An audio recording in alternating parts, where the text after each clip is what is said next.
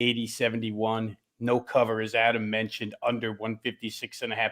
I thought, guys, maybe the Purdue side was somewhat less focused in that game. I mean, they're minus 14 in free throw attempts, 25-11. They only win the rebounding margin by 3. You should actually win by more than that against Memphis if you're Purdue.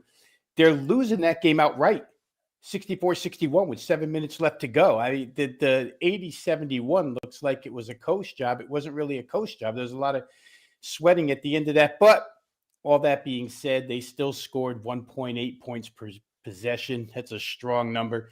And defensively, they held Memphis to 4 of 19 from 3. So there were good things about Purdue. One of the nightmares, which I think will be opposite today, is Braden Smith had a horrendous game, guys, from the field. 2 of 14, 1 of 8 on 2s, 1 of 6 on 3s. As always, he protected the ball, 11-2 turnover to assist numbers, which are outstanding. But the rest of the team shot it really good. I mean, outside of Braden Smith, they shoot 66.7 from 2, 41.6 from 3. So I would think that with the rims and his sight lines under control now after 40, well, he almost played 40 minutes. I would think that Braden Smith probably has a better shooting game tonight. For Tech, we saw it, 84-83 win. The 83 is kind of deceiving. Wake Forest chucks in a one-legged 3, at the end of the game to get to 83. I'm surprised, guys. I don't know if you saw the last couple of minutes of that game or not, but how Steve Forbes wasn't teed up for excessive, I mean, not 1, not 2, not 5, maybe 10 direct F-bombs into a referee's face. It was crazy, but didn't get teed up. Referee held his composure. I thought Tech was severely tested last night, guys, by Wake Forest athleticism, by their pace. It's not the first time Texas Tech has seen pace because Illinois comes at you the same way Wake Forest did. But, Wake Forest has the look of at least a second round NCAA tournament team. That's a good team. And they play their style to a T. There's a 9.5-minute span in that game last night between end of first half and second half, where Texas Tech's 11-point lead turns into a 7-point deficit. Wake outscores them by 18 in like 9.5 minutes. Boom, boom, boom. And then Tech had to scramble the rest of the way. That game was in doubt every second of the way until maybe, the last 50 seconds or so. Tech hits their average 12 threes once again. 22 assists on 22 makes, really good sharing of the basketball. If I look at the way this shapes up tonight, fundamentally, for both of these teams, if you just want to isolate the really good teams that they've played, one side's played Alabama and Memphis, the other side's played Illinois and Wake Forest. All 4 of those teams are, up-tempo, high-octane style teams. Here, I don't think it's going to be that. And my first reaction to this was when I saw 156 play under 156, but that number is so far gone. It's all the way down to 152. I think this takes on more of a half-court defensive style. There were excessive minutes played by a lot of guys last night in that game. And I wouldn't worry about it so much if they weren't, as I mentioned earlier, taxing minutes at the end of the game where you have to win. You have to play defense. You have to make shots. So I think those minutes get increased a little bit. I would think a slow down game, still possibly an under, but like I say, the good number is way gone. And I would look Purdue in this instance, guys. I'm just checking now and seeing 4s bet down to 3.5, one spot 3. I'm going to say Tech is probably, they get a bounce back from Braden Smith, and if he shoots it well, that makes them even better. I think they're a little more, as much as I love Texas Tech, I think Purdue's a little more efficient offensively. They probably win the plus-minus as far as 3-point scoring is concerned. And I think they're ever so slightly better on the free throw line for all his strengths. JT Toppin's a 60% free throw shooter, and he visits the charity stripe a lot. A couple of misses could be the difference in this one. So I didn't play it. I'll probably watch it rather than play it. But I kind of feel like Purdue and under are slight leans. Yeah, I guess tough break for the chat here in the sense that you're going to get 2 sort of kind of like wishy-washy opinions on this game. I'm not going to get that. I'm not going to bet this game. I'm right on market here. I was right at the opener, Purdue -4. Interesting note, kind of, I usually defer to the underdog a lot. And you look at these two teams, guys, they are combined so far this year, 1-7 against the number when favored. Now, they have both been favored by big numbers a lot in there. So that can be a little bit misleading, but I don't know. Like, I think if you just forced me to make a play, I would actually just take the dog just because I don't think there's a ton of separation here and you're giving me a couple possessions, but it's not a strong belief by any means. I'm not going to look you guys right in this camera and say, you need to put all of your hard-earned money on Texas Tech Red Raiders here. I just think it's one of those spots that the books have perfectly lined. I don't show any value on the total either, so maybe listen to Rob in that regard, although he's mentioned that it's been sucked out there as well. I just think this is I don't know. I just don't think there's a lot. There's not a lot of value here for me from a betting perspective. I would like Rob said, I'm just going to watch this game and enjoy it. I apologize to everyone for that. Hey, Adam, real quick before you get going here, just I'm looking right now, and this 10 a.m., 11 a.m. Eastern hour that we are in, we see a ton of line movement every day. Yep. And it was 152 for a total when we came on. This thing's been pushed back up now. 153 and a half, 154 and a half, 155. So a little bit of a bounce here. Hey, listen, if it climbs back up to 55 and a half or so, maybe I'll get involved with under in this game. Yeah, I'm going to kind of address that here as well with the other game in the Bahamas. But first, what I want to say about this one, and just go back to BP's point about probably just being a spectator here. Number is sort of in line. I made the number -3. If 2 weeks ago I would have been like all in on Texas Tech in this spot, I talked about how high I am on this team yesterday, but unfortunately, I have eyes, and I watched last night's game, and I watched the Illinois game, and I got to just be, honest with myself. I think I came into the season maybe a little bit too high on Texas Tech. I started to question my rating on them a little bit as I watched that game. I didn't think that was a team they should have struggled with the way they did.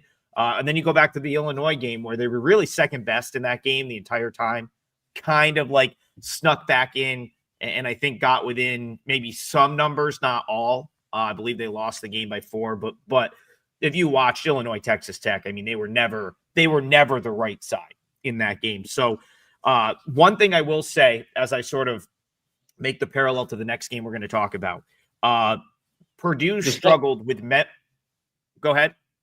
Oh, no. I thought when you said I'm going to go to the next game, there was one more thing I wanted to add. But go ahead. Yeah, all I was going to say is Purdue struggled with Memphis's athleticism much more than I thought they were going to in that game. I didn't think Memphis was going to disrupt Purdue the way they did, but they did. So it's again, a lot of it's matchup based.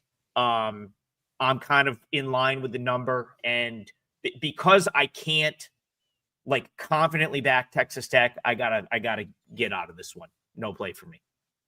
The one thing also from the Purdue side is Memphis only hit 4 threes last night against them.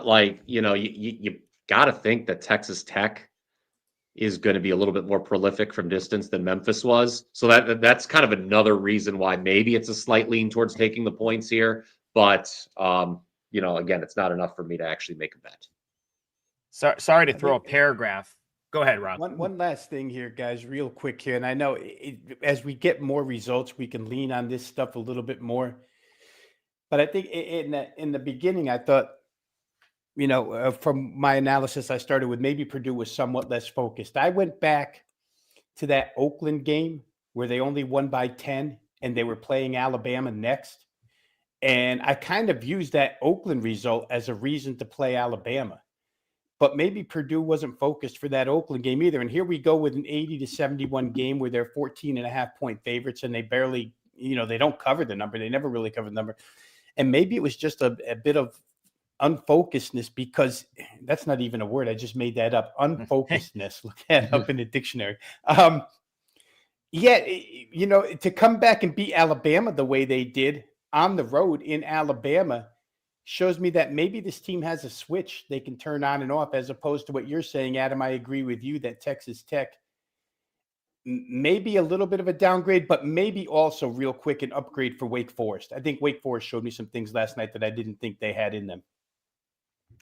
Yeah, that Michigan result for Wake Forest looks like less of a fluke now. I want to acknowledge something Matt says in the chat. He said the chat's been on fire the last 2 days. Called for some money line on some big dogs. Penny, I can't read. Excuse me. Penny never let me down as a large dog. Memphis covered, and he said, "What can we say about Arizona State?" Was actually the only client play I won yesterday. Cal Poly, my guy Keith Bayou bets Landry. Thank you. It was a great call. I saw that. Yeah, he texted us that when he loved Cal Poly yesterday. They won outright, and then Wake Forest covered. Tarleton smashed Rice. As someone that's really tuned into Tarleton, I have to say that was not something I had. I kind of leaned the other way, but Dior Johnson, 29 points off the bench. So yeah, shout out to the chat. We have like the smartest chat out there. We love the comments. I read every single one that you guys put on the replay. So head on over to the replay if you get a chance, and we'll chop it up with you guys in there. Go ahead, Brian. Yeah, one last point on this Purdue Texas Tech game. In terms of maybe neither team being as impressive as we thought yesterday. I don't have either team rated as high as the AP does here. I've got both a few notches lower. I mean, the AP, you're going to turn this game on tonight, guys. It's going to say number 1 versus number 15 of the country. I have both teams rated a little bit lower than their respective rankings. So that's something else that just, again, another reason why I'm not betting it. So Brian, where I was headed with the poor transition right there, but I'll save it by saying we're going to stay down in the Bahamas for a second. A lot of people in the chat liked Memphis yesterday. I think you also liked Memphis plus the points, thought it was too many points there. And I mentioned that the athleticism, I thought, gave Purdue more problems than I thought it would. Found a stat. One of the Basket Under Review writers posted this morning that Memphis is 12-6 against the spread under Penny with no rest. And I read that and I said, boy, that makes a lot of sense, because Penny's not, Memphis, his edge is probably not preparing for games. It's the fact that he has freak athletes, really good individual basketball players. And so go back to Rob's point for a second. This one's taking some money as well. I thought about Memphis +4 this morning. It looks like it's down to 2.5 some places. But talk to me about the other game in the Bahamas, Wake Forest, Memphis. That thought process to me, Memphis off of no rest, coming out the next day with their athletes, makes a ton of sense. What about you? Yeah, I memory serves me correct. They've generally fared well in these early season terms. I would have to look at that. I mean, obviously, if you're talking about a no rest situation, in a no rest situation, when are you playing with no rest? Well, it's MTEs.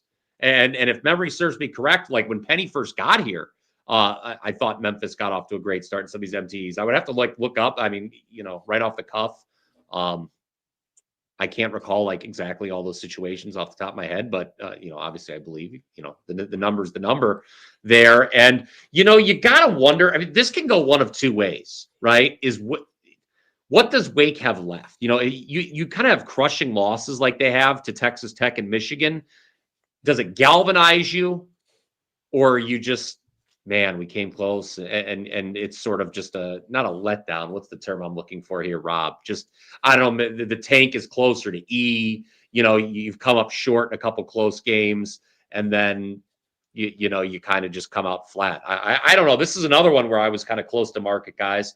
There's a lot of these games. I was hoping that I was going to show more value on some of these games, but Wake has certainly deserved better than what they've got so far, these results. Whereas Memphis, I still do have my doubts about this Memphis team. But, catching 3 and then the trend you mentioned, Trig, I don't know. Yeah, I'll step in here, guys, with maybe a couple of other perspectives on this. Adam, I would correlate what we're saying about Memphis on back-to-backs pretty much to what you're saying, but I'll add to it. I think a reason is because he can disperse minutes, right? A lot of these other teams only go 7 deep. You got to play your starters, run them all out there for 30. Penny can go generally deeper, and he did last night. Went pretty deep, 8 deep with at least 12 minutes, right? Somewhere between 12 and 30.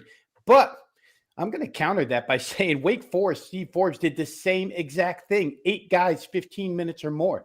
It's kind of a mirror image of what Memphis is.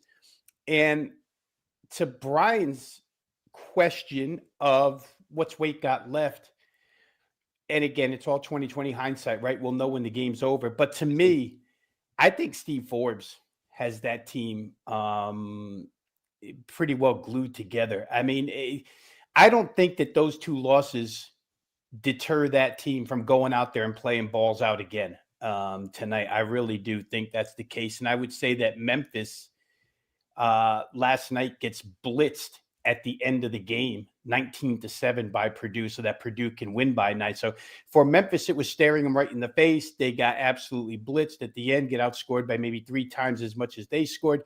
And for Wake Forest, it was nip and tuck the whole way with Texas Tech. They never really got blitzed. In fact, they're the team that went on an 18-point advantage run scoring-wise between the first and second half. So I think Wake Forest a little better.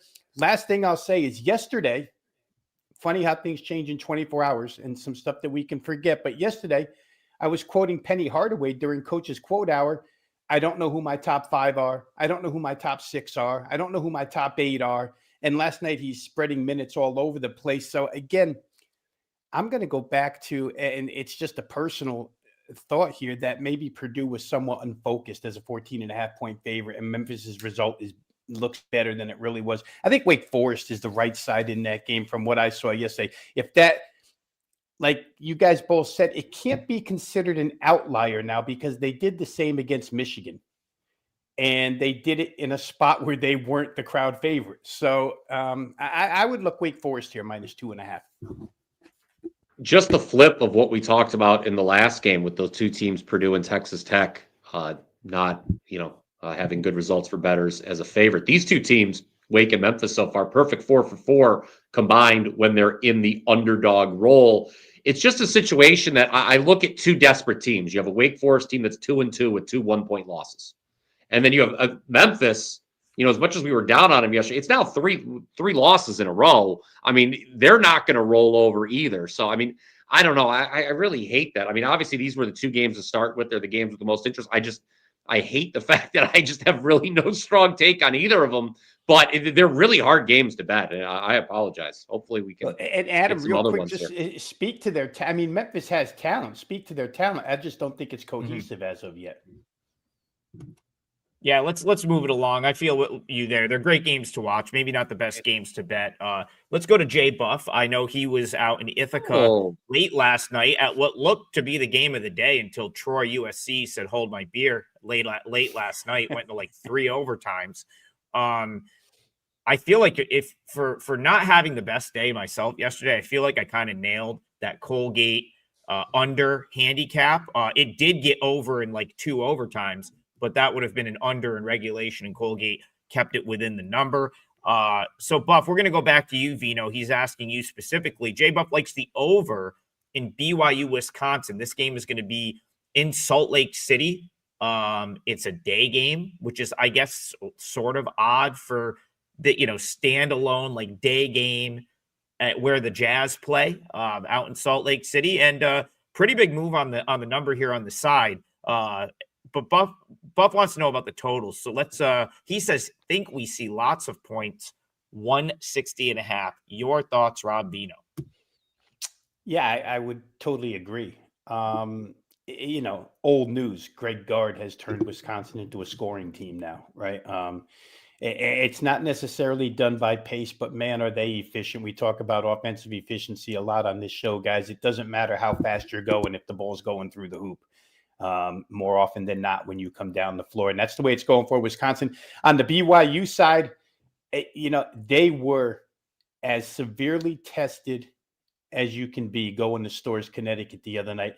And they racked up points, a lot of them late, but give them credit, DeBonsta and company, they went nuts at the end of that game. And when I saw them scoring on the UConn defense, and Danny Hurley puts together a really good defense, if you can do that in Storrs, you can certainly do that in Salt Lake against the Wisconsin D. I don't have any fear of saying BYU probably gets to 80+. I think Wisconsin can go right with them because I don't honestly, guys, the Brigham Young defense is probably the softer part of this team. I didn't see a lot out of them defensively when Connecticut was running away and hiding for the first 30 plus minutes of that game. So, yeah, I can't disagree. The market doesn't disagree. It's up to in excess of 162, I think, right now, guys.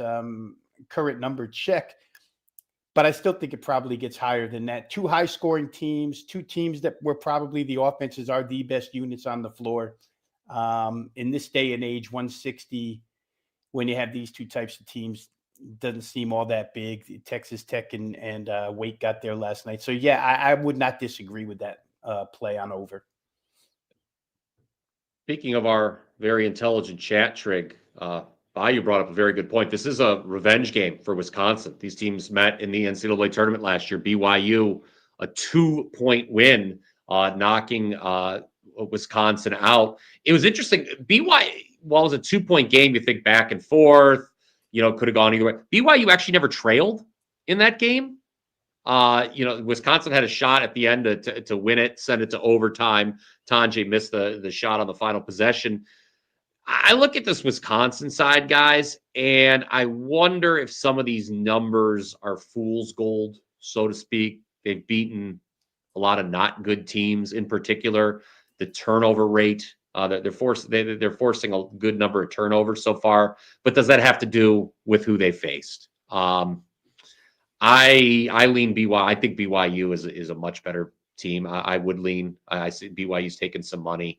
I do kind of like the BYU side in this one. Not huge, but given the way we've seen some of the early money come in, how BYU was able to compete in a tough spot against UConn, I like the Brigham Young side here.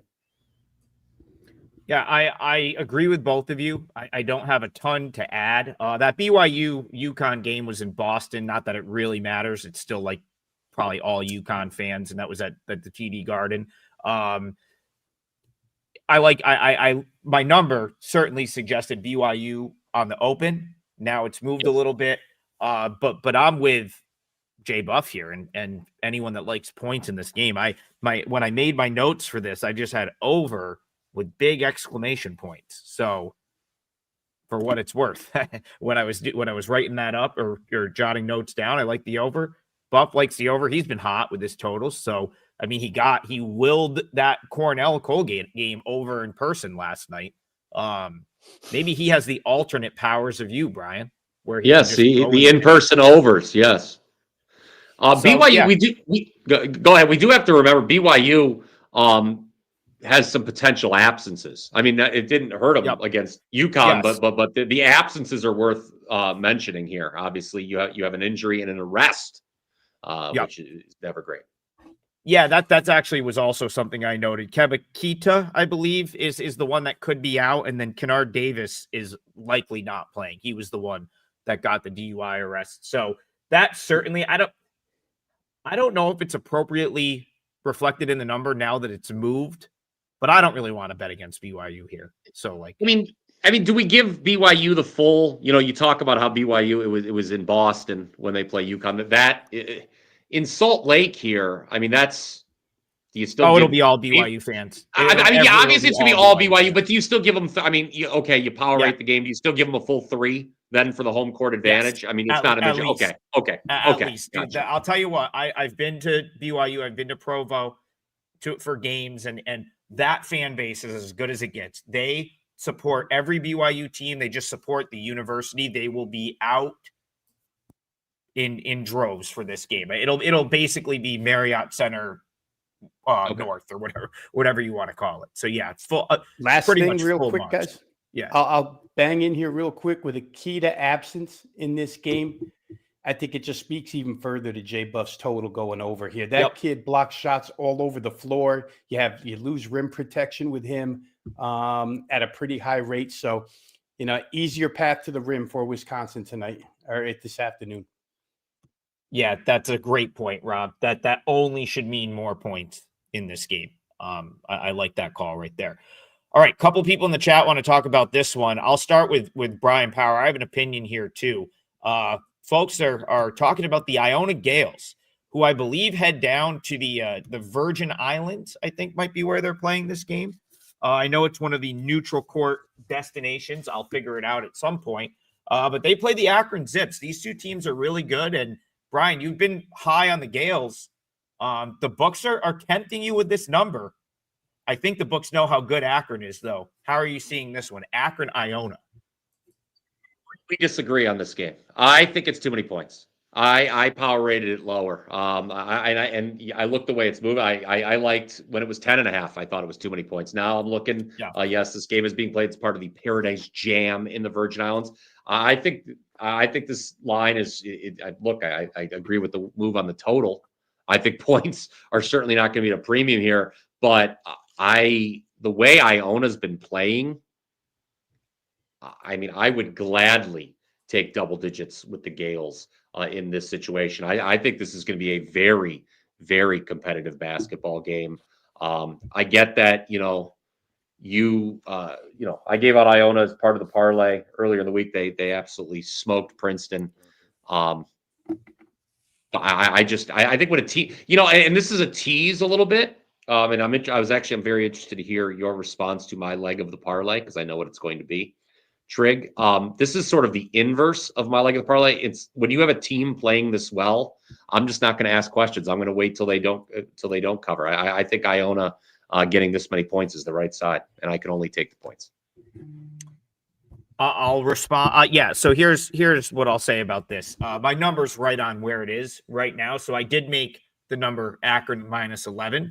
Obviously, no value on Akron because it is 10.5 or 11. So I don't see like any sort of real, edge for Iona, but I don't think there's any edge for Akron. What I will say about this game is at some point, Iona is going to have some shooting regression. Could it be here in the Virgin Islands? Yes. Could it be against Akron? Yes. Would I be surprised if this is finally where Iona maybe lays an egg? No. Do I have any interest in betting against this Iona team right now with how hot they've been and how well they've played? Absolutely not. So I've got nothing else, and I'll see if Rob wants to chime in. If not, we can move on. I can't do anything at this number. Go ahead. But I'll start the parlay off if you guys want.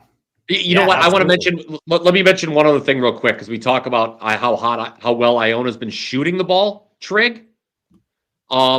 We also need to mention number 1 in the country in 3-point percentage against. Teams are hitting less than 20% from downtown against Iona. That is something that probably is likely to regress sooner rather than later. You're not going 2 months, even 1 month with teams shooting less than 20% from 3 against you. Yeah, go ahead, Rob. What are we starting the parlay off with?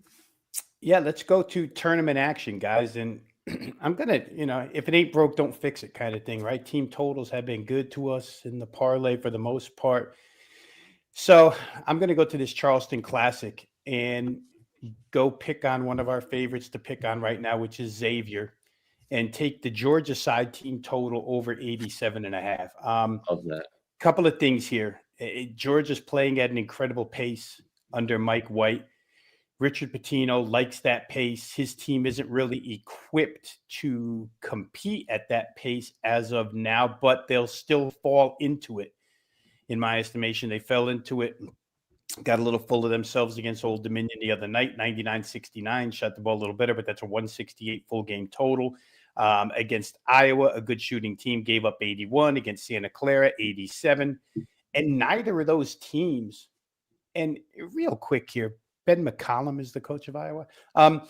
81 for Iowa, 87 for Santa Clara, and none of those play at the pace that Georgia plays. And Georgia is shooting incredibly good around the rim, 9th in the country inside the arc.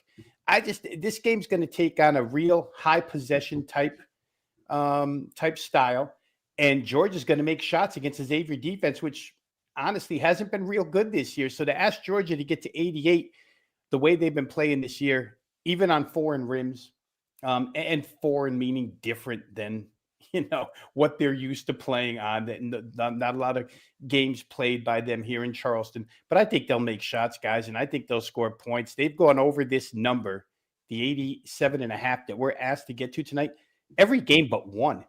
And in that game, they got 87. So for me, first leg of the parlay, Georgia team total up and over 87.5. Yeah, I like this Georgia team. I talked about it earlier. Yes, I talked about it earlier. Yes.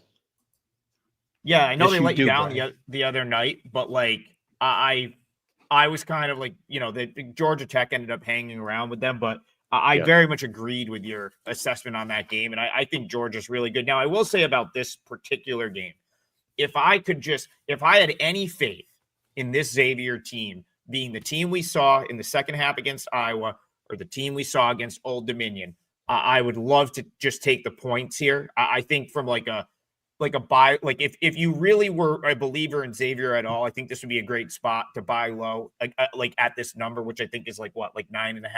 It was 9.5. Is it still 9.5? It's 10.5 now, Adam. 10.5. See, this is what I'm saying. Like, if you have any faith in Xavier being like close to their preseason rating, you take the 10.5. For me, I go back to something Rob said. I just don't think they have the talent on this roster, and so that's a no for me. What I've seen from Xavier this year tells me that he's working with a big time lack of talent. Maybe it'll work out against an Old Dominion who probably has talent in the same level. Maybe you can get a good half against a team like Iowa after they're already up big. But my gut says if Xavier plays well here, it's probably after Georgia already has a lead. And then if they cover here, they're probably like sneaking inside the number, maybe losing by 9 or 8. So I couldn't get to the window with it, but I was tempted when it hit 10. And now that you're telling me 10.5, tempted, not going to touch it. All right. We should promo. I'll let Brian Power take it away. Tell them about the special we have for this weekend. Okay, guys. We did it last weekend. We're doing it this weekend. I believe the plan is Every if weekend, everything I goes think. swimmingly, we're going to be doing it every weekend throughout the college basketball season. And this is your full court press weekend triple play. You can find this available on my page, Trig's page, Rob's page. Of course, you see us every Monday through Friday here live on the WagerTalk YouTube channel, 10 a.m. Now, for the weekend, when we don't do the show, you can get every single college basketball play all three of us release Friday through Sunday at a massive discount, just $78. That's only $26 per capper for 3 full days of college basketball. It's basically getting one guy free, if the math is correct. I was not a math major, Trig, at OU, so you can correct me if I'm wrong. But that's the way it works. And today, normally during the season, obviously, this is a great weekend to take advantage. Obviously, we've already delved into this fantastic slate here today. But normally Friday is kind of in the regular season, Trig, we were talking before the show, kind of Friday's sort of like a slow day, if you will, in college basketball. Regular season, typically the calm before the storm on Saturday. But today, this weekend in particular, guys, a great time to get advantage with such a big slate of games today and then Saturday and Sunday. I highly recommend getting on board. Once again, that is your full court press weekend triple play. It is different than the full court all access. This full court weekend triple play is just Rob, Trig, and myself, available on all three of our pages. Yeah, I'll go to. We got Drake Dimes. First of all, thank you, Drake, for the donation. We also have people like in the chat, like, let's talk about that Mississippi State pick that was directed at me. I was on Mississippi State last night. They were terrible. So I guess let's address it. It was wrong. It's very, very much wrong on that one. And what I'll say is so a couple things, and I'll lead it into, let's talk about Drake's game with Kansas State and Nebraska, which will also be in Kansas City. The continuation of that little mini MTE out there last night. 2 things I took away from the K-State Mississippi State game was Kansas State's offense is like, they might actually be pretty good. They had a bunch of creative ways to get open for threes against Mississippi State that I did not really think that they were had, especially after sort of watching that Tulsa game. And I just didn't know that I didn't think they were going to be able to do that against Mississippi State, but Mississippi State was awful. I mean, that was just, they were terrible, absolutely terrible. Couldn't hit a shot. I hated the game plan from Jans, and they were terrible. So the question is this, like, you still have Kansas State while they have a nice win last night. This is a team that still gave up 96 points to Cal and nearly let them come back after having a huge halftime lead. They still gave up 83 to Tulsa and should have lost. If you missed the end of the Kansas State-Tulsa game, K-State needed 6 points in the final 45 seconds to win that game by 1. I know the final score of this one looks good, but they were still trailing a bad UNC Greensboro team at halftime. So the question I'm asking myself here, and I'll kind of throw to you guys to talk to Drake, I still have no faith in this Kansas State defense. I know yesterday it worked out, but I think that had more to do with Mississippi State just being abysmal offensively in the way they went about it yesterday. Nebraska is better offensively, and if they get hot, they can score them in a hurry too. So while I haven't done it yet, and I don't think I'm going to, I still kind of want to go against K-State here.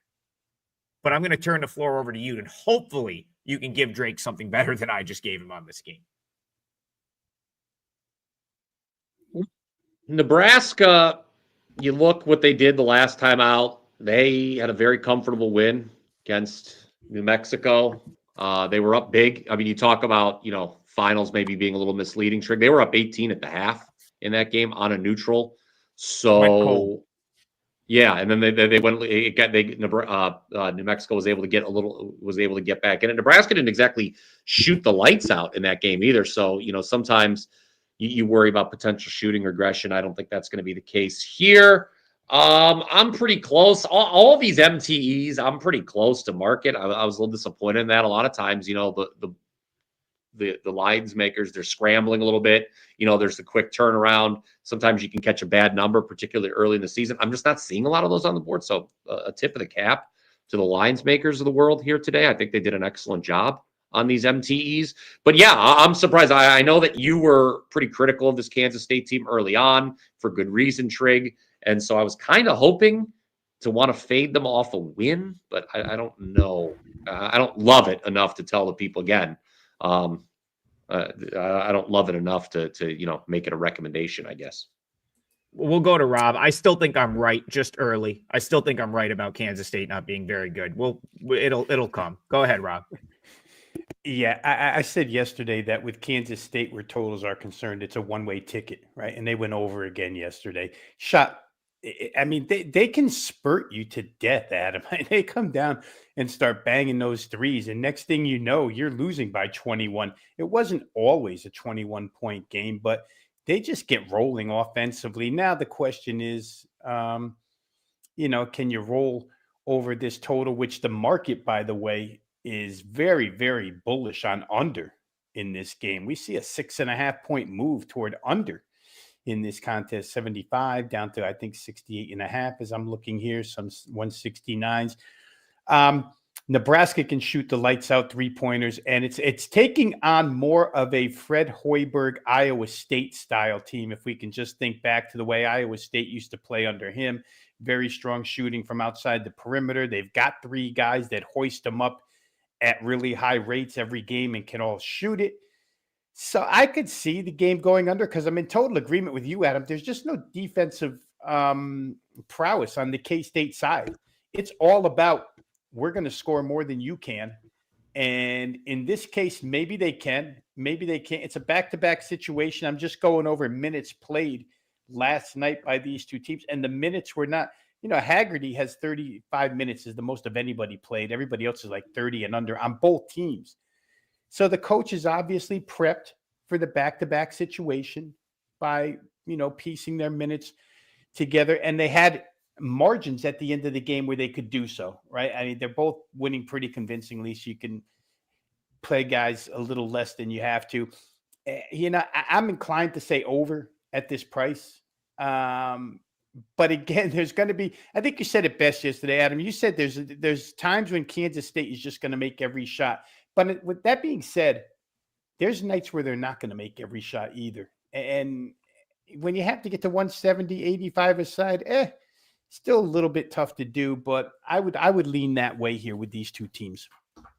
Drake, I got something I wanted to say about this game that I forgot to mention. So, PJ Haggerty was incredible last night. 37 points. You talk about making every shot. He certainly made most of them. 13 for 21 from the field, 37 points. The broadcast said nothing about this, but he clearly came off toward the end of that game, like holding his hamstring. Now, I couldn't tell because, again, I don't know how you've got two guys calling a game and you see the dude holding his hamstring limping off and no one even mentions it at any point, which is crazy to me. But on two occasions, he came off, he was holding the hamstring. I was trying to look. I was like, man, is he cramping up or is he holding his hamstring? If he were out, I would love Nebraska here because he is, like, in my opinion, very much the straw stirring the drink for Kansas State right now. Or if he were even hobbled in any sort of way. So you want to talk about the total moving down 172 to 168. Like, if he was compromised at all, you'd have to like that. Brian, I'm with you. I was, like, very close to market here. I make Nebraska -2.5. It's 1.5. But boy, if we could somehow find out that Haggerty wasn't 100%, I'd like Nebraska a lot more if that was the case. Yeah, and real quick, I think I'm ready for my. Oh, go ahead. I was just going to say the fact that he went 35 minutes might lead you to believe more cramping than hamstring. But, you know, those injuries that guys can play through during games, sometimes after games, develop, swell, whatever, cause more issues. And maybe there is an issue there. So we'll have to check through that. Go ahead, Brian. Yeah, and no rest. No day off. Almost any other time in the season, you go hard for 35 minutes, you're cramping up. Let's say it's a cramp. You've got a day to rest and recover. Not today. You get to play Nebraska, what I consider to be a superior team to Mississippi State. Brian Power, take the floor. It's yours. What are you looking at for your parlay? Northern Illinois isn't very good, but guys. You cut out there for a second. Can you just say that again? Yes. Okay. I understand. Let's say it even better this time. I understand, guys. Northern Illinois, not that good. Okay. This is not a team I'm normally looking to bet. But if you want to lay double digits right now with Loyola Chicago, I don't know what to tell you. Loyola Chicago is the worst ATS team in the country at 0-5. And I don't have a lot of nice things to say about that. RIP Sister Jean. Okay, I don't know though. Apparently, this team is in shambles right now, gang. They lost to Mercyhurst College. I gave them out last week, or I faded them. Or I played against them last week as a client release at Wichita State. They lost that game by 21. Since that time, they've lost by 13 at home to Colorado State. Their only win, Loyola Chicago, is by 3 against a Cleveland State team that stinks. I don't think Northern Illinois is demonstrably worse than Cleveland State right now. I power rate this game way lower. I'm in the single digits here. I didn't understand the initial line move at all. It went up to 14.5 when the show started. I see there has been some buyback on the Northern Illinois side. We're down to 13.5. Guys, anyone who's followed me for any length of time understands that I'm always trying to buy low. Okay. I have a contrarian nature about me. I don't think it's time to do that with Loyola. There are some teams in college hoops where I just think the books are slow to react. Loyola is just way, way worse than I don't think there's a single team in America out of the 364 that has been more that has fallen further short of the odds makers mark than Loyola Chicago. Obviously, there hasn't been. I talked about at the outset. They're the only team in the country that's 0-5 against the number. They're not winning this game by 15 points, guys. They're just not. I don't think that. I wouldn't bet on them to beat anybody by 15 points right now. Northern Illinois plus 13.5, my leg of the parlay. Yeah, is that what it is right now? 13.5? Yes. Yeah, I mean, as someone that has got burnt on Loyola Chicago a couple of times, I'm gonna kind of co-sign that. Like, I've watched most of Loyola Chicago's games this year so far, and like they're clearly like the outlier where you almost have to just throw away their preseason rating at this point. Like they can't get to the rim. They take a lot of threes. They're not making them. It's turnovers. It's poor defense. Like you have to, like, maybe they'll figure it out at some point, but I would need to see something before I think that. So people in the chat saying, don't be afraid to sprinkle the money line there. That's aggressive. Well, that is the 14.5 point dog. What is that on the what is Northern Illinois on the money line? About plus 750. I'm seeing on the money line there.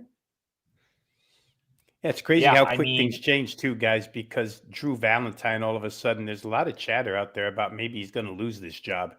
The way they've gotten off to this start, the one big game right after the death of Sister Jean, and then nothing the rest of the season out of that team. So Northern Illinois, it is plus 750. And he should. Like, he really hasn't been great for them ever since he took over for Porter Moser. I feel like he's been kind of like a net negative as a head coach. So I would have no problem with them moving on from him. Okay. We have 13 minutes left. First of all, people are like, you don't recap the parlay. I not recap it, like recap the prior day's results. I recap it every day. We were up 15.22 units going into after the first week. We went on that great run. We haven't hit one since. So very simple math. There's been 9 shows since then. 15.22 minus 9, 6.22. But guess what? We're still ahead. And that's the thing. Like, we might go 2 weeks without hitting one. We might hit 2 back to back. I will say this: we keep hitting 2 of 3. So hopefully you're benefiting from it. We fell 1 point short yesterday again for, I think, like the 4th time, which is crazy. Yes. And we're still ahead on the parlay. So there's only been 3 days.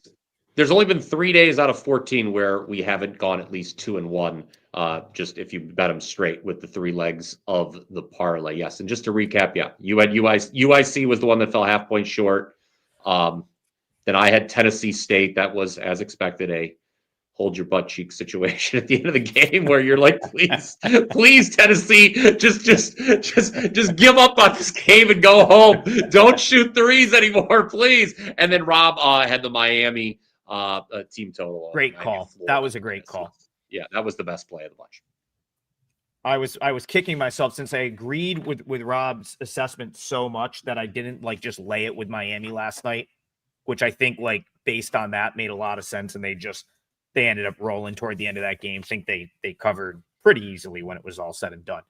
But I'm still feeling generous. I'm still going to close this parlay out with a client play for you guys. I have a couple of them up, and while I'm talking, I'm going to ask Brian Power to get me a current number on Davidson Boston College. This is also in Charleston. I actually think that this one is earlier as well. So apologies if you catch this show late, but if you caught the show late yesterday, you probably hit the parlay because your two teamer would have hit. My loss was out of the way early, and I'm kicking myself. I should have just put Fordham in it like I was going to originally. That would have made it win. But this is going to be an earlier game. It's part of the MTE down in Charleston. It's Davidson Boston College. I played Davidson plus 1.5 for clients. I think they're probably favored at this point. So I'm just going to use Davidson money line in the parlay. Yeah. So what am I getting for a Davidson money line right now, Brian? Davidson money line, let's call it. You can get minus 115 FanDuel, minus 118 DraftKings. You can call it minus 120. Minus 115, minus 120 is fine. I had over the weekend one of probably the most improbable lucky covers I will have all season in college basketball. I played against this Davidson team with Bowling Green. I was getting 5 points. Davidson had a 19-point lead with 2 minutes and 11 seconds left in the game, and they only won by 4. It was as crazy of a last 2 minutes that I think you'll see for a cover all season. Think about that.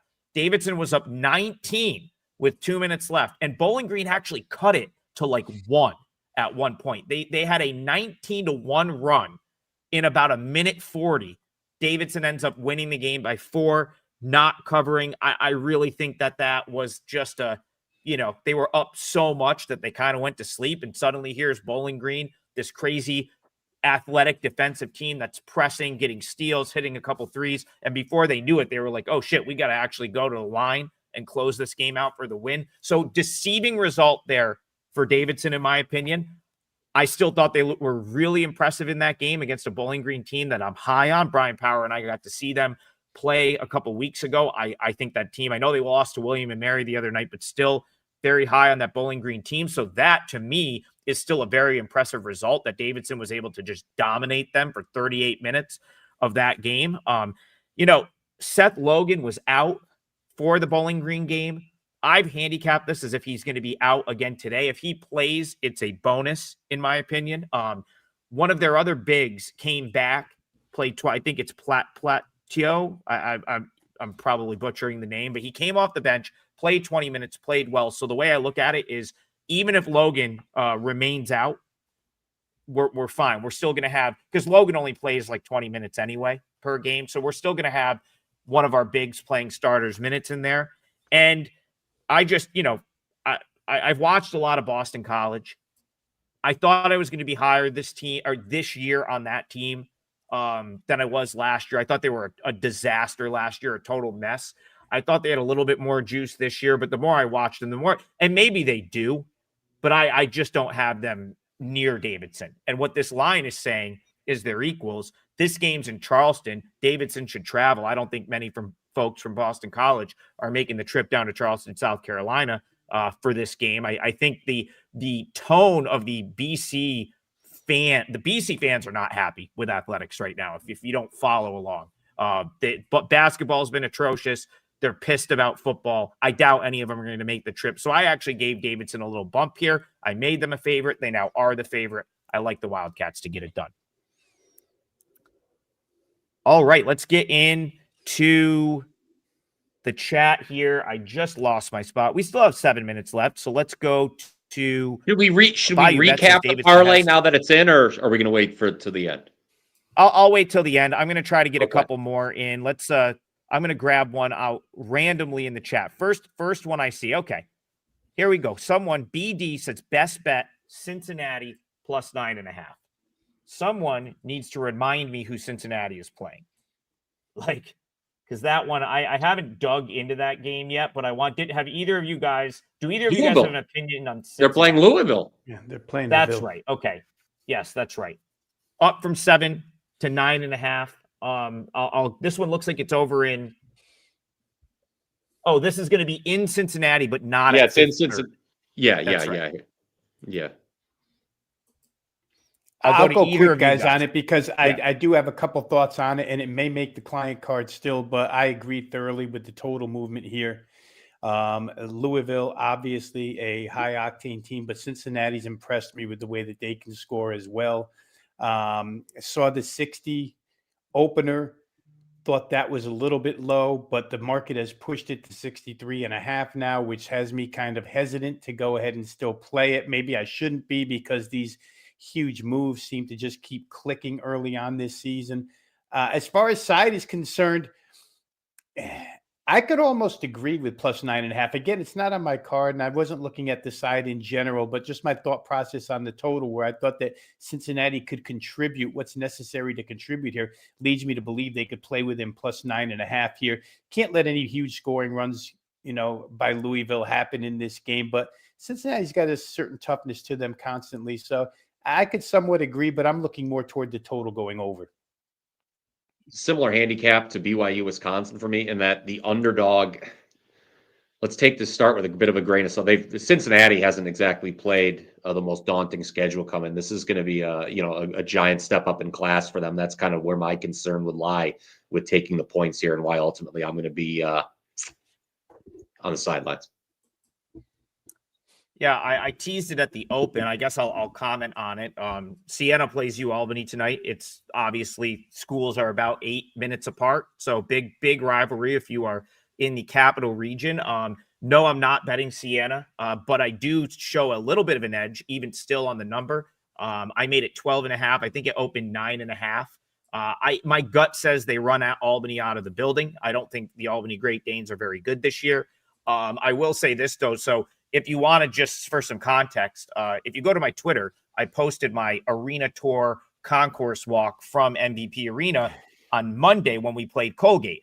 The reason I say that is this is not the usual configuration for a Siena home game. So for this game, even though it's listed as a Siena home game, they're going to open the upper bowl. So they curtain off the upper bowl for Siena home games throughout the season. Because the demand for tickets is so high for this one, they'll have the upper bowl open like they would for like the NCAA tournament when MVP Arena hosts the NCAA tournament. Reason I point that out, I actually take points off for Siena home court here because there's going to be a ton of Albany fans in the building as well. It'll probably be 50-50. You'll probably get 10,000 people there. So I look at it more like a neutral court instead of a Siena home game because it's just going to be a little bit different, even though it's in the building that Siena plays in. So slight lean towards Siena for me, but don't think I'm going to get to the window with that. Vino, they want a total. The chat is demanding a total from you. So can you give us a total that we haven't talked about yet? Yeah, I can give you a couple here, guys. But let me start with Arkansas State's in such a tough travel position, right? They just played St. Mary's a couple of days ago. They give up 84 to St. Mary's. Coming to SMU, Dallas-Fort Worth, where Andy Enfeld's team hasn't left home yet this season. They're running up monster scores. Arkansas State, for what it's worth, I mean, they're giving up points at times where they shouldn't be. They gave up 80 plus to a Quanzo Martin coach, Southeast Missouri State team. I don't think that they can, with the travel schedule, I don't think they can defend SMU. My first look there was team total, but it's 94.5. It's hard for me to say they'll get to 95. They could lose interest. They're an 18.5 point favorite, but I would look at some form of total there. And then lastly, Adam, for the late night people, I'll go to the Sacramento State, California game where the number's been pushed up to 155.5. I think that's an all-out under. Both of these teams want to get out and run again. They both had to suffer through playing Presbyterian within the week, the slowest paced team in the country. Sacramento State prior to that was playing quick with everybody. Cal, you saw the Kansas State game. You know they'll go quick, especially against a team that's not going to play a lot of defense. So I think we're getting a really good value price on Cal Sacramento State over simply because of the results, recent results that look, you're playing games in the 60s. Oh, we'll chop this total down a little bit and put it up on the board for you. So attack it, guys. That's the way I look at it. Guys, I know there's a lot of games you didn't get to. This is a loaded Friday slate. So if you're looking for more than what we've given out in the past hour, check out that special that we've got that's going to be for this weekend. It's the three of us. It's every play that the three of us make in college basketball Friday, Saturday, Sunday, discounted rate. I promise you will get a whole bunch of different games than the ones that we talked about in there. Anything from you, Brian, before we close it out? And then just wanted to add that promo, of course, available on all three of our pages right now. If you just scroll down, you can get it. Again, yeah, like Trick said, every college hoops play that any of the three of us release this weekend, you get it for one low price. I will answer two more questions quickly as part of this recap. Someone asked, what is that Davidson play for you, Trig? It's a 3%. It's probably what it'll stay. So 3% client play for me. And someone asked, any day games? Davidson's a day game. So you've got one of my client plays that tips off early. And as we recap the parlay, my leg of our parlay, Davidson on the money line, got it at +1.5 for clients. I'm fine with it at Davidson -115. And it will knock the parlay down to +580. We have no problem with that. Hopefully we can get a parlay winner to close out the week. So I went Davidson money line. Brian Powers going Northern Illinois +13.5. And then we have Rob Vino, Georgia, team total over 87.5 in their game against Xavier. That's your three-teamer for today, +580 odds. Hope you have a great weekend. Hope you join us on that special because I know we're firing all week and there's so many good games. And regardless, we'll be back here 10 a.m. Monday morning. Have a great weekend, everyone.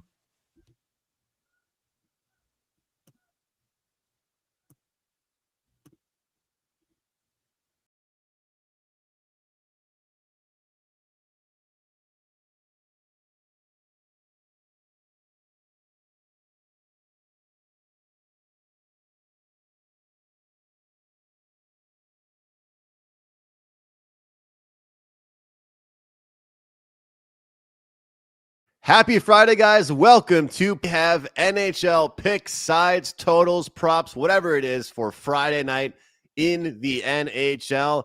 I always look forward to these slates. I look forward to the the Freaky Fridays, Carm, as we call it, the get ready for the weekend slates, whatever you want to call it, getaway day.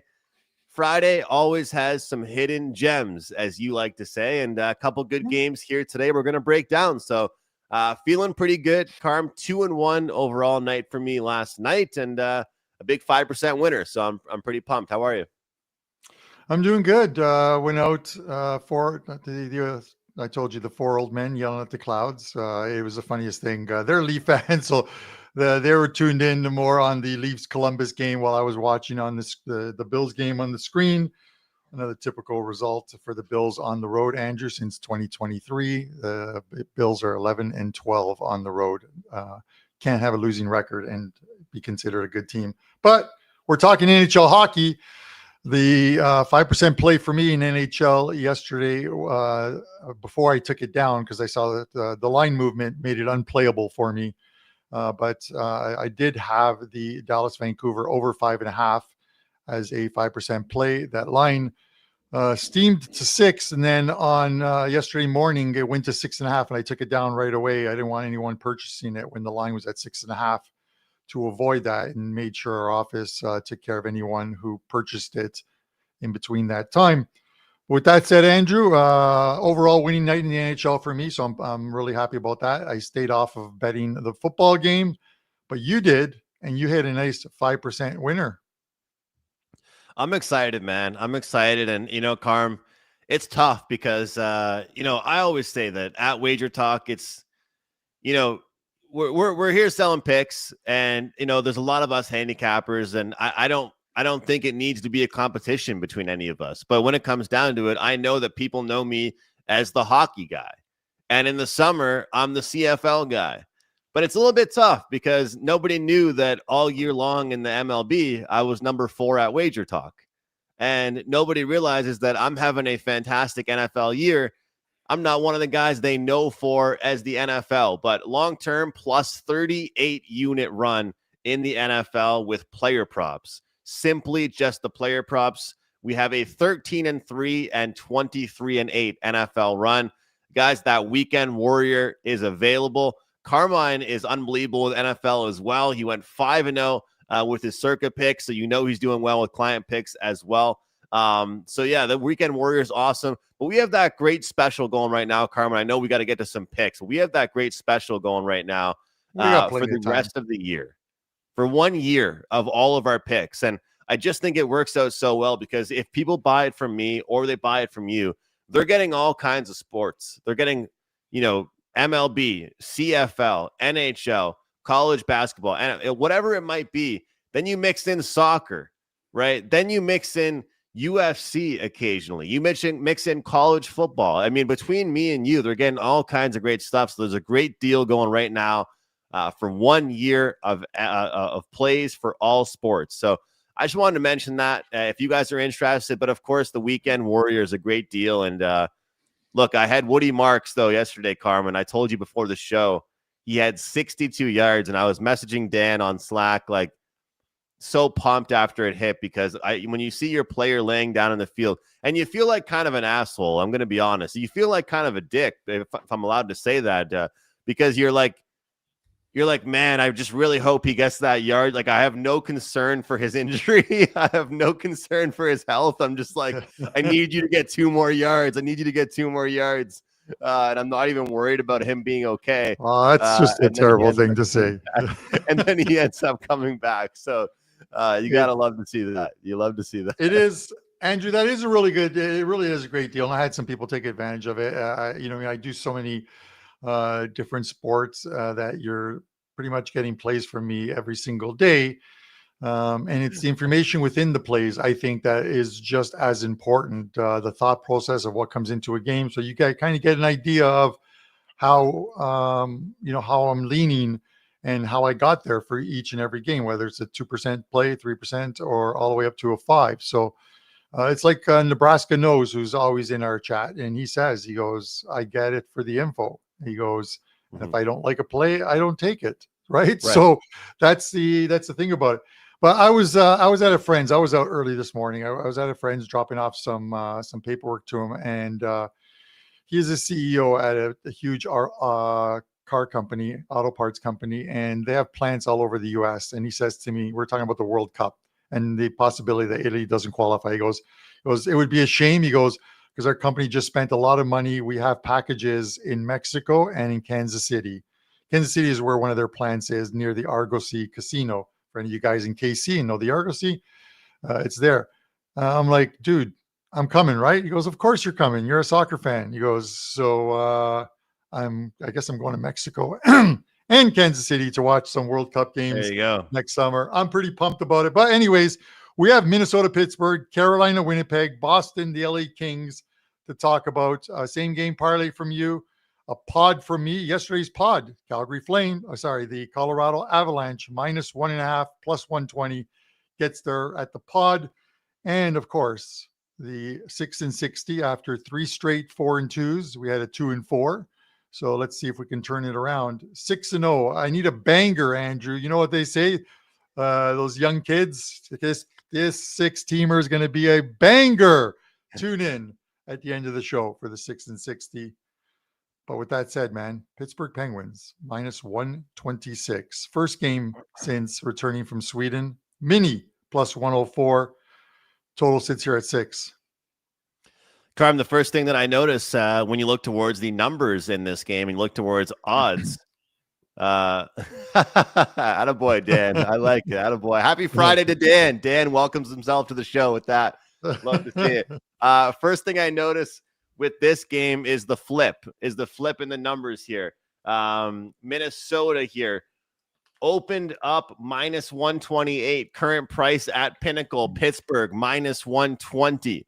That's the first thing you notice. And I'll tell you, you look at certain shops, you look at Pinnacle, you look at Circa, you look at South Point, you have to respect some of those numbers. And, you know, this is why I love using odds logic. And when we talk about how great odds logic is, we're not just pumping the product, we're pumping it because we use it every single day. And I think as much as we all know hockey, as much as all of you guys in the chat and all of you that watch our show are diehard hockey guys and bettors, we have to respect what the books are doing and look at what the books are doing with the openers and then where the money is going. So I do like looking at these aggressive flips, Carm. If it's a very small move overnight, I'm not bothered. But aggressive flips are something that constantly kind of set off alarms in my head, and it's something to look at. Now, you mentioned it in the segue. First game back since playing over in Europe. Now, some people might say, okay, this can be an issue. There could be some rust. There could be some problems. Maybe they had too much fun on their trip, and now they got to get back to work. Might I remind everybody that this Pittsburgh team is one of the oldest teams in the league. This team can use all the rest they can get. Have you ever seen an athlete like even LeBron James or some of these older athletes, when they've come off rest, they play their best games when they're well rested?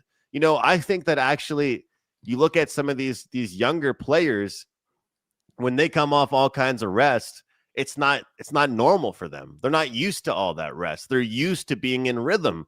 They're used to playing. If you play junior hockey in Canada, you're playing 3-4 nights a week. But in the NHL, you're so busy. If you get that break, I think the older veteran players, they know how to use it. So look, I cashed a +150 ticket with the Minnesota Wild against the Canes a couple nights ago. And after cashing a +150 ticket with them, I'm going against them here. Carm, this is me respecting the move, respecting the flip. I've had good luck with this season, and I'm going to do so in this case. And correct me if I'm wrong here, but I think I heard you say this, that sometimes it might even be the second game back for a team where the energy lacks, not as much the first game. I think I heard you say that, but let me know what you think, Carm. If that second game could kind of mess them up more than the first game. But I like Pittsburgh here. I like Pittsburgh, and I'll respect the number. Yeah, over the last couple of years, I've looked at it, and it's a real small sample size, but some of these trips from teams returning back, I initially thought a bet against them the first game, and it didn't happen. They looked good in the first game, and then it seems like whatever the fatigue was set in the second game, and they didn't play as well in games in which they probably should have won. You look at it, and I get it. It's when was the last game for when was that series with Pittsburgh, Andrew? Just off the top of my head, that's been sorry, that was the 16th. So they've had last Friday. Yeah, so they've had 4 off days since, right? The flight time, when we talk about like flight times and stuff like that, the flight time from Sweden to Pittsburgh is about almost 9 hours. It's like 8 3/4 hours, a direct flight from one to the other. So yeah, it's a long flight, and you get back, and I'm pretty sure everyone, whether it was an optional skate to get in the morning or they're in the gym or what have you, these guys haven't just been sitting around. They've been practicing. So, but I think when you actually get into a game, it's a little different. You have that adrenaline going, everything's fine. But if you've got to play the very next day or a day later, that's when I want to go against them, because I just don't think the legs are there. In this case, I want to play on Pittsburgh. They've already beaten Minnesota once, and that game came in Mini, and it was Gustafsson in goal for Minnesota in that one, and it looks like he is the projected starter in this one. Shilovs is the confirmed starter for Pittsburgh. I think Pittsburgh's the play here. It's a shame that the line is flipped. I would have preferred a much lower line, and maybe we see one. Looking at as you mentioned, looking at odds logic, and I'm looking at the prices across the board, and there's some 120s out there, some 117s, 117 at Circa. The lowest price I can see is Circa 117, and then the Superbook.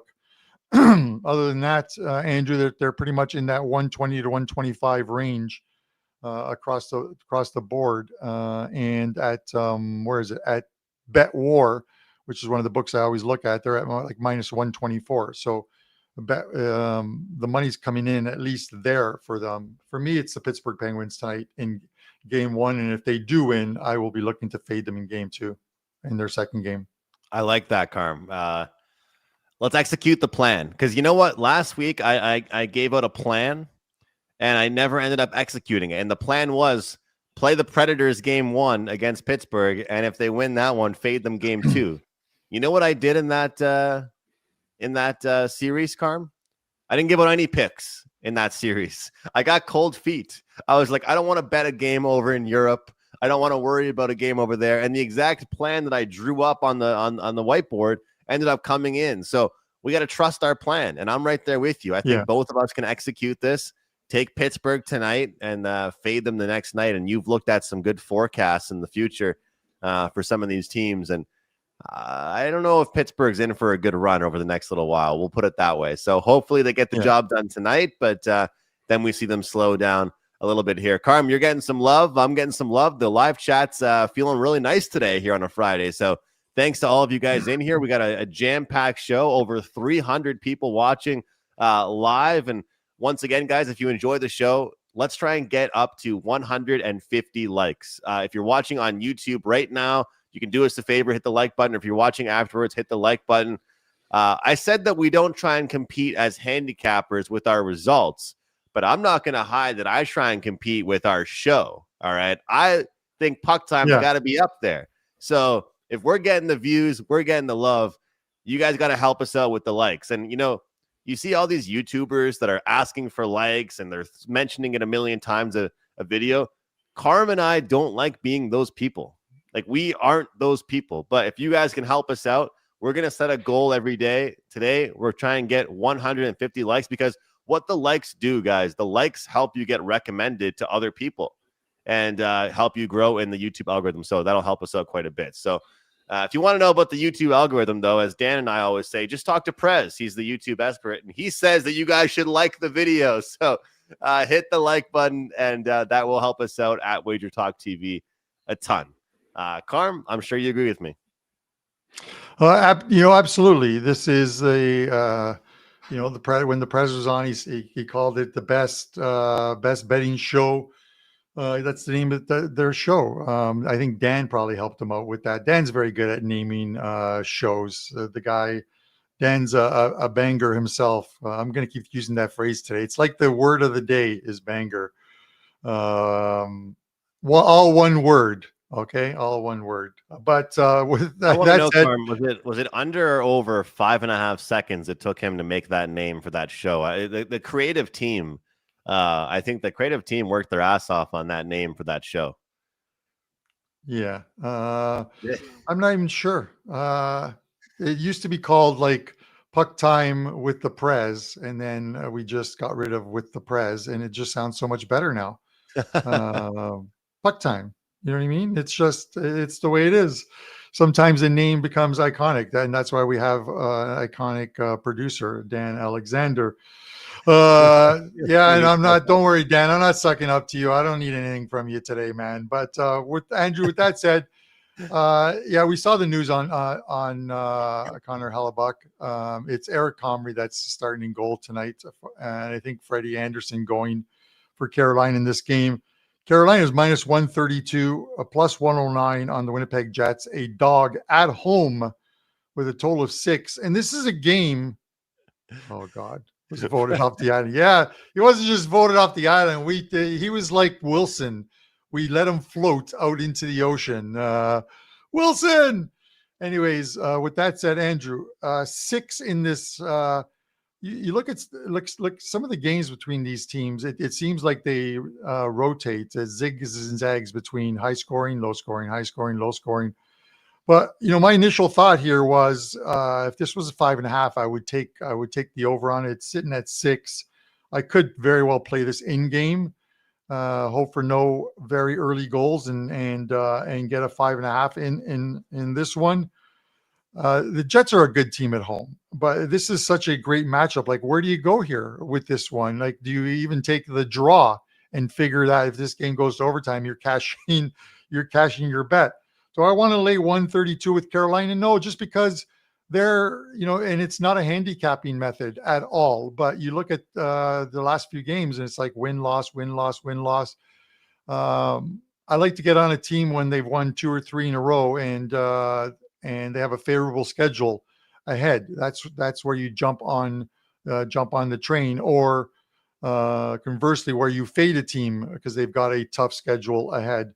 This is just one spot where I don't want to take either team. But I think even with 6 now, the fact that it's Comrie, and I liked Comrie in goal last time out, but the Canes get a lot of pucks to the net. They always do, each and every game. They're relentless with their forecheck. It might not be a great spot for the Winnipeg Jets here in this one, but I do like the total. So I'm going to go over 6 in this one. Over 6 on a Friday night, Carolina and Winnipeg. And we're about to see Eric Comrie get the biggest workload he's probably had in 3+ years. This is going to be the busiest couple weeks here for Eric Comrie than he's seen in a very long time here, Carm. So we'll see what he's able to do. The funny thing is, when you're a backup goalie and you've got a pretty good save percentage, pretty good goals against, it's one of those things where the kind of the process that you're currently seeing is not that high volume of starts. So once you start getting the higher sample size, then it's a little bit tougher for you. And I'll give you a perfect example. And I should be fading my Montreal Canadiens every single night right now with how their goalies are playing. But Montembeault has been playing so bad in Montreal that Dobish has had to play a lot more games. And Carm, Dobish was unbelievable going back to last year and this year. And now he's not looking good either because he's played more games so far this year than he ever expected to. So I kind of worry about that a bit with Comrie, with the injuries that we kind of talked about here to Hellebuck and how long he's going to be out in this one.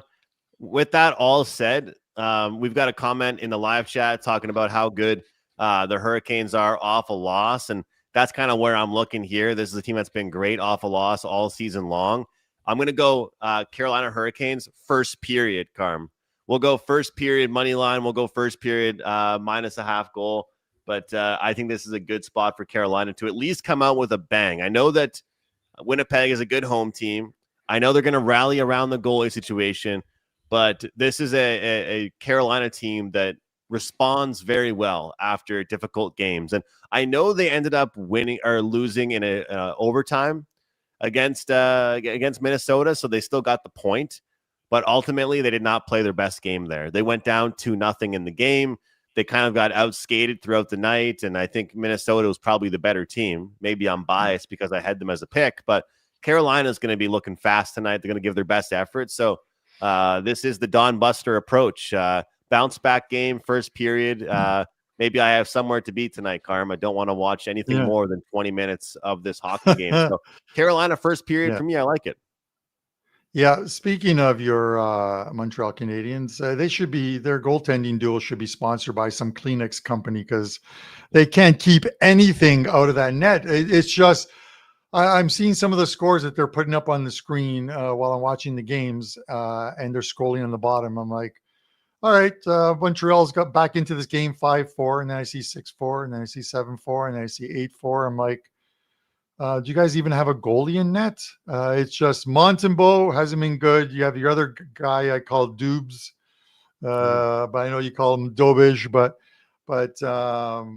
and even him, like, didn't he cry when he let in 7 goals? Come on, man, be a man. Yeah, you hate to see that. You hate to see that. Hate to see that. You're an NHL player. You're making millions of dollars. No need to cry, man. But that's it. It's the way it is, man. It's okay. I'm a Sabres fan, so I should be the last guy who's talking about goalies and what have you. Andrew, this next game is. Sorry, you have something to add? Sorry, Karma. I was just going to say this play that Perlo in the chat mentioned, and Perlo's actually been on my night show before. He mentioned Comrie over on saves. And that could be a good one as well. Looking at Carolina off a loss, peppering Comrie. And we know that Hellebuck bails out the Winnipeg Jets a lot. Like if you look at saves per game, goals against, all that good stuff, he does kind of help him out. So I just wanted to add that because I do like that one quite a bit. Hal mentions this as well. Ehlers back in the peg. If you're a fan of goal scorers or if you're a fan of the story, you know how it is with the NHL. The storylines always seem to work out. So Ehlers obviously drafted by Winnipeg and now will play his first game there. And then a little bit of a mention here from Charles. Nino Niederreiter has scored a goal in each of his last 3 appearances against former teams. So just showing some love to the chat here, Carm. That's all. Yeah, no, it's all good. It'll be interesting to see who gets called up. I didn't check the news on call-ups from the AHL for Winnipeg, because whoever it is they're not going to go steady with Comrie. I can't see them going steady with Comrie. You're going to have to get someone in there as well too. Thomas Milik is the goalie, Andrew, because they have Eric Comrie going tonight. Comrie going against Minnesota on Sunday, and then they're off for 2 days and play at at Washington on Wednesday. And Thomas Milik is scheduled to be the goalie in that one. So we'll have to see how he does for them. But I get where Pirlo's coming with the saves prop, because Carolina gets a ton of pucks to the net, quick team. And you know that he's pretty much going to be in that game. It's not a back-to-back. So if they pepper him with shots and they pepper him with some goals, they're not going to pull him in the game and bring somebody else in. So we'll see how that goes for them. Andrew, has regression started to hit the Boston Bruins? I believe it might be, even though they're competing. But they play the LA Kings. The Kings minus 202 at home, which given their home record, is a surprising number. The Bruins plus 164, totals at 5.5. And I get it. The Kings, not the greatest home record, returning from a road trip. They played last night in San Jose, and the books have them priced at 202. And you know what, Andrew? I love the 202. If I could play VIG, I would play this one because I like this spot for them. But I think the Kings are going to get some goals tonight. You pulled a Don Buster. I am going to pull an Andrew McInnes. Give me the Kings team total in this one, over 3.5 plus 105. The Kings score some goals tonight. The travel doesn't worry me. San Jose to LA, it doesn't thing. They're going to have the optional skate this morning. The guys will be ready to get going. And it's a team that hopefully can use a positive road trip to kickstart their home schedule, because this team hasn't been winning on home ice, haven't been doing it well, but the Bruins have lost 3 of 4. Even though they're competing, they've lost 3 of 4. So give me the team total over 3.5 plus 105. I like it, Carm. Look, you got to give credit to guys here. You got to give credit to Morgan Geekie. You got to give credit to some of the defensemen stepping up with McAvoy being out. You got to give credit to this team rallying around. But when I look at this Boston Bruins roster, and when I look at moneypuck.com, the top 5 or 6 goalies right now: Spencer Knight, Logan Thompson, Hellebuck, Sorokin, Kemper, Swayman, and Lucas Dostal. What do all of those teams have in common? They have a goalie that is bailing them out every single night, right? But when I look at a team, let's say the Kings that are playing in this game tonight, let's say the Ducks, let's say a team like the Capitals, those are teams' offenses that I trust a bit more than a team like the Boston Bruins. When it comes down to it, I don't trust the Boston Bruins offense nearly as much. I'm going to give credit to some of these guys. Don't get me wrong. I'll give credit to some of the Boston Bruins players that are playing well offensively that I didn't see coming. But just because the Bruins are off a loss doesn't mean they're going to win this game. And this could be a road trip of a nightmare for the Boston Bruins. So I like this spot for the LA Kings. I like that team total as well as you, Carm. If you can get that plus 107, plus 110, that's the perfect time slot, or the perfect price slot for those team totals. That's what I like quite a bit. Although I will tell you, I fell victim once again to no empty net goal last night. 3-2 Senators. I had them to get to 4, yada, yada, yada. You don't want them hearing me bitching about this because we still went 2-1 last night. But that's what you need with the team totals. And I'll tell you what, Jeremy Swayman is not going to be able to bail out the Bruins every single night. And when I look at the expected goals for right now, nobody wants to really be aware of this, but when you look at some of the numbers, this is a team that's actually scoring goals, this Kings team. And I respect what we're seeing. Looking at moneypuck.com, looking at the expected goals percentage, this LA Kings team is right up there, Carm. And they had kind of a bad start to the season, and because of that, I feel like people have lost faith in them. But I don't know. I like this for them. And I'll tell you, the last game they played against the Ducks was one of those games where even their backup, Korpisalo, kept them in some of the game. And so now you're going to go to Swayman again. I think it's going to be tough here. Perlo's making some good points. Like, first game back from a solid road trip, 3 games of 4 nights, and Boston is just relentless. I get it. So maybe we look towards the full game over. But I think that if you like the Bruins tonight, you base it off of what we've seen all season long and not your preseason projections. So, Carm, I'll throw it back to you with this. Yeah. Brian, when it was me and him on the show, I think, was it last week when you had an appointment, or it was the tickets you were working with? The tickets, the FIFA tickets. Yes. He asked me, how much right now are you analyzing teams based on your preseason projections or what you've currently seen? And I think this particular game is a really good example of that. Despite the situation with fatigue, if you are buying in so much to the fact that Bruins are way better than we thought, then you like the Bruins tonight.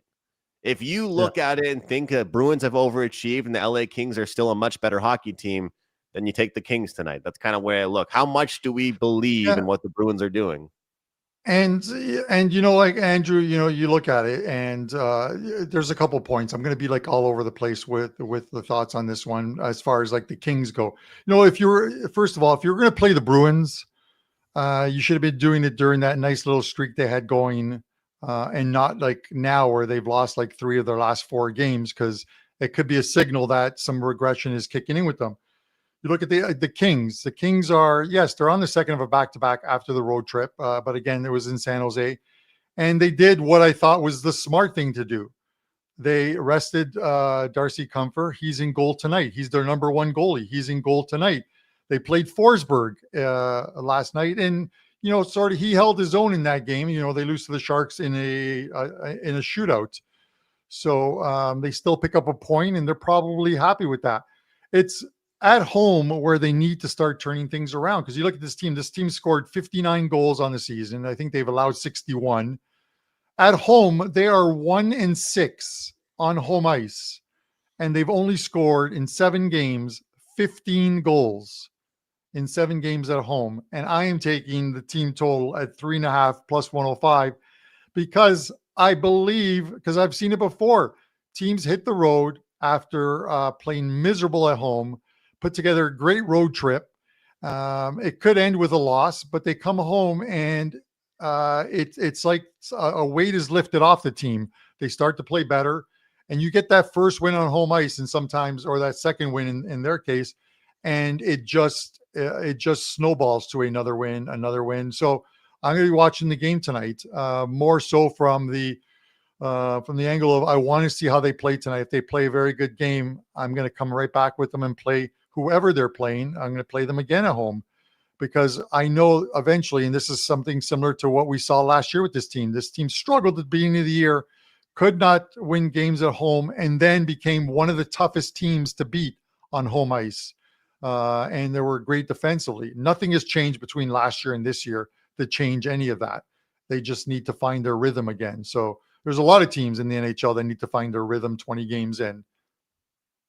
Yeah, and I think the big question for us, Carm, is just like figuring out, which teams we believe in and which teams that we think are going to show some regression. So, one thing that I've been watching a lot is like the analysts talking about which teams should start trading and which teams should start looking for certain things.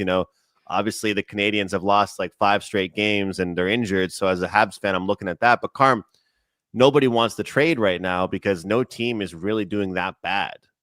Like the Flames, the Sabres, but even the Sabres, like, they're only a couple points back of some playoff teams at this point. Like, this has been a very, very competitive NHL season so far. So it is really interesting to look at. As far as some player props in that game, there were 2 guys that I wanted to mention here, Carm. If I can pull it up, just give me 1 second. Here we go. 2 guys, and I'll mention one guy in the same game parlay. Adrian Kempe, over 3.5 shots on goal.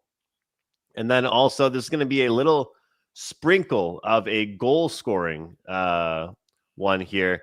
We're going to take Alex Laferriere, who's done very well in the matchup Kings versus Bruins. So I feel like he gets the job done, and maybe there could be some really good odds on him. Shop around. You can get like plus 350, plus 360. There's some pretty good numbers out there. So shop around, get that best number that you possibly can. But Karma, it's absolutely four-night slate, 4-game slate, man. It's not too bad tonight. Yeah, you know what? Listen, I have 3 plays up at WagerTalk tonight because I like the card. And it just goes to show you. I think it was on Tuesday. It was like a 10-game card, and I only liked like 1 game. I think I had 1 play up on Tuesday. And that was it. It's just the way it works out sometimes. Sometimes you look at the games and you're like, this game's a dog. The numbers don't jive you. I look through like database numbers and I look through trends, and just nothing lines up where if I'm not going to play it, I'm not going to ask somebody who is buying a package to play it. It's just the way it is. So, with that said, I like tonight's card and I got 3 plays on it. With that said, Andrew, I'm going to go right into the pod, and then we will do a same game parlay from you, and then we'll finish with the 6 and 60. So as far as the pod play goes, yesterday's was a winner. We got a nice plus 120 back with the Colorado Avalanche winning 6-3 on home ice against the New York Rangers. I'm glad McKinnon, I think it was Makar, a dart into the empty net to make it 5-3, and then they got another one after that. This one is going to be on one of the first games of the night, the Buffalo Sabres and Chicago Blackhawks. I am going to take the over in this game. The over 6 is minus 120. Sabres, 6 straight games they've played where there's been 6 or more goals on them. 5 of those 6 games, there's been 7 or more goals scored. They're averaging 8 goals per game over those 6 games. And you have the Hawks on the second of a back-to-back here after losing to the Seattle Kraken last night. This shapes up to be a high-scoring game in Buffalo, who are looking to bounce back off of that loss to the Calgary Flames 6-2. Imagine allowing 6 goals to the Calgary Flames. So the pot is the Buffalo Sabres, Chicago Blackhawks, over 6, -120, 2 to win, about 170-ish, I believe, somewhere around there. And that puts us over 6K, and we've increased the bankroll by 20%, which is fantastic. And then next week, we will up the plays based on the new starting bankroll, which will be at 6K, because this one's going to win.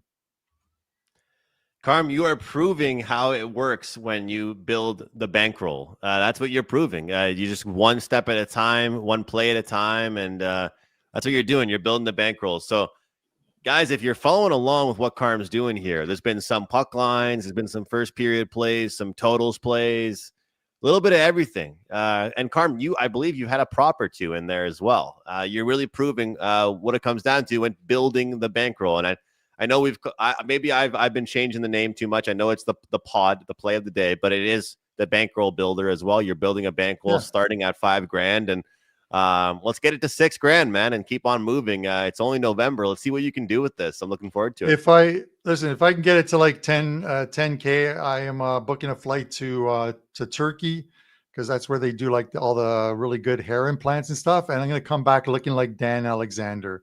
I know it's impossible.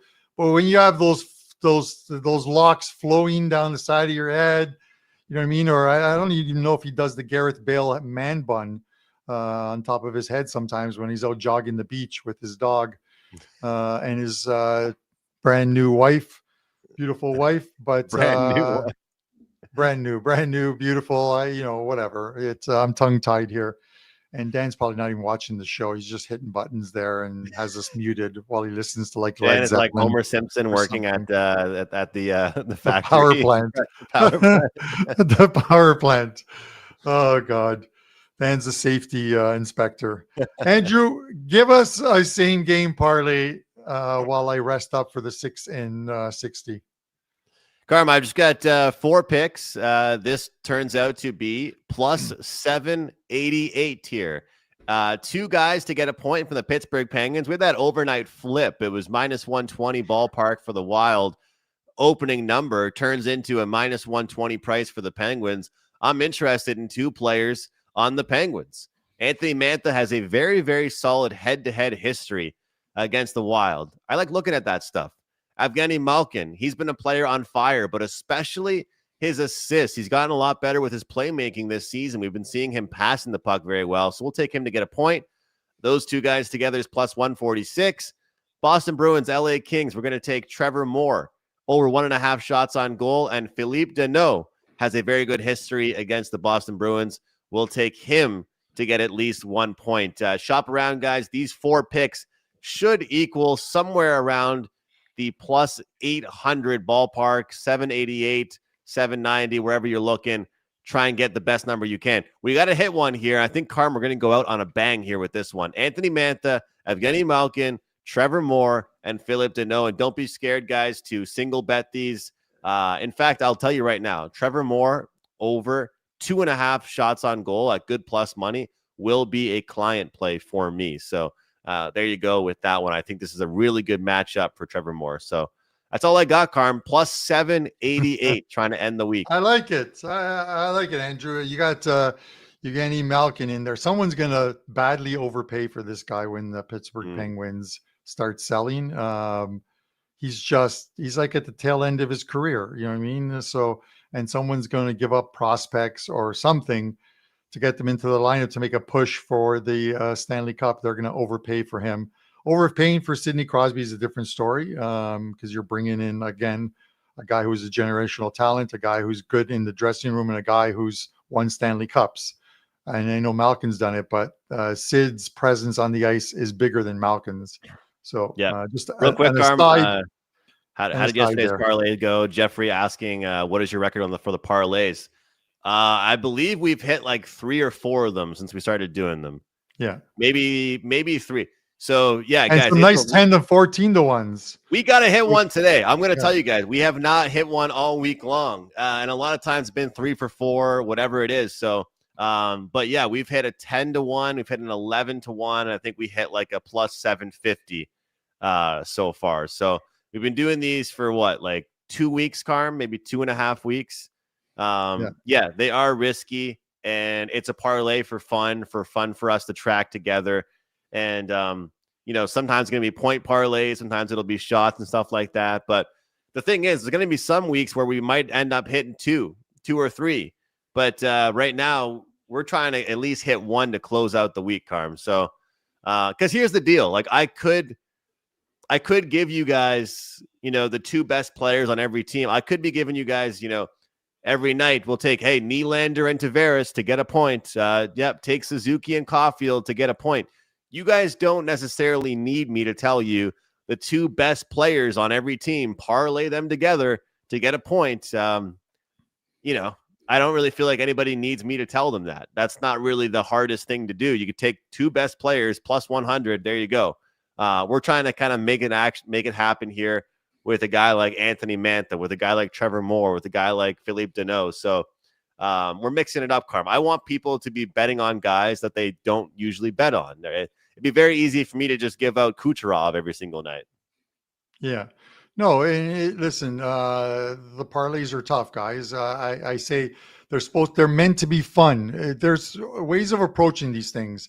If you're just in this to have fun and you don't care about losing money, then fine. Play like 10-game parlays and 6-game parlays and whatever, because you you look at social media and you see one guy with like a 97-cent parlay that pays, 147,000 and it's showing a cash out of 32,000. You're like, I could do that. You know how many millions of people think they can do that? And that's why DK allows you to, or these books allow you to do that. You never see someone posting, or the millions of people posting, that lost tickets that same night as the one ticket that won it, guys. This is why casinos, sports books love multi-game parlay players, because it is tough enough to beat them in one game. Imagine trying to beat them in 2, 3, 4, 5, 6, 7 on a ticket. So, and one of the guys said, "Oh, we don't give out that information." When you were asked about how's your record with these are segments that people asked for last season, so we put them in for this season.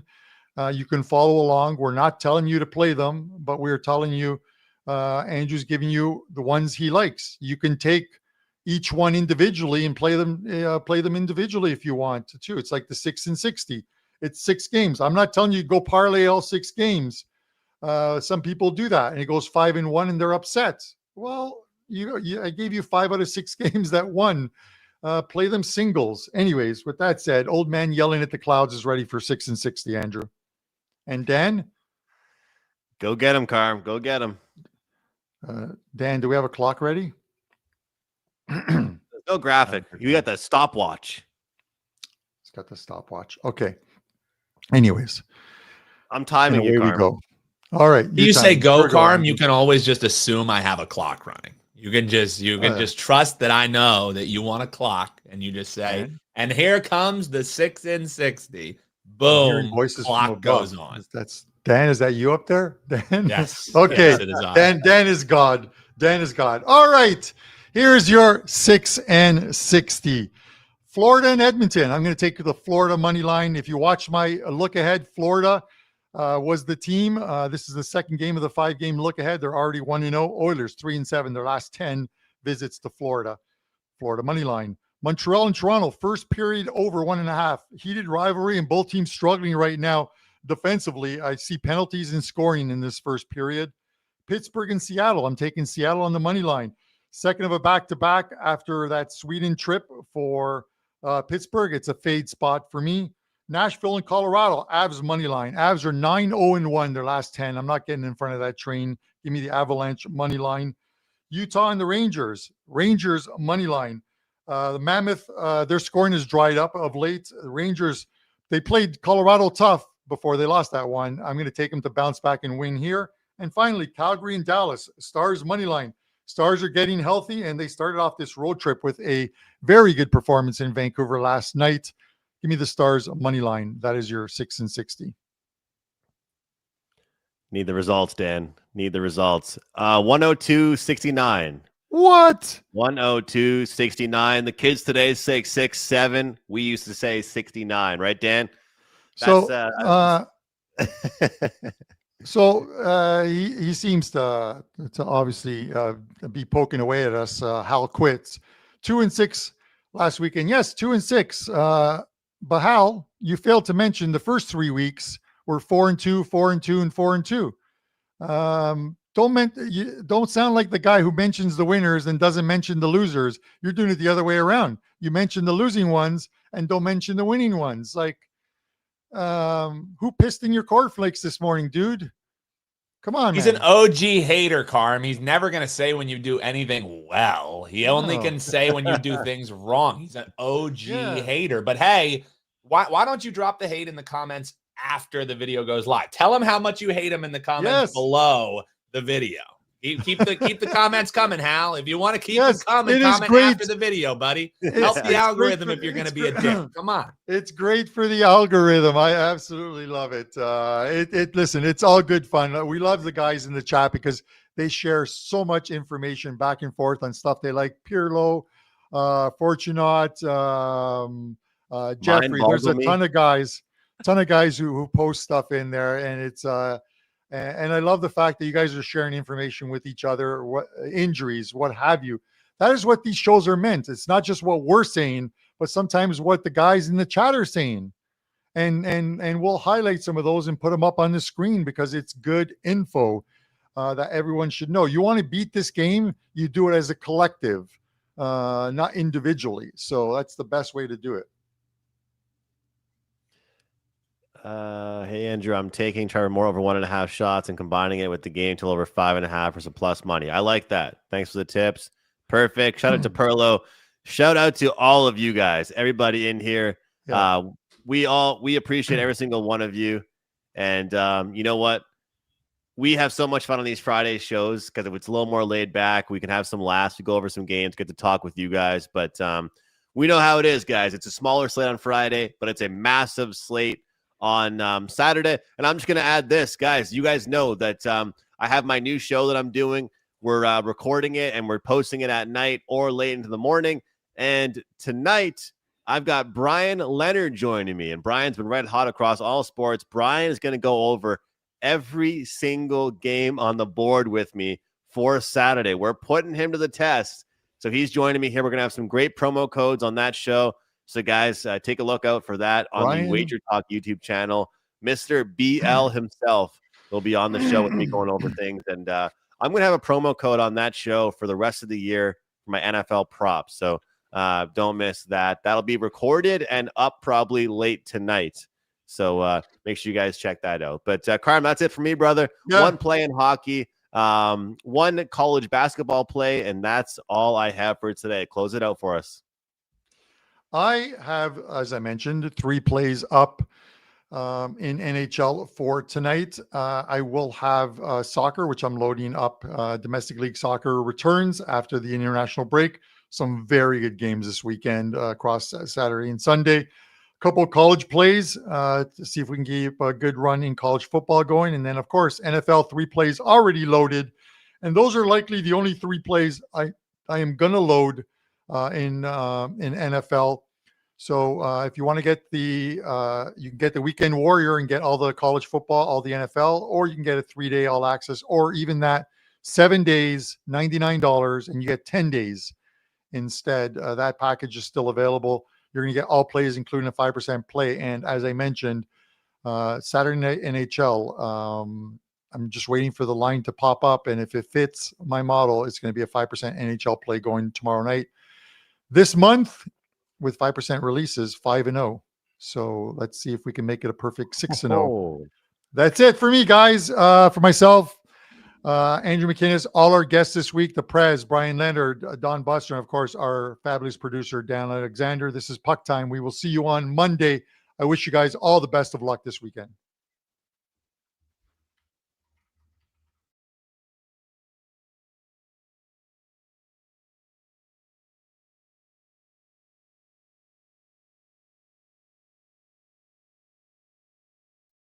What? In games, and this team haven't. And also make sure to comment. I have a big NFL card up for Sunday. I have a couple of ATS bets, and my NFL ATS bets are the strongest bets I have. Over 4.5 years of NFL regular season ATS bets, I'm over 64%, but that's nothing. I am literally 8-3. That's 73% this season. That's 8-3 this season in NFL ATS bets, and I have 2 of them this Sunday. So please head over and take advantage of that. Okay, Pittsburgh going into Chicago. Chicago minus 2.5 now. A lot of money coming in on Pittsburgh today. We're taping the show on Tuesday. It was -3 for Chicago. Total in this game is 45, and I'm going to stay away from the total and look at taking the Bears. Now, I look at this Pittsburgh team, and I think this is a fade team moving forward. I do not believe in their defense, and their offense has been out of sync all year. Now, I get that Mason Rudolph came in and looked good towards the back end of the game against Cincinnati, but firstly, he was playing Cincinnati. Secondly, they did not game plan for Mason Rudolph. And thirdly, we have seen Mason Rudolph before. He is not a starting quarterback in this league for a reason, and this Chicago defense should be able to eat him up. Plus, Chicago is winning game after game after game, and I understand that most of those games are insane comebacks or total fluke or lucky bounces. It doesn't matter. Nobody cares. They make the playoffs based on their record, not based on whether they were lucky or unlucky or made a comeback or gave a game away. The Bears are getting it done, and they're getting it done every single week. Take Chicago -2.5, and if it drops to 2, take them on the money line, please. New York Jets playing Baltimore. Baltimore -13.5. Total here 44.5. Looks like Tyrod Taylor will play. Justin Fields' experiment is over. No one saw that coming, especially the people in Chicago. I like the over in this game at 44, and I like Baltimore. Yeah, the favorite and the over. I think Baltimore is going to put up 40 points in this game alone. And that means all we need from the New York Jets is 5 points. Now, I don't think they're going to get a safety, but I got a feeling 2 field goals, maybe a touchdown is coming. And as far as the -13.5, something is wrong in Baltimore. I understand that. They're really struggling offensively to find any type of rhythm. With that said, the New York Jets, call this the cowbell angle. If ever you have a fever, if ever you're struggling on offense, what do you need? A more cowbell. That's the New York Jets. Baltimore wins this game somewhere around 40-10, 40-13. Take the -13.5 and take over the total of 44 points. And it's exactly the same handicap in Detroit, guys. They're playing the New York Giants. They're -10.5. But what I want to say here about Detroit is when you get Detroit off of a loss, oh, that's betting time, baby. This Detroit team goes into Green Bay, starts the season, loses. Next week, they put up 50+ points on Chicago and win by 30. Then they lose another game. The week after, they put up a ton, cover 10.5. Then they lose to Kansas City. The next week, they score 44. They hold Washington 22. They cover 10.5 easily, and that's on the road. Now they're coming off of a horrible loss, 0-6, 0-5 in fourth downs. I think it all spins around. I think Detroit goes 4-5 in fourth downs. I think Detroit blows this New York Giants team out. I think they win this game by more than 17 points. Take the Detroit Lions -10.5. New England, Cincinnati. This one's a tough one, guys, because I don't really want to take the road New England team at -9. I consider this a really bad spot for New England based on their schedule. With that said, Cincinnati is done. This team is over, finished, finito. Their defense is not their defense might be the worst defense I think we've ever seen in the NFL. And their offense is mediocre now. They're nothing special. I can't get to the window on this game, guys. I gave you a little bit of thoughts, but I'm passing. Seattle minus 13.5 playing in Tennessee. I'll make this real quick. The right play is Seattle. They're a road warrior team. They're coming off of a loss, and they're playing a horrible Tennessee team that's really struggling to score. This Seattle defense is spectacular. I think they hold Tennessee to under 10 points. I'm just worried about the 13.5. My lean is on Seattle. I probably prefer betting Tennessee Titans team total under, but I really don't have a ton for you in this game. Before we continue with the Minnesota Green Bay game, I got to reiterate, guys, you got to play my NFL bets this coming Sunday. I went 4-2 last week. I've had 7 winning weeks out of 11 so far, but this Sunday is going to be a juicy card. I have at least 2 ATS bets up for this Sunday. I'm 8-3 on the year in my ATS bets, so please make sure to grab that. Let's get into the Minnesota Green Bay game, and I like Minnesota. I'll make it real easy. Plus 6.5 dog. It makes total sense to me. Look, I was on Minnesota against Chicago last week, and J.J. McCarthy really did not look good for the first 3 quarters. He threw 2 interceptions, but more importantly, he was overthrowing and underthrowing his receivers. With that said, we've seen him play much better. And although I don't think J.J. is ready yet for a playoff run, I think the Minnesota Vikings, I think we're getting them at a low spot in their market. I think that ultimately they could have and should have beaten Chicago, which would have made this line more around +4. As for Green Bay, something is wrong in Green Bay. Something is wrong on both sides of the ball. For some reason, Parsons is not getting to the quarterback. They really are struggling offensively to find any type of rhythm. Their wide receiver core is a mess. Since they lost Kraft, this team has been completely out of sync. There is simply no way I could take the Green Bay Packers minus 6.5 right now against, say, Carolina at home. Would you take Green Bay minus 6.5 against, say, Carolina at home? Would you take Green Bay minus 6.5 at, say, Cleveland? Well, they lost both of those games outright. This Green Bay team, smoke and mirrors. I think Minnesota can win this game. Take the Vikings plus 6.5. Is it time to fade Kansas City? I told you it was time to fade Kansas City last week. I told you it was time to fade Kansas City the week before. It's not time to fade Kansas City this week. Now they got an Indianapolis Colts team, and let's bottom line this. Kansas City is in must-win mode, period. If they have a shot at the playoffs, they have to win out. I think they get it done against this Indianapolis Colts team. Now, I understand this Indianapolis Colts team is an up-and-comer, and they have looked exceptional in the so far, especially on offense. I think they're in over their heads this week. I think they got a veteran Kansas City team in an absolute must-win situation. And I think they're going to get exposed. And I actually think we're going to see their offense regress a little. Take Kansas City minus the 3. Oh, and my image changed. Now we got Jacksonville and Arizona. Jacksonville minus 2.5. The total is 47. Guys, I got nothing for you on this game, and I'm sorry. I would look to bet the over here, maybe, but there's just better opportunities on board. Jacksonville is a team that every time you think they're amazing, like when they beat Kansas City, the next game they're horrible. I just don't trust Jacksonville, and I certainly don't trust Arizona. This game is a pass. And speaking of pass, there's no need to even put the Cleveland, Las Vegas. Get it off the screen. Get it off the screen.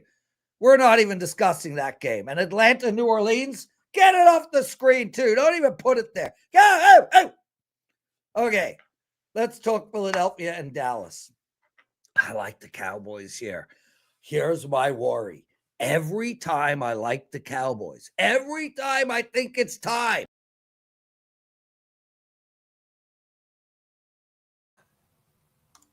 Welcome to WagerTalk. Today, we talk the talk and we walk the walk.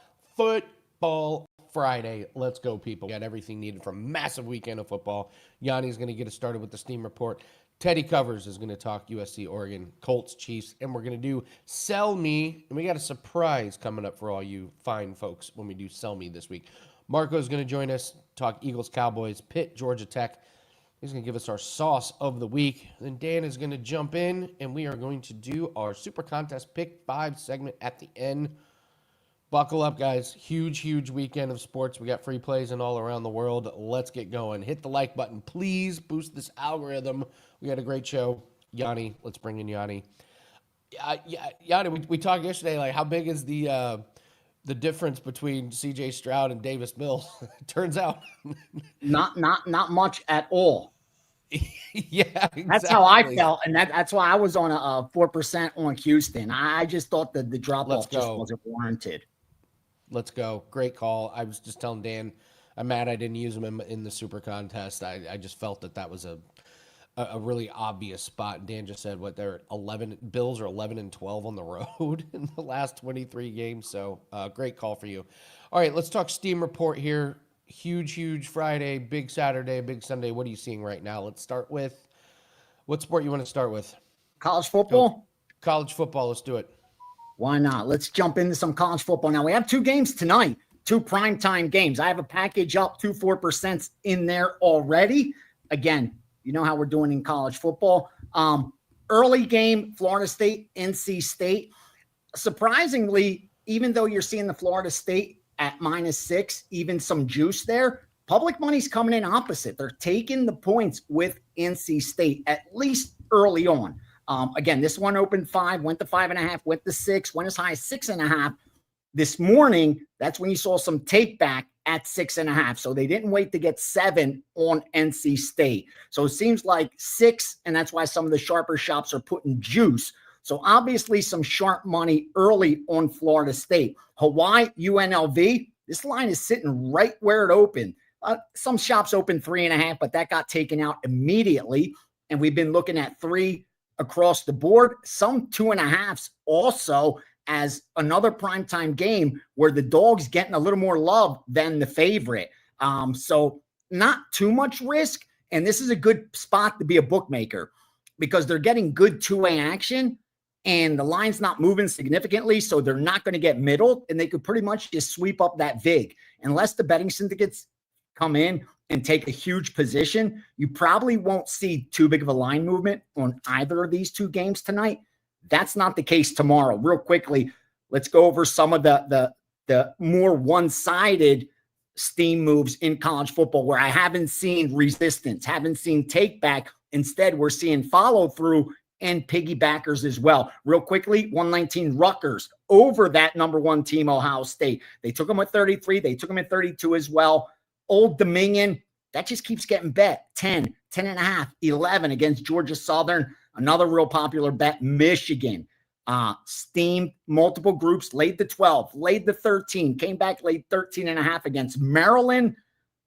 Under the radar game, they laid 26 and 27 and 27.5 on Toledo against Ball State. Mizzou against Oklahoma. Dude, this one's down to 6.5. I was so surprised this morning. 9.5 they took out, 9 they took out, 8.5 they took out, 8 they took out, 7.5 they took out, 7 they took out. They took out the 7s, and that's why you're looking at 6.5 now. And you got to remember, the books are in a tough spot when they keeps getting limit bets like that. Like, you don't want to over move, like move a whole point and a half, and then get middled. So they're doing half-point increments instead because it's around that near that key number. And because of that, they were just getting hit limit. So a lot of love on Mizzou. My power rating showed Oklahoma was actually undervalued at under a touchdown. So we'll see. Arkansas +10, +9.5 against Texas. Louisville against SMU. They took out the 3.5, but more importantly, they took out the +3 also on Louisville. Wisconsin, Illinois. I want to bring this up because I used Wisconsin on bet on it. We took Wisconsin at 9.5, took Wisconsin at 9, 8.5, and 8. I saw Illinois money come in, though, yesterday at -7.5. So they didn't wait for Illinois to get down to 7. At 7.5, you saw another group come in and take the Illinois side. So that's a difference of opinion on Wisconsin and Illinois. LSU, one-sided, Wise Guys and the public, laying 21.5, 22, 22.5. And finally, late game, New Mexico, bringing it up because they laid the key number 3. They laid the 2, laid the 2.5, then laid the 3 as well against Air Force.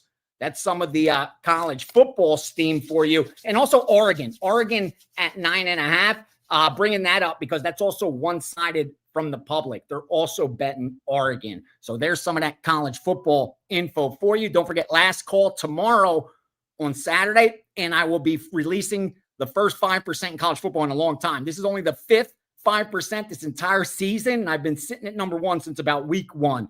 So haven't taken advantage of promoting those big plays, but I do have a bet that's warranted for a 5% play. That package will be up today. I couldn't put it up early because everybody would be crying, what's the 5%? What's the 5%? Sometimes timing on when to place the bet is as important as what bet you're placing. So that'll be in there today with that Saturday college football package. So you're ready to go for tomorrow.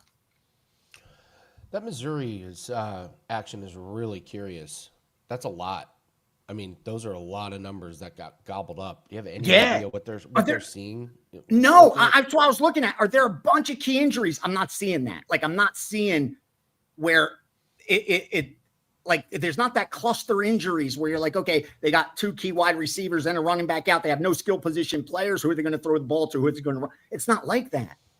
And like I said, even my power ratings show that Oklahoma is now the right side at -6.5. That's one of those games. Listen, if you got +9, 8.5, 8, you placed a good bet. You can't really, argue with it. Now where it sits, I do think it's probably Oklahoma or pass. I couldn't take Mizzou now at 6.5. To me, that makes absolutely no sense. And anyone that argues, I just need to share this real quickly. Anyone in 2025 that still argues with you about closing line value, just ask them, why are the major books given promotions that are only geared towards the final hour, final 2 hours, final day of betting? In fact, I saw a big book that a lot of recreational bettors bet at, and they are doing NFL on Sunday, I think like 2 or 3 hours before kickoff at -102 odds. Here's the difference between -102 and -110. At -102, you only have to hit about 50.5% to break even. At -110, you have to hit 52.4%. So they're giving you a 2% break on what your break even is because they don't think an hour before, 2 hours before, 3 hours before kickoff that the NFL is beatable.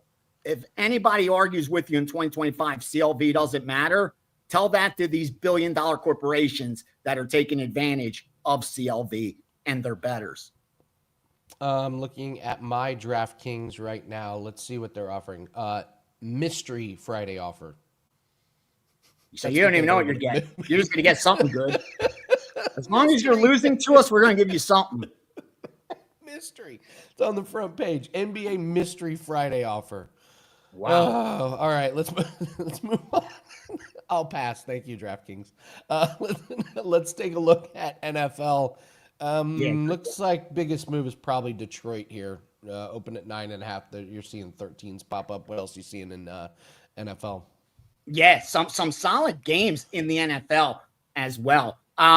Here's the thing about the Detroit that it looks like off that look ahead that Detroit got money, but I saw at 11.5 the Giants getting picked off. That's interesting to me because the public's going to come in heavy on Detroit. So there's no reason to have to get down on the dog in that game early. Kind of the same thing in that like Seattle versus Tennessee. They knew the public's going to jump on Seattle. So what did they do? They got out ahead and laid the -12, 12.5 on Seattle. Now, if they're able to get 14 come Sunday, rest assured that's what's going to happen. So here's what I'm seeing so far already in NFL. 243 Jets plus 14.5 and plus 14. 245 Giants, like I talked about. That was at plus 11.5, though. 247 New England, one of the most one-sided teams this week. Wise Guys got out ahead. They laid the 4.5 and 5. Since then, the public's been driving that line up. One of the more one-sided bets like Buffalo yesterday. Seeing a lot of New England against Cincinnati. 249 Seattle against Tennessee. We touched on that. They got out ahead of the public, but they bet the under as well. Usually you think a 12, 13 double-digit spread is correlated to the over, and a lot of sports books won't even let you parlay it. In fact, a lot of those college football games that have those big spreads and low totals, they won't let you parlay it because it's correlated. If a team covers minus 30 and the total is 41.5, it's highly probable that it's going to go over. And when it's correlated like that, they won't even let you parlay it. Here they're going opposite of the correlation. They're going under 42, under 41, under 40.5 after laying double digits on Seattle. New Orleans, because of the situation in Atlanta, be careful because that's an injury move that's now been factored into the price. That's why you saw take back. So New Orleans got bet early. They got bet as a dog at the look ahead. They got bet at pick 'em when the line opened. But at 2.5 and 2, I saw Atlanta money, which makes sense. I thought they'd wait till 3, but that didn't happen. And why? Because it's the Saints. In what world should the Saints be road favorites or favorites anyway? But it's the Penix situation. And finally, no team finer than the 49ers. They laid the 5.5. They laid the 6.5. And they are going over 45.5, over 46.5, 47.5, 48.5. So they really like that over in San Francisco. And they also took the Raiders, the LV Raiders -3. And finally, Arizona, opposite one of the more one-sided bets, Jacksonville. They took the 3s with Arizona. Wow, we gave a lot of information today for football. You guys are good to go. Did you just drop a nobody's finer than the 49ers? You like? I caught that. Hey, you weren't going to slide that by me. Very, very smooth. I had to get that in there. Yeah. So I just you don't miss a thing. You do pay attention. Most just wait for their turn to talk in shows. I noticed that when I'm doing shows, because they don't even know what I just said. Like a lot of times I'll be sitting next to the co-host and they'll just like bring up something. It's like, wait, didn't I just spend 8 minutes explaining that? But everyone kind of just waits for their turn to talk. But my man pays attention. I love it. I just want to point out in the Saints game that if you have a bet going, you're either wagering on Kirk Cousins or the New Orleans Saints, and that is one of the most terrifying phrases I've used all week. That is absolutely scary. That's scary. Let's move to basketball here. Are you seeing anything in college basketball? You see anything in NBA? We can start with college basketball. I know it's early in the day, but anything that we can kind of pay attention to? Real fast. Here, the early game. This one goes early. Sharp money on Butler. Public on South Carolina. That's one of those, if you're a fade the public guy, want to lay the points with Butler, that's an early game. Also, BYU, sharp money, 3.5 and 4 on BYU. Public's opposite. They're taking Wisconsin. They're betting Wisconsin. Like that's one of the more heavily one-sided bets, especially early in the day. A lot of Wisconsin money line action, parlayed the later games. So they think Wisconsin should not be a dog to BYU. Those usually stick out. Virginia against Northwestern, that line got away from us. Virginia's now up, through that key 2.5, 3 that's in basketball. But another sharp side that you're seeing the public opposite. They're taking Northwestern. So the public's on South Carolina, Wisconsin, and Northwestern. And yet you have wise guys opposite that. And the same thing later. Florida State got steamed on the overnights and then again this morning, and yet the Georgia State, Southern, whatever, they're getting the public money now up over 17, 18. And finally, where was that last one? Oh, another one, Coastal Carolina, where the public's Western Illinois. So this is a weird day, man, where I'm seeing pretty much most of this theme on college basketball is opposite what the public's on. Now, again, I've lowered my volume a lot, but in the Steam sheet that went off yesterday, a lot of these moves that have been confirmed will be in there. So those guys that are handicapping, you want to check that out. There'll be a lot of college basketball that's already in there, some Saturday college football or Sunday NFL that we got out ahead. So you guys that handicap, you want to make sure you check that out if you're, following line moves and stuff like that. And at NBA real quickly, let me see what sticks out. Where were we? Oh, Cavaliers got steamed. Another one opposite of what the public, they're taking Indiana with all those points. Nets, public's on the Nets. That's opposite. Sharp money on the Celtics. And then where was it? Oh, where was that? Thunder, Oklahoma City, minus 14 and a half, 15, 16, 16 and a half. Public's on the Jazz, but the wise guys are on the Thunder. It's going to be funny when the dust settles tonight, who wins, whether the Sharps come out ahead or the public comes out ahead going into Saturday. Yeah. God, that's a real tough one. It's amazing how good this Thunder team is. I mean, they're just casually laying 17 points like every single game. So, let's go to UFC real quick before I let you go. It's Football Friday. We had the Gaziev gets a new opponent, Acosta, and I'm seeing money come in on Gaziev, which I agree with. This fight stinks to me. This just reeks of something wonky going on. I don't see any massive line moves. Any new information for UFC before? No, I agree with you. As a dog, I like Gaziev. You're already, listen, I get it. Acosta didn't go no damage or anything. His fight was quick. He was in shape. But dude, you're turning around in less than 2 weeks. The edge has to be great on the Gaziev side. That's just the bottom line. And getting him at a dog, I don't think he's any worse than a coin flip. I like that side. We talked about Loader. We both gave Loader. I want to know your opinion before we're off on Horiguchi and Ulanbekov.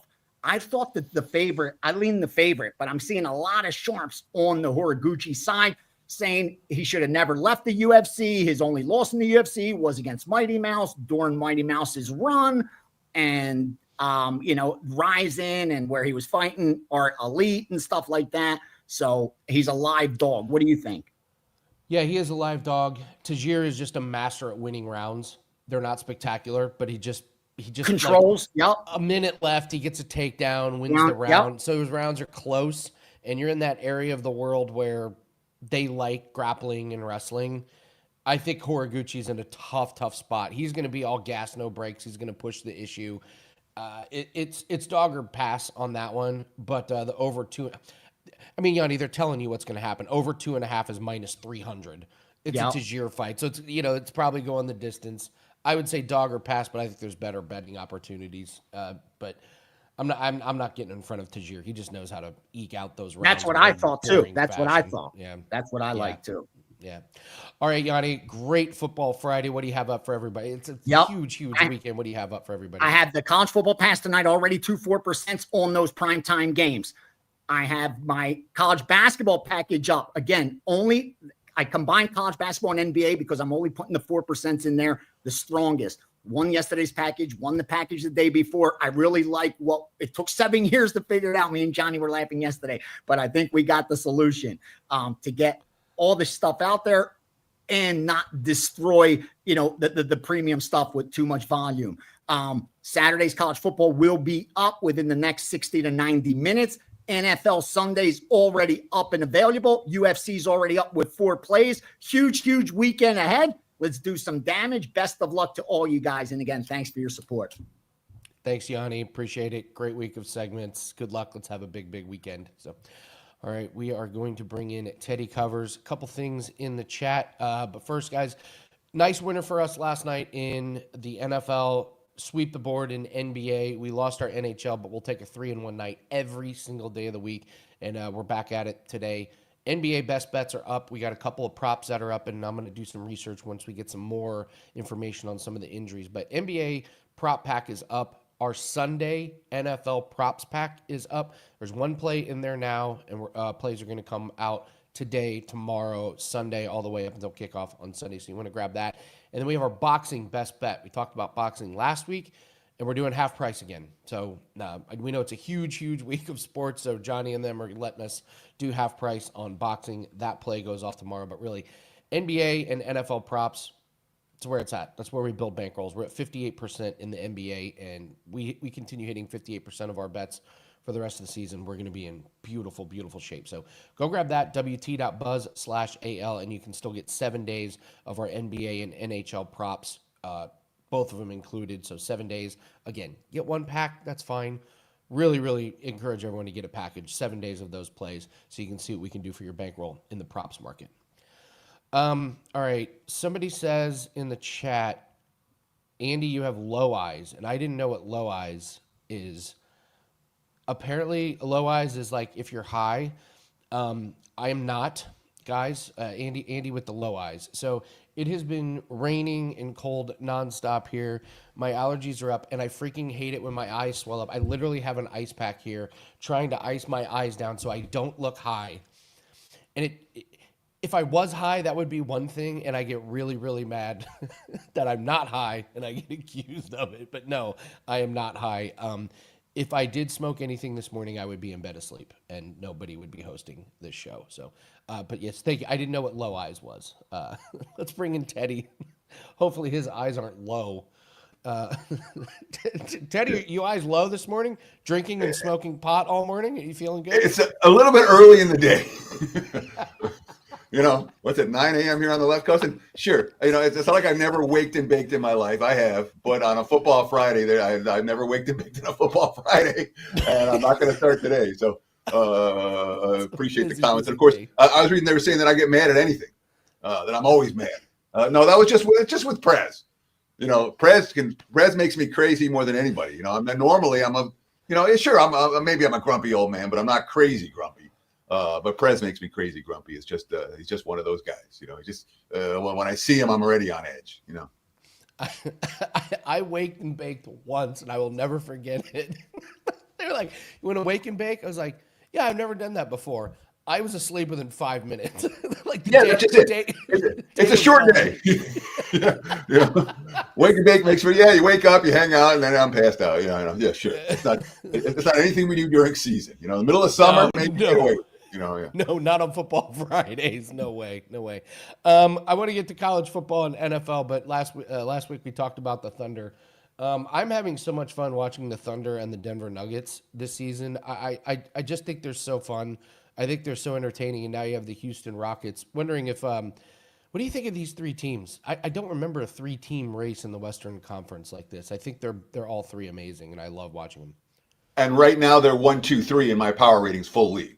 You know, nice. Nobody in the East is there yet. And again, we'll see what Cleveland looks like or New York looks like as the season progresses. But right now, the best three teams in the NBA are all in the Western Conference, and you know, none of them are the Lakers. The Lakers, you make an argument the Lakers are fourth with LeBron back in the lineup. So we say right now maybe the four best teams in the NBA are all in the West. So for what it's worth, but entertaining basketball.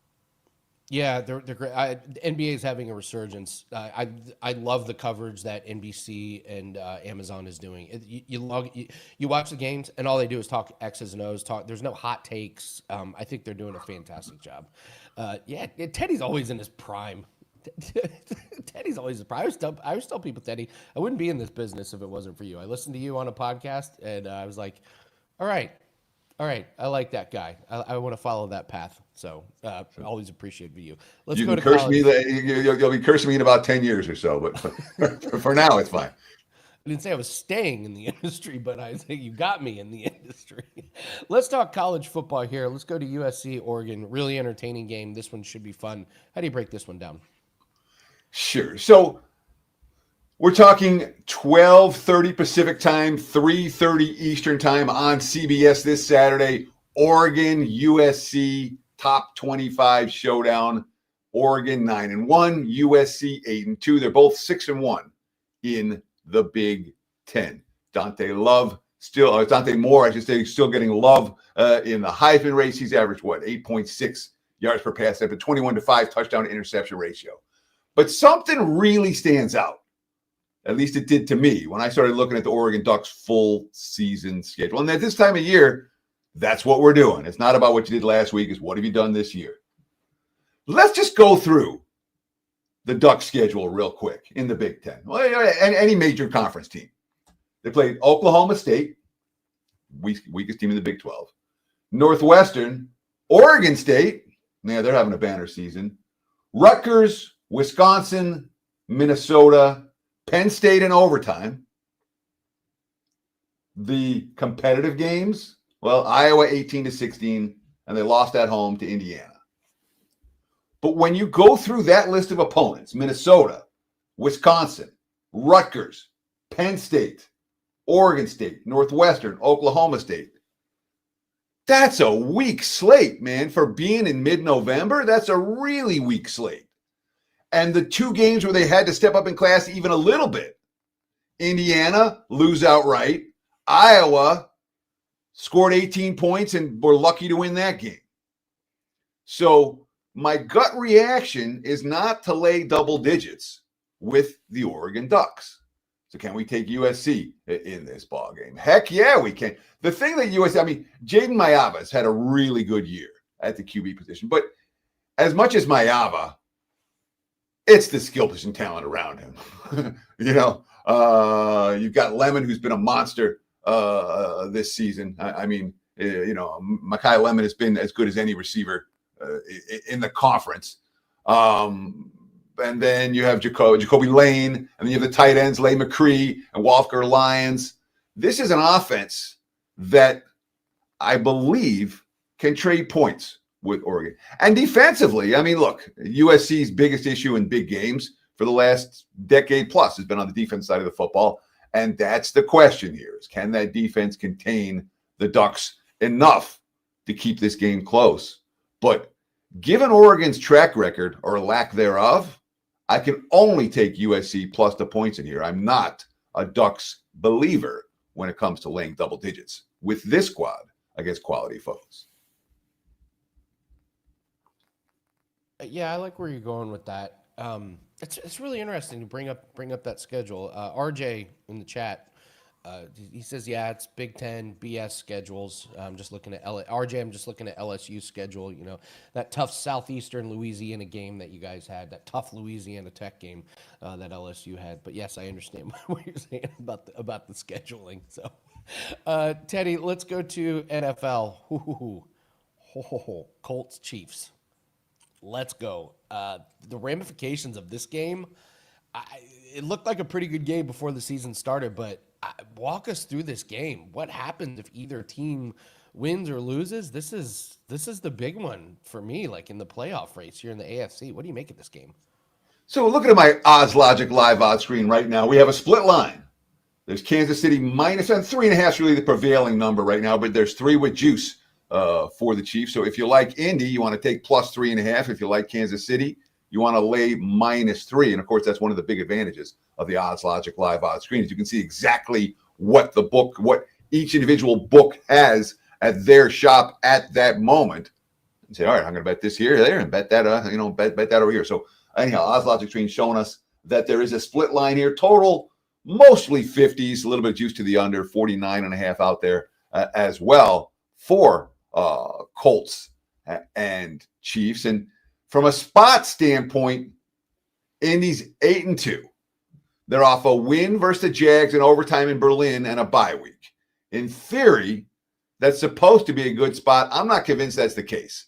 I like teams going into their bye week off a loss, not off a win. I like teams going to the bye week not sitting at 8-2 and feeling like they're in position to get the number 1 seed in the AFC.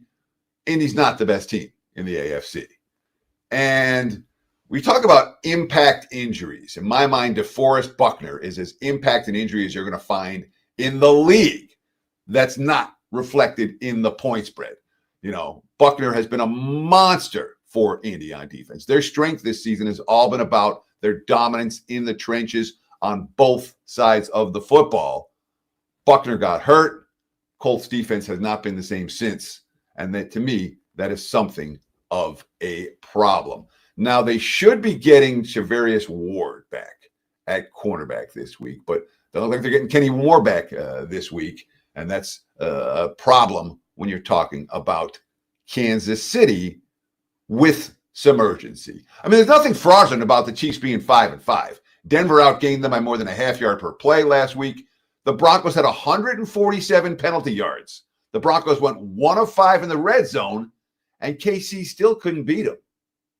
And, of course, last year they won every close game, 12-0 in one-score games. This year, 0-5 in one-score games.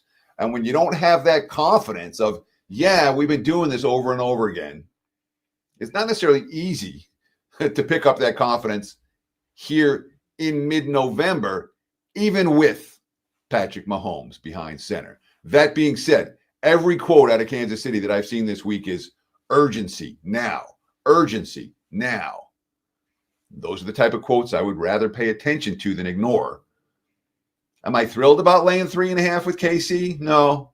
Would I lay 3? That's the only way I can look at this one. Chiefs or pass for this better. Yeah, I mean, it's crazy to think the Chiefs could potentially be 5-6. Of course they.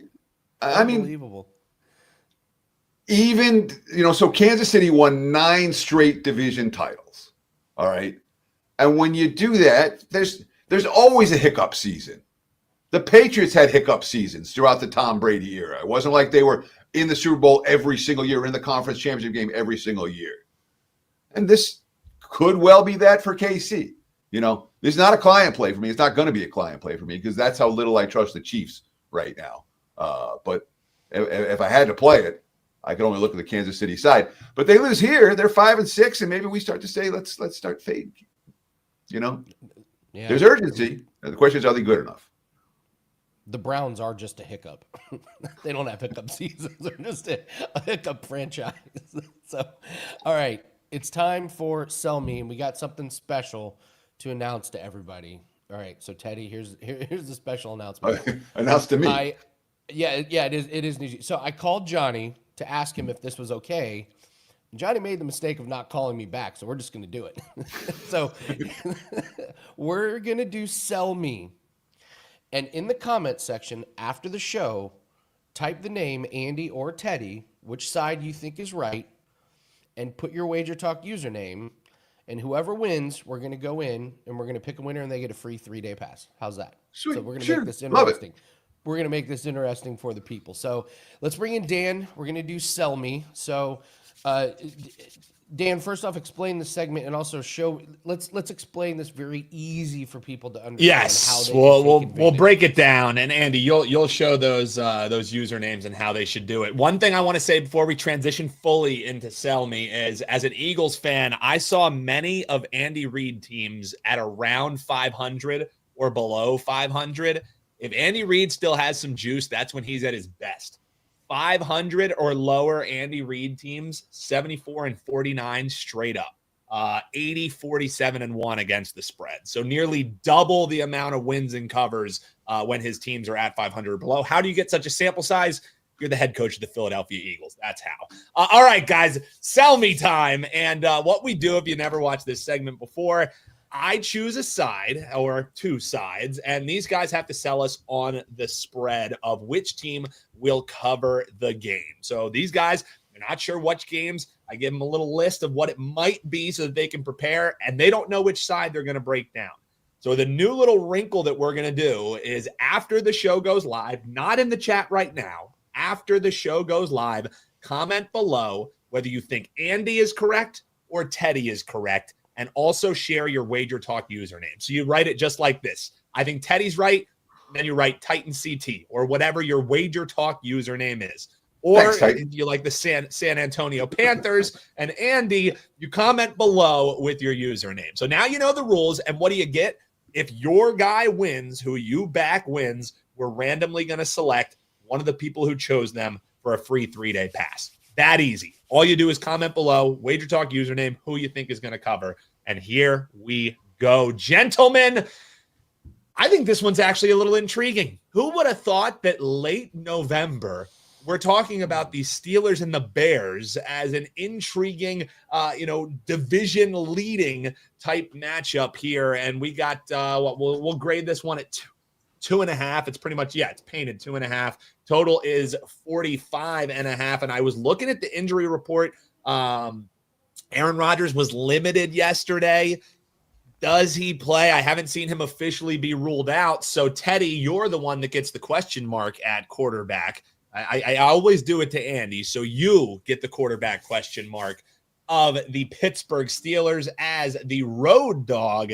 And Andy, you let us know why Chicago is going to cover. But Teddy, you're up first. Pittsburgh Steelers, sell me on this side. So from a power rating perspective, the difference between Aaron Rodgers and Mason Rudolph is maybe a half a point at the most. You can argue that it's worth nothing. So I'm comfortable with Pittsburgh, regardless of whether it's Rudolph, who's been a starter in this league before for multiple seasons, or Rodgers. Doesn't matter who's at QB. What does matter is that we got Pittsburgh coming off a loss, Chicago coming off another division win. And we think about Chicago this season. I understand they've been remarkable at finding ways to win close games, at finding ways to steal games in the fourth quarter. But it's not say it's all about turnovers, but it's been a lot about turnovers. And when you have the best turnover differential in the league, when you created more takeaways than any other team in the league, those are not necessarily things that translate from one week to the next, from one game to the next. Therefore, look, power rating standpoint, these two teams are basically even. Catching 2.5, I'm all ears with the Steelers. Pittsburgh plus the point, steel curtain time.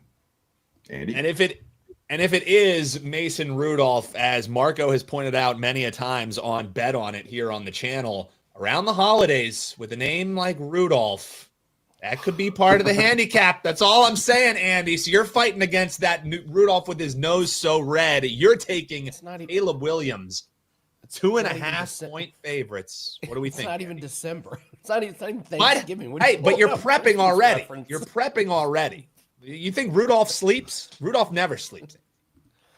All right. Well, I will take the Bears to beat the stuffing out of the Steelers here.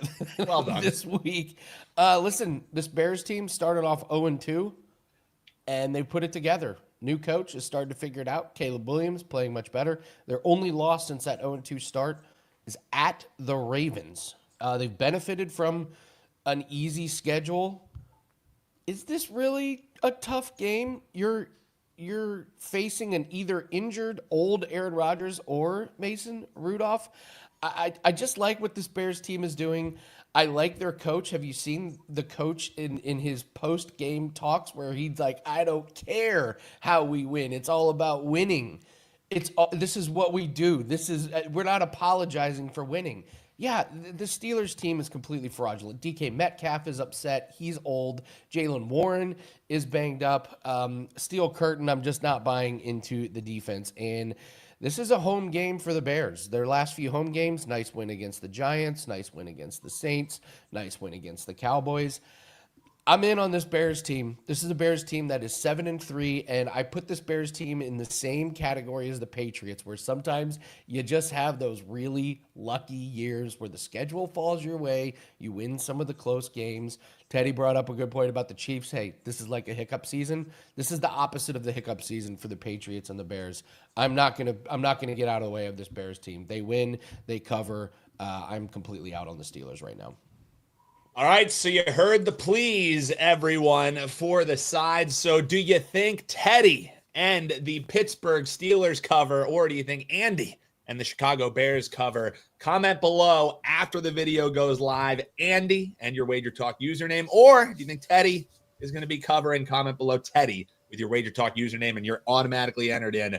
If your guy wins, your side covers, you're going to be getting a potential 3-day free pass here from a handicapper. So good stuff, gentlemen. Well done. I like the new wrinkle. I'm excited to see. We're going to have lines in the sand now in the comments. I'm excited to see. And now I don't have to be the one to decide. Johnny doesn't call me back. We're giving away free stuff, Teddy. Tell everyone what you have up for everyone at WagerTalk. Huge weekend. Sure. I mean, this is the time of year where you want all access. We got all access. A great deal for the rest of the football season. If you want to get on board, we got the Weekend Warrior packages, $49 for football or hoops or both. Visit my homepage, wt.buzz/TC. And of course, always follow me on X at Teddy_covers. Teddy covers, huge part of Football Friday. Thank you so much, Teddy. Have a big weekend. Go check him out at wagertalk.com. Let's bring in Marco. We got to break down some games, and after Marco, we're going to do some free plays, and then we're going to break down our pick five. Marco, I really wish people had a chance to be in the green room here. One of my favorite things is just watching you waiting For us, Marco logs in early and we can see him, and he was just like stretching. And he sits. You sit with your arms folded like you're judging us on how good our segments are. It truly is. Well, the arms were you giving stuff away. Do you remember what you tried to do last week? Okay, at least this time you preference it. We'll pull one name. Okay, so Johnny didn't get back to you. That's fine. When I broke down Denver and Kansas City last week, you wanted to be funny and make a reference to the deli, and you said, if I nail the score, because I gave the score, you said free sandwiches for everybody. Do you remember what my score was? I predicted 23-20. The final score was 22-19. Oh, wow. That's pretty good. Yeah, good. You almost gave away my entire deli last week. Okay, so yeah, I'm sitting back like, what the hell are you doing, Andy? Listen. All you gotta do is call me back, and I'll stop giving stuff away. Don't call me back. Just having fun with you.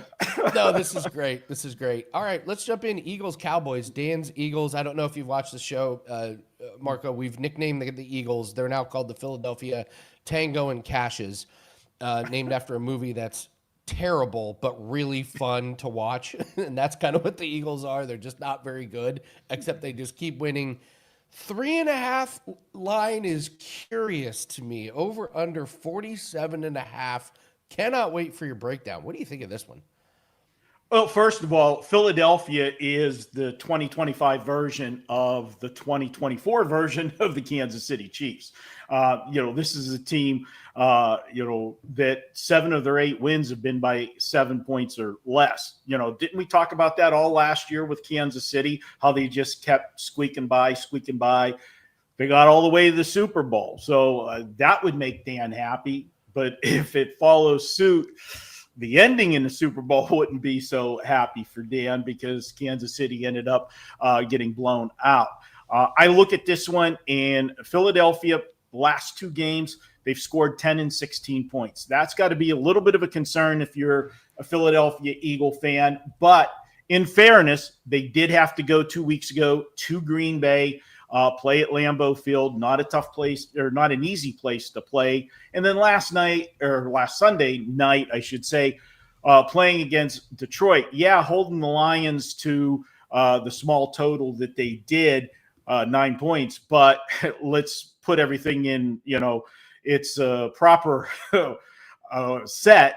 You had Dan Campbell just keep passing up on, kicking field goals and stuff on 4th downs. You had weather conditions. It was windy on Sunday night. And so it turned into a defensive game. I don't see that this time. And if you remember when these two played back in week 1, that was the Thursday night game, and total was about the same. And I remember it well because I had the over in that game. Score at halftime was 21-20. I'm like, oh, this thing's soaring over the total. I don't even have to watch the second half. And actually, I wasn't watching. I was checking on my phone because the WNBA was still running, and I was at Mandalay Bay watching the Aces. And then we had that long delay in that game, that weather delay, and it seemed like just to derail both teams. And they only scored 3 points in the second half. I think you're going to see a much different game this time. Yeah, let's not get excited about the new Dallas defense. Everybody on Monday Night Football, with their acquisition, look how much better they are. Did you see who they were playing? That was Geno Smith and the Raiders, okay? Yeah, any defense is going to look good. I think this is the breakout game for Philadelphia to score, but I don't trust them laying the points on the road because, as we know, Dallas can score points. So where am I going? I'm going over the total, guys. I think it's going to be a track meet on Sunday, and I'm going over 47.5 for the show. I'm so glad you brought that up. I was dying on the game against Geno Smith. Like, Geno Smith takes the ball and just holds it and holds it and holds it and holds it, and he gets sacked, and there's Collinsworth. Oh, look at Quinnen Williams getting pressure on the quarterback. I could have gotten pressure on the quarterback. What are you talking about? It was Marco. Have you ever seen kneel downs at the end of a game? Like, I thought that was embarrassing. That was the most professional franchises kneeling down with almost 3 minutes left in the game. It was terrible. If you remember earlier in the year when they got steam raced by Kansas City 31-0, Kansas City was taking knees with 3 minutes to go. They didn't want to embarrass them anymore. Andy Reid, out of respect to Pete Carroll. It's bad. It is really bad. And I don't know, I do radio here. And when we talk about the Raiders, why Pete Carroll is married to Geno Smith. At some point, he convinced him to come here. And that's the problem when, you've got a coach and a quarterback. It's a bad situation here. But the options aren't great either. Your backup quarterback's Kenny Pickett. Could it be worse? I don't know. I might take him for a test drive. All right, well, let's go to college football. Pitt, Georgia Tech. I just love this Georgia Tech team. Their quarterbacks, he's kind of a maniac. I can't believe that they keep running him the way that they do. His touchdown prop has been amazing. You know me, I'm a props guy. His touchdown prop's been incredible this season. They have this huge game coming up against Georgia where they beat Georgia. I mean, they're in. What do you make of this Georgia Tech team -2.5 against Pitt, over under 61, big total this week? Big total this week. I'm going to take you right through my thought process on this game because I'm going to be honest with you. I looked at this game a lot this week, and I have been back and forth on this game all week. I'll tell you where I settled at, and I'll tell you how I started out. Let's start with the line. You look at this Georgia Tech team. They're ranked, and they're playing an unranked Pitt Panther team, and they're only a 2.5-point home favorite. Georgia Tech is the only team this week in the ACC that actually controls their own destiny. They win Saturday, they are locked into the ACC championship game. Now, there's a lot of debate if this year an ACC team winning the conference is an automatic into the playoffs or not, because the ACC has not been deemed a strong conference. That's another debate for another day. But they do control their own destiny and are only laying 2.5 points. Then you have, when I talked about it last week when we broke down the Pitt Notre Dame game, Pat Narduzzi in his comments last week, prior to the Notre Dame game, he said, I don't care if Notre Dame beats us 103-10. The only thing that matters is the next 2 ACC games. So if you really buy into that, then, all right, this is what Pitt was working for. This is what Pitt was pointing to. They're going to show up. Then you look at Georgia Tech's game last week. They were a 16.5-point favorite, and they only won 36-34 against Boston College. What the hell's going on? Well, if you look at that game, and even though they had 2 weeks to prepare for that game, it was their first game after their first loss of the season. We always talk about that carryover effect. Did they come out flat? Did they have that hangover? But they found a way in the end to win the game. Wasn't pretty, but they got the win.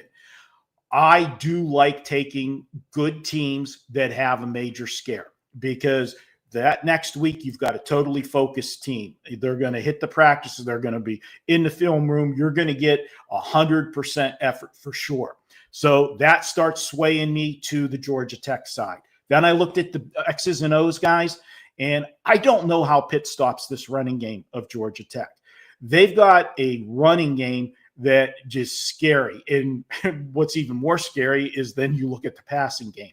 But Pitt has had problems this year against some good running teams. West Virginia ran for 174. Florida State ran for 170, and NC State ran for 161. And once the running game's going, it just sets up that passing game. Only one team has held Georgia Tech under 150 yards rushing this year. That was Clemson. And as I said, that passing game, 6 of 10 games this year, over 223 yards passing. But did you look at their last 3 games? 304, 408, and 371. That ended up putting me on Georgia Tech in this one. Being the Pitt Panther fan, I don't bet with my heart. I bet with my head, and it landed me on Georgia Tech.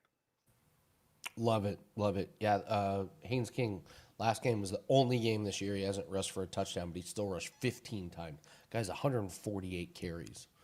He's a quarterback. That's my quarterback. Let's do. I can't wait for Sauce of the Week. I think it's becoming my favorite segment. And next week we're gonna do. We did Halloween candy. Next week we're gonna do your favorite Thanksgiving dish, and we're gonna compare that to a team. But let's do Sauce of the Week.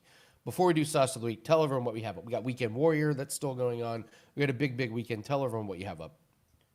Yeah, guys, we've got a special going at WagerTalk. And, of course, the Weekend Warrior is always a great way to go if you're looking at just football, college and pro. And, guys, we have been absolutely smoking. 34-17 last 22 days with all of our plays up $4,400, little over $4,400 in just 3 weeks. My 5% plays, we cashed another one last week with Seattle. Had to sweat a little bit, but we got there in the end. That's all that matters. And we're now 37-16 with those plays since February of 2024. We're going to have another one of those. The college 4% and 5% plays this year, 18-6 in college football. And I've got one going tonight, guys. So check that out over at WagerTalk.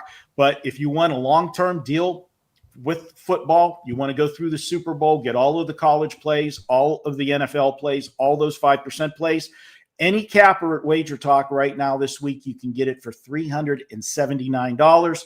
That's the best way to go if you want to lock up all the football because, guys, you got Thanksgiving next week. You've got football from Thursday through Monday, nonstop action.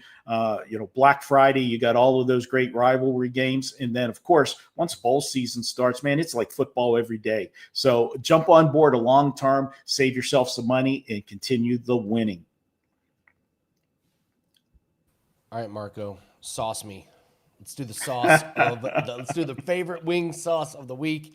And what team, player, coach, who are we comparing it to? Okay, well, I like to pick on people. So my target of my rant might be directed squarely at maybe the dumbest human being in sports. That's going to be Jamar Chase. What in the world? It's stupid and disgusting enough to spit on another player. Jalen Ramsey of my Pittsburgh Steelers last Sunday. But if that's not bad enough or dumb enough to stand in front of all of the post-game reporters and sit there and deny that you spit on Ramsey when you're playing in the National Football League, they've got as many cameras on the field as casinos here in Vegas have cameras in the casino. Okay? You're not getting away with anything. And then to sit there and just deny it, absolutely stupid. Okay? But you know what? I am the bigger man here. Okay? I am going to take the high road against Mr. Chase. And you know what? Bring Andy back in because I want to explain this to Andy. I'm taking a little bit of a side turn here. I'm going to give you my favorite restaurant because I'm going to buy Mr. Chase dinner. Okay? I'm going to give him my favorite chicken wing place from Pittsburgh and give him the wing sauce. But I'm going to go a step further. I'm even going to set him up with the perfect date for his magical evening. Okay. We're going to Quaker Steak and Lube. Okay. It's a wing chain here in Pittsburgh. All right. It originated here. I love their wings. And because Mr. Chase went to LSU, the wing sauce that we're going to order for him is going to be Quaker Steak and Lube's Louisiana Liquors. Okay. It's a spicy Cajun sauce with a little bit of barbecue, but he needs somebody to go to the restaurant with him on this date. And I thought about it, Andy, and I got the perfect date for him. They've got so much in common. Okay. Because they both became famous for basically the same act. And I'm going to set him up with the Tua girl. Oh, no. So you know what? They both can just spit on that thing. I'm sorry. There it is. I think this is where I'm supposed to drop the mic and just leave. But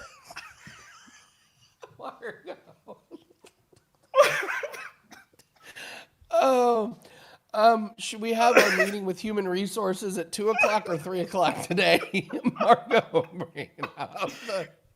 All right, you know what? Okay. All right. Hey, at least I'm buying the dinner, okay? I'm paying for the magical night.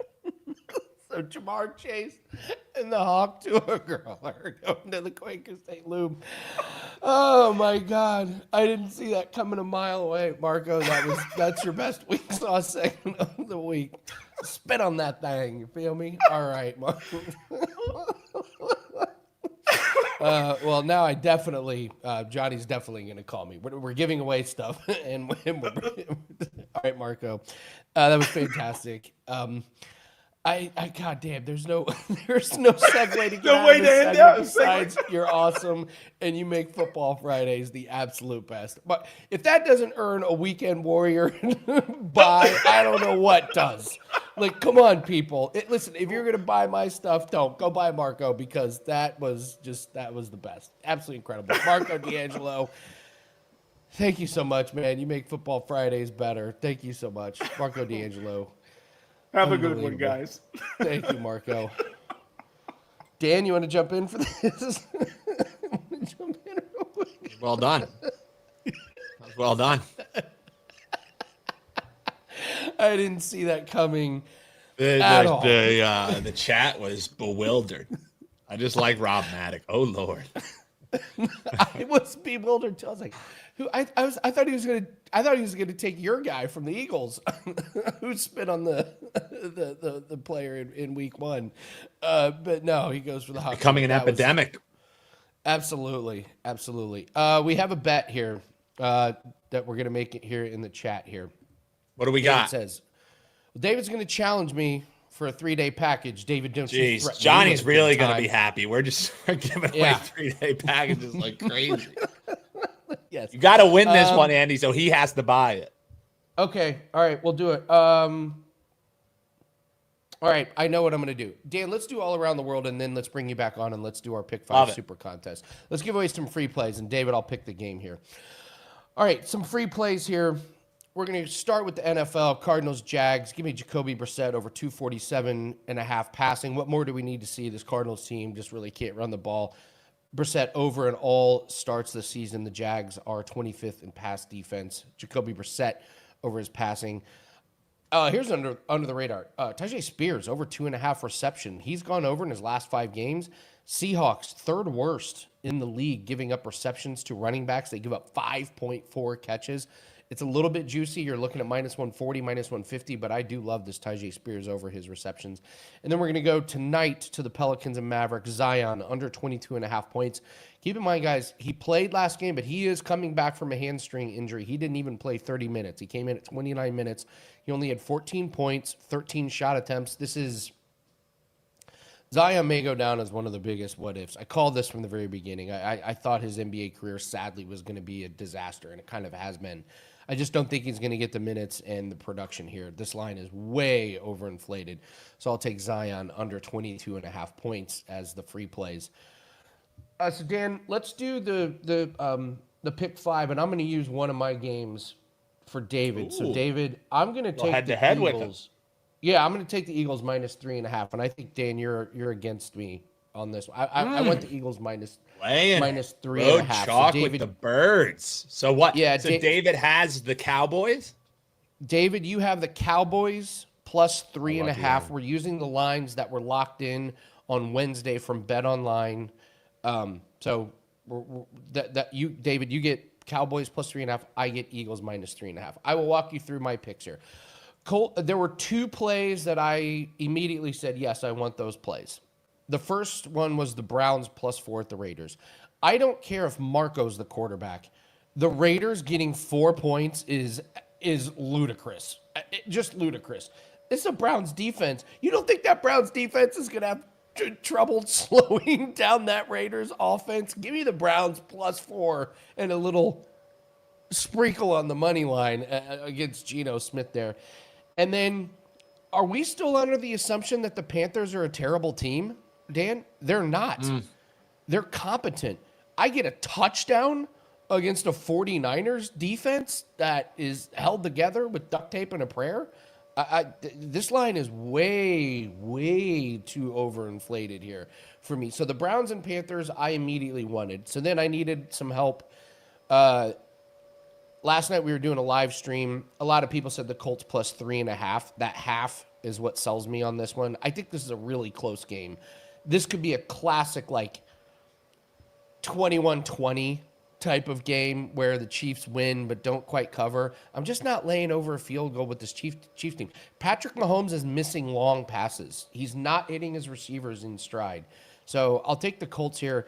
The Bears -2.5 versus Steelers. That was funny because you gave me that one. I just don't buy the Steelers team. The quarterback situation is dire at best. And I want to be on the side of the good luck teams, like the Patriots, who get to play the Bengals without Jamar Chase randomly getting suspended.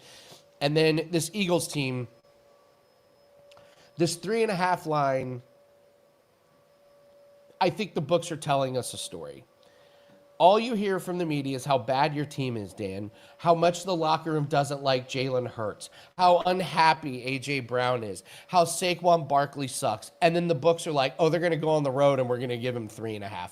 Your team is good, man. Your defense is so freaking good. And I just, you know me, I'm not betting against Jalen Hurts. I'm just not doing it. I love your team. I love everything about them. They're the twinkle in my eye, Dan. I love your Eagles. So give me the tango and cashes in your eye. I love the tango. Well, yeah. Andy, as I'll bring up my picks, and you can hear the breakdowns for these on our Let's Make Millions show. They're on YouTube right now, so you can just you can check that out right after the video is done. If you like what we do here, it would be a nice thanks for me and my partner Adam Rosenberg. These are our entries in to the Circa Million contest, and you see, Andy, we're going to blows on 2 of these games, and yes, you see the bottom pick there. I'm picking against my Philadelphia Eagles, or as I like calling them on the show. If you zoom into my shirt, this was generated by AI, Andy. So you see that little Wooder and Wawa. If you look in, it says full adept to 5 Eagles because AI is great. So on the show, we call them the full adept to 5 Eagles. So here's I get what you're saying, but also the line was 4.5 and then quickly became 3.5. I don't think they budge off a 3 because then it's just boatloads of money, coming in on the Eagles then. But 2017, Andy, 2017 is the last time that Dak Prescott lost a home divisional game. Not only just failed to cover, lost a home divisional game. He has owned the NFC East at home 21-2. And I know Eagles defense is great, but something that hasn't been great in the Nick Sirianni era is the Eagles going on the road to face divisional teams. It wasn't all that long ago. They lost to the New York Football Giants. Yes, that was a Thursday night game, but how about 2-5-1 against the number in the Eagles' last 8 divisional road games? Not a great stat you want to be bringing in when there's all this consternation in your locker room. You're missing Lane Johnson. So, David, don't worry.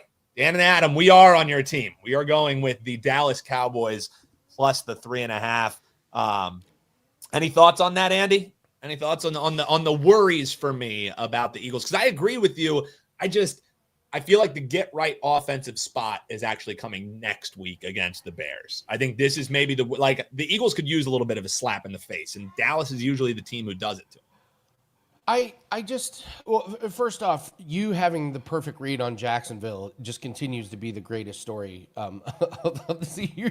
We bet against them, on them, against them, or flip-flop that. The last 3 weeks in your picks. Yeah. We had a great read on Jacksonville. I like Arizona outright on that one, Andy. Listen, in all seriousness, we do this in UFC. We just have these reads on certain fighters, and we can pick when they're going to win, when they're going to lose, and you just ride it. You're right. And that's the thing that and again, I'm throwing down the gauntlet, knock on wood or whatever, but 8-2 the Eagles are on this season. I'm 10-0 in picking on or against them against the spread. I have hit every single Eagles game correctly this year, and it's because I'm not a homer. Like I told people, I think on this show, they're going to lose outright to the Broncos. I told them on Thursday Night Football they were going to lose outright to the Giants.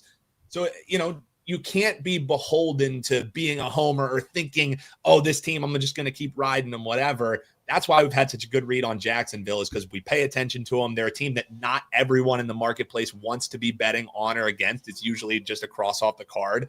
So it's a rare value spot. And Andy, I know we went a little bit long. So the only pushback that we'll talk is the other game that we're head to head on, and that's just Kansas City and Indianapolis. I talked to you earlier just about how I like Andy Reid when his team is around 500 or below 500. Does that play itself out when they're finally at 500? That's when I want to take the shot. And the Colts, they are off a bye, which should be a positive. However, the tough part for me is, when was the last time the Colts got to come out of a bye feeling good about their team? You know what I mean? When is the last time that they're sitting in the driver's seat comfortably and they're saying, oh my goodness, and now they're playing a team who needs it like blood? They also have a divisional game they're playing next week. Shane Steichen, 1-5 against the number the week before hosting a divisional opponent. So he's not great at these look-ahead spots, and you're playing a team who needs it bad. Last one, Andy, that I'll give in this one. What's your thoughts? What was that BS stat? 1-5 the week before a division. What? Come on. Divisional home games. Yeah, the week before a divisional home game. So if you think about it, it's not that crazy if you think about it, because it's insane. That's an insane stat. You think divisional games don't matter more? Home. You even added home. Yeah, because you get to be home in your own bed. You get to, okay. And I'm not sure which divisional game it is. But I think there's credence to it. Okay. All right. I just love the half. If it was minus then the last time is the line leading the way, Andy. You can scoff at this one, but it goes back to 1990. Teams who are 500 or worse facing an opponent who's a winning opponent. So why are they favorites if they're a bad team? 14-0 straight up, 12-0-2 against the spread since 1990. So typically the odds makers are correct when they're saying this is a 500 or below team facing an 80% better win percentage. It works well. Let the line lead the way is the way that I looked at that one. I love your Detroit spot. Mine was 13.5 on because that was once Dart was announced out. These ones lock on Thursday, but you just exactly you bet it every time until it fails. You know what I mean? Yeah, absolutely. So, 3-2 card for the Eagles homer, and I bet the other one that he likes is probably the Indianapolis Colts because he hates the Chiefs. That's why he thinks it's 3. But I'll take 3-2. Can't lose going. You can't go broke going 3-2, Andy. No way. So, all right, we just crossed 2,000 live viewers. Thank you so much. Thank you. We went long, but what a great football Friday. Thank you so much, guys. NBA props pack is up tonight, guys. Coming off a really nice win, easy win on Woody Marks over his rushing. That was our only play on Thursday Night Football. You can get our Sunday props pack now over at WagerTalk.com. And we have 2 UFC best bets that are up. We're 7-0. A 7-0 run in UFC. Let's make it 9-0 this weekend. And that card starts at 10 a.m. Eastern tomorrow. Thank you to all the guests, Gianni, Marco, Teddy. Incredible show. You guys in the chat, absolutely rocking. Remember, in the comments section below, type Andy or Teddy, which side you think is going to win in the Sell Me segment. Put your WagerTalk username, and whoever wins, Andy or Teddy, we're going to pick someone to get a free 3-day pass. And David, you and I are going head to head in Eagles and Cowboys. Thank you so much, guys. Good luck on your bets this weekend. We'll be back on Monday.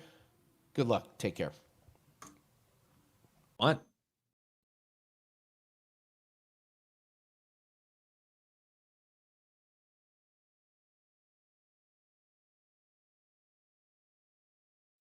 NFL Week 12 is right around the corner, and we're going to get you ready with all those barking dogs, those primetime games. Of course, we're going to get the early steam report from VR and see if we've got a sandwich or a trap game this week. Best bets, I've got to turn it around. on this week's Bet on It.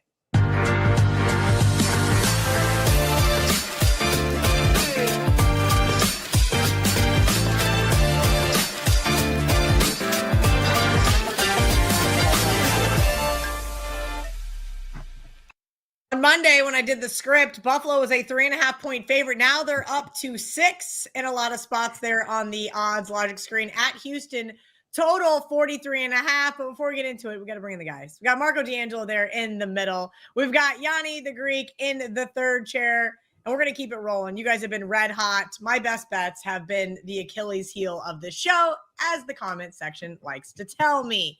But we're going to turn it around right here by telling you guys that I know Buffalo got back in the win column against said best bet of the Bucks last week. And Houston, hey, back-to-back divisional game winners versus the Jags and the Titans, all with a little guy named Davis Mills. No CJ Stroud for Thursday Night Football was already announced this morning. And I think that's probably why we saw this line come up since Monday. But has Davis Mills really been that bad? 726 yards, 60% completions, 3 touchdowns, 1 interception. Okay, fine. He hasn't been that good. But you know who has been really good? Defense. That's right. The Texans, number 1 in EPA per play allowed, number 3 in success rate, number 2 in passing success rate, and number 4 in EPA per rush attempt. If you're going to give me 6 points with that defense at home on a short week, I'm going to take it.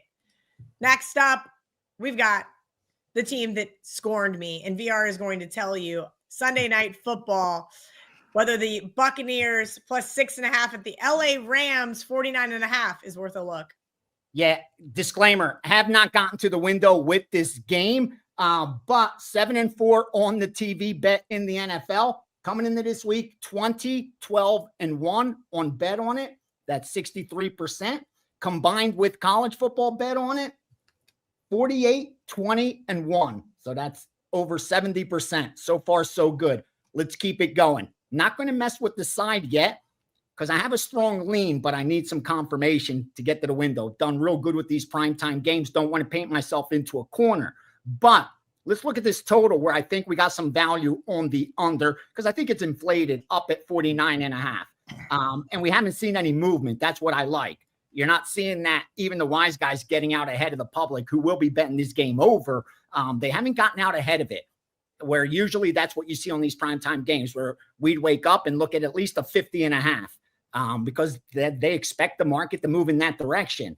But here's the recency bias that we can take advantage of. You have Tampa Bay, who's coming in, having scored 32, 23, 23. You have the Rams who come in scoring 21, 42, 34, 35. A lot of points. But when you look at the side of Tampa, this is the highest total they've had the entire season. No total this high for Tampa Bay. And then when you look at the Rams, only twice in their last 10 games have they had a total that has been this high. And they're actually have had one game more to the under than to the over their last 10. In fact, only 4 overs in their last 10 games. So both are looking at a much higher total than usual. Why? Because of that recency bias. But let's look at the matchup real quickly. Tampa Bay looks like they gave up a lot of points of late, but they went up against some very powerful offenses. More importantly, last week, they went up against the number 1 offense in Buffalo, who they allowed 44 points to. That's not going to be the same offense they're facing this week against the Rams. Top 10 offense, but nothing compared to the number 1 offense of Buffalo. So it'll be almost like slow motion again compared to last week. And then on the Rams side, you're looking at the best defense in the NFL efficiency-wise. So a Tampa offense that's very respectable, top 10, considering they had the 3rd toughest strength of schedule in the NFL. But they're really going to get tested this week against the Rams, who've also had a top 10 strength of schedule and are number 1 in efficiency. So I don't think Tampa's going to have an easy go of it like they've had over the last 4 or 5 weeks. With that said, we're going to go under 49.5. Again, I thought we'd get even higher number. Thought that the Sharps would go over. That's not the case. So we'll go 49.5. I like it. All right, Monday Night Football for Marco D'Angelo. My NFC South prediction winner, that was the Carolina Panthers. God, they're just kind of frustrating at times. Also, been plagued by the injury bug. Speaking of the injury bug, the Niners, who they're facing, have finally started to get healthy. And I think we can all agree that Brock Purdy is better than Mac Jones. Marco, this line is interesting. Just sitting there 6.5 as the favorite there for San Francisco. 48.5 is the total. Make this one make a little bit of sense, because I'm kind of thinking that I would have expected more of a 7.5 point favorite for the Niners. So this one looks like it's begging for San Fran money.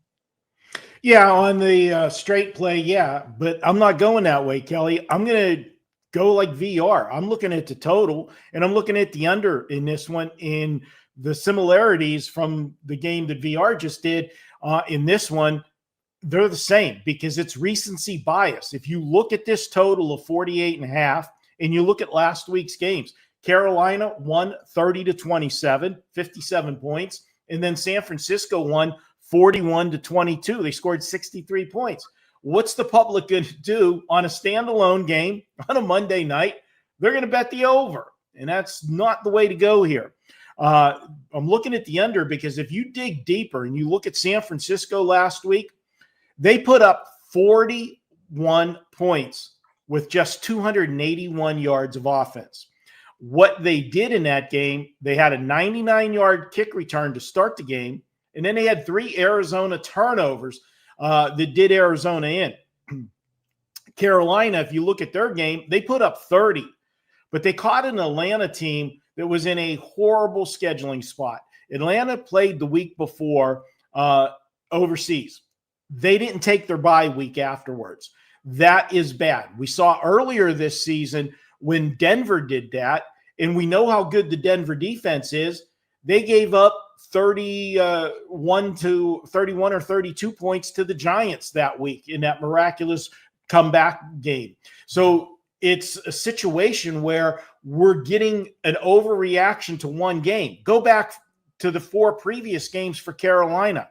They scored 7, 16, 9, and 13 points in their 4 games before last week's explosion. Bryce Young, 419 yards last week passing the football. You know what he had in his 3 previous games combined? 334. No, I'm not going to go with the over here. And if I'm in San Francisco, we know the problem with the 49ers.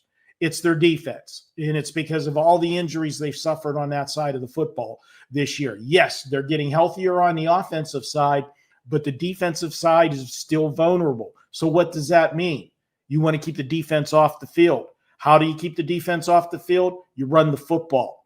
And when you got a running back named Christian McCaffrey, you're going to hand him the ball in this one. And he's going to be a little pumped up for this game because he's facing his former teammates. Let's go ahead and take under 48.5. Now, normally I tell you when I give you a total, act on this one now because it's going to move. Wait on this one. There's only one way the public's going to bet this game. They're going to bet it over. We'll get value closer to game time. I'm taking under the total, but for the official rating for the show, it's 48.5 right now. Okay, on Sundays, and this Sunday, VR is going to join me as I fill in for Ariel Epstein on Last Call. We do a little segment called the Steam Room. An hour up until kickoff, VR goes through the entire NFL slate with you guys. Premium subscribers are always invited. And of course, WagerTalk Insiders will be invited this week. To join WagerTalk Insiders, wt.buzz/insiders. VR, give them the early week preview of what the Wise guys are playing. Oh, yeah. We're going to zero in on those NFL games that I've seen multiple groups attack. And more importantly, after the initial hit on the look-ahead lines. And join me on Sunday, hour before kickoff. We'll go through all the NFL games as much as time permits, sign, totals, player props. There to answer all your questions. We'll put those plus EV teasers together towards the end of the show. And again, you'll get the live stuff also. Now, here's some of the moves for Sunday. Start off 243, New York Jets. Jets took the 2 touchdowns and a hook at 14.5. Also took out the 14s against Baltimore. New York Giants at 11.5. You saw them post that number really high compared to that look ahead. They took that down, and that's why you're looking at 10.5 against Detroit. So the New York parlay, Jets and Giants, New England Patriots, game 247. No surprise. Getting out ahead of the market. That'll be heavily one-sided from the public as well. The look ahead was 4.5. They moved it to 5 immediately on the look ahead. Went to 5.5, went to 6, 6.5. That's why you're looking at a touchdown now. 249 Seattle, minus 12.5 and 13 against Tennessee. They also steamed that one under. So usually the correlation is you're going to cover 13, probably going to go over a low total of 42. Not the case here. Don't expect much scoring from Tennessee. That total got hit at 42, which was the look ahead, 42.5. Got hit at 41 under as well. And then 40.5 earlier this morning. 260 New Orleans, the Saints, plus 3.5, 3, 2.5, 1, 1.5, all because of Penix. So quickly the books were adjusting based on that news. But when it got to as high as Saints minus 2, that's when you saw some take back on Atlanta. So wanted to put that game in there because it's getting a lot of volume already. And you saw that flip of the favorite that happened very quickly because of the Penix injury. And finally, 266 San Francisco, minus the 5.5, minus the 6.5, and then over 45.5 and 46 look ahead, 47, 47.5, and 48. So they like that over in the Niners. It's going to do it for this week's Steam Report. Join me Sunday morning for Last Call and then Steam Room right after. And because I've been bringing up the bottom of the barrel in terms of best bets, the Barking Dog segment has been our best segment all season long here on the show. Marco D'Angelo, I'm going to let you go first. This is the dog I was looking at as well. There's a few around that field goal underdog that are rather enticing this week. Tell me why you like the Cleveland Browns. Well, Kelly, a couple of weeks ago, we got comments in the YouTube channel asking if I was off my meds, and they might ask again because we're even looking at this game, Cleveland and the Raiders. You know, and I equate this game to being like trying to decide whether you want to be punched in the face or kicked in the balls. Neither one's going to be pleasant, but somebody's got to win this game, and this is what I'm looking at. Yes, Shedeur Sanders makes his NFL debut this week as a starter. We saw him last week, and oh God, was it awful. And that's what people are going to overreact to, is because when he did come into the game last week, it was ugly. But here's the thing. He came into the game cold, didn't get the first string snaps last week, was running the game plan that was designed for Dylan Gabriel, not him. Now he's going to have had a week of snaps, going to have a game plan that's prepared, tailor-made to what strengths he has, and we'll find out if he has any. And he's going to be going against a Raider team that is a complete dumpster fire. It has been a train wreck of a season for the Raiders. The defense is not playing well. The offense is playing pitiful. Geno Smith is reverted back to New York Jet Geno Smith.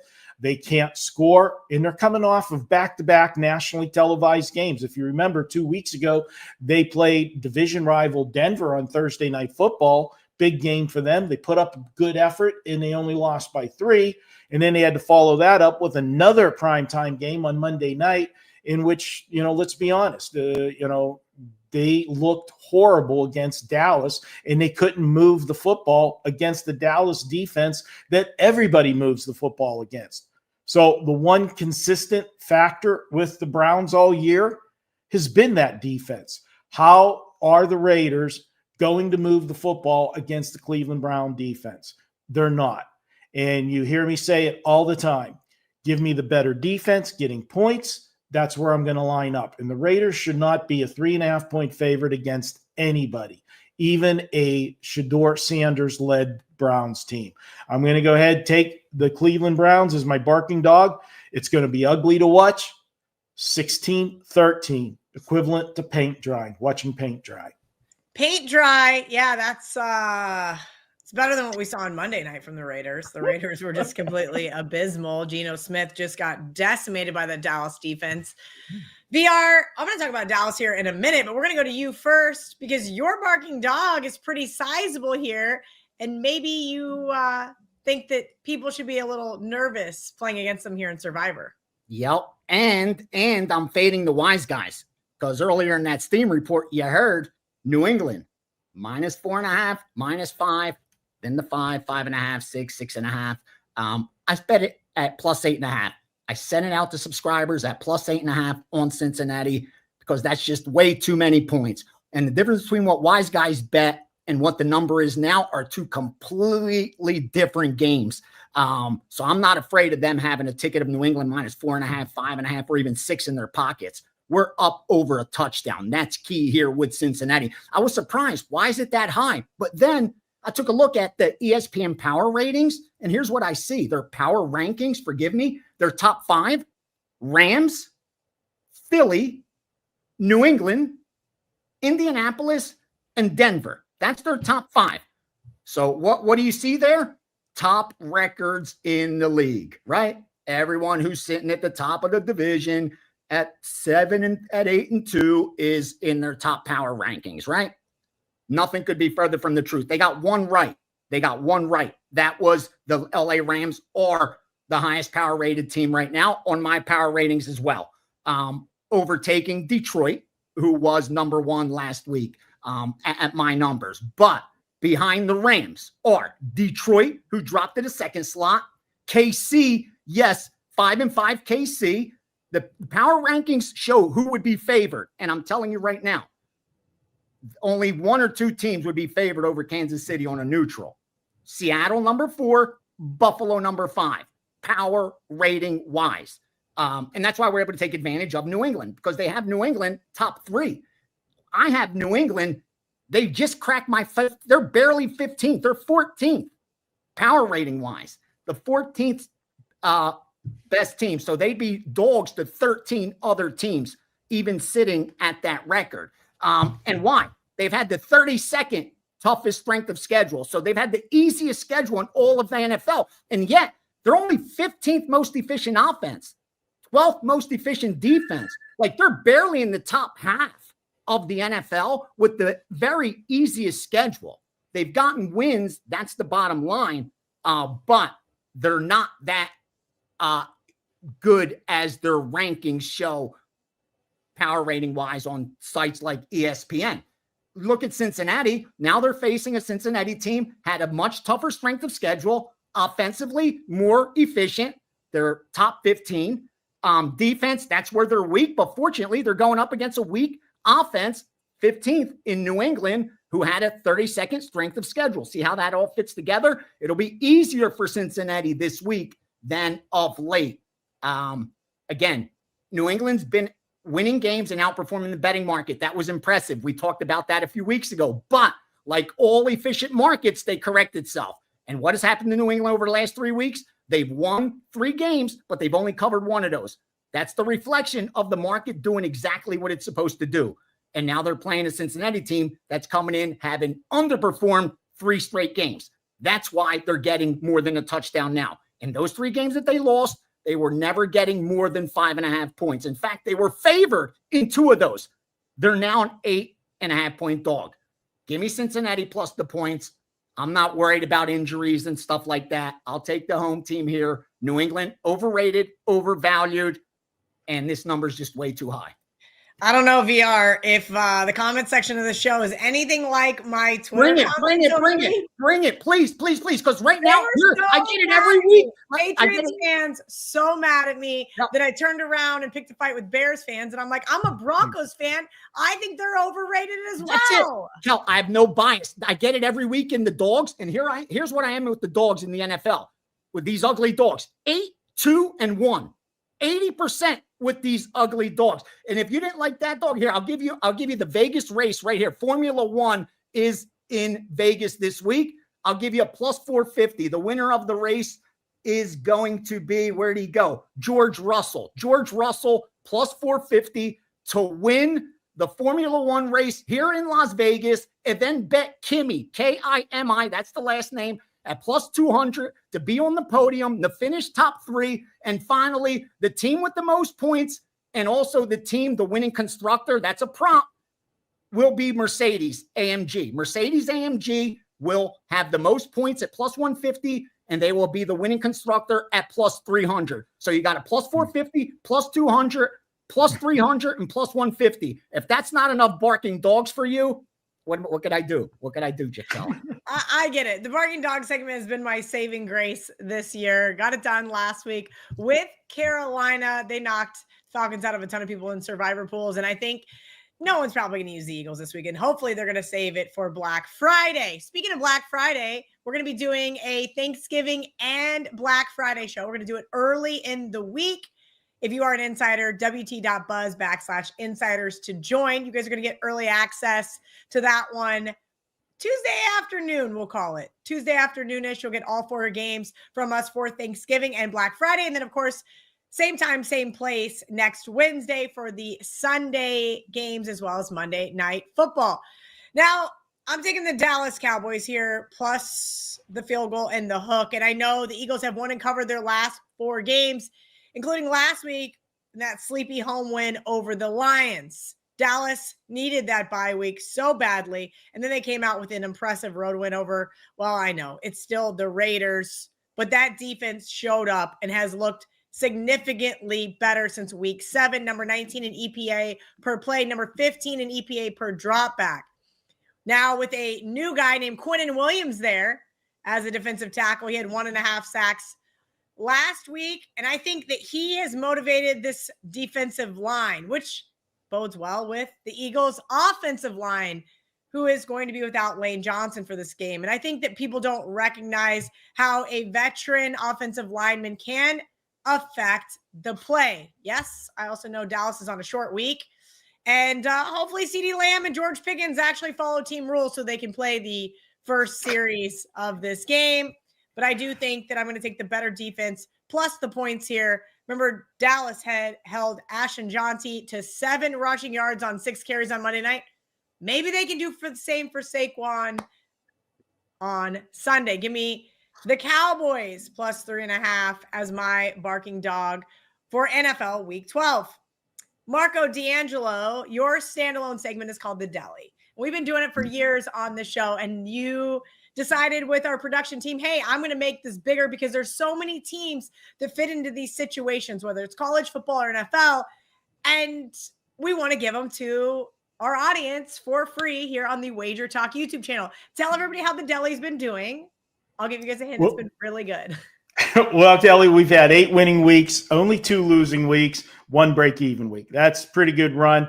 That's converted to 35-18 for the season. We give 5 games on the show each week, and that'll come out on Thursday. And then, of course, be part of the Bet On It Mega Show as well. So check out the Deli. And I love you guys jumping into the comments section. We get a lot of interaction in the comments. A lot of people, I like to hear where everybody is watching from, see where our audience base is. And we've had people watching from other countries and everything else. It's really cool. So tune in Thursday for that. And this week for the Deli, we're looking at a trap game. And that trap game is going to be the Arizona-Jacksonville game.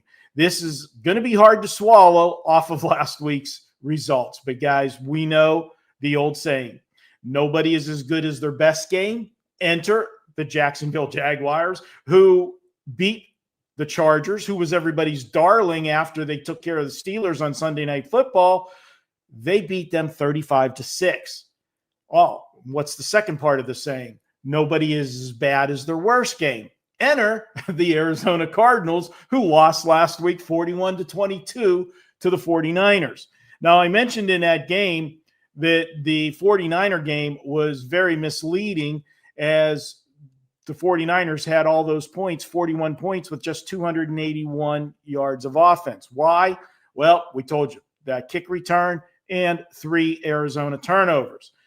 Guess what Jacoby Brissett had last week? He led that team to 488 yards of offense in defeat. I look for them to have a big game this week. And before you start jumping up and down about Jacksonville and how they demolished the Chargers, Trevor Lawrence had just 153 yards passing last week. Yeah, granted, they had a big lead most of the game, so they were running the football. But what about the week before? He only had 119 yards. I cannot fall for Jacksonville as a road favorite. They're in the old fat and sassy alert mode after that win last week. This will be the third road game in 4 weeks for Jacksonville. But it gets worse. If you go back before the 4 weeks, they had their bye week. What did they have before the bye week? They played over in London. Think about this. In a matter of 6 weeks, they had 4 games where they traveled. They traveled to London. Then they came back here. They played the Raiders here in Vegas, went back home, played Houston. Then they also went and played another road game, now coming here to Arizona. That is a lot of traveling miles, and you're crossing a lot of time zones coming from Florida, as Kelly knows, as she travels a lot out of Florida and traveling cross country. This is going to take its tear on this team. We've got the situation with the travel. We've got the situation with Fat and Sassy off that big win. And we got an Arizona team that wasn't as bad as the score looked last week. I'm going to go ahead and take Arizona. I think this is a spot for them to get a win. I'm calling it Arizona 24-20. I know it's hard to swallow, but some of those, the harder the ticket to place the bet, sometimes are the easiest to cash. Marco, I think I'm just going to have to tease that team. Teasers have been working out really well, and it's not as hard to swallow when you're getting a touchdown there with the Arizona Cardinals. Let's get into those best bets, and I'm hoping to give you guys a winner this week, but we're going to let VR go first. He's got a nice total for you guys in that exact same game.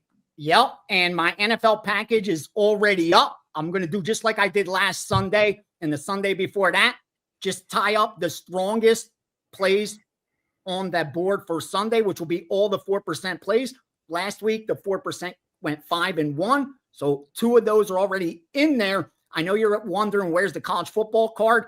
It's not up there yet because I'm firing a 5% big move in college football this week. It's only the 5th this season. So this is the 13th week of college football. This will only be the 5th time I'm firing a 5% big move in college football, up over 130 units and sitting at number 1. That package will be up. I'm just waiting to see when's the best time to get down on that big bet. Now, here's our best bet as of today in the NFL. We're going to look at the Jacksonville, Arizona total and take advantage of some recency bias there. It looks like Arizona's given up a lot of points of late, but if you look at the offenses they faced in efficiency, they played the number 5, number 9, number 4, number 3, and number 13th most efficient offenses. Okay. Now they're going up against Jacksonville. That's out of the top 15 and didn't have, they had a decent strength of schedule, but they're out of the top 15. So they're going to have an easier go of it.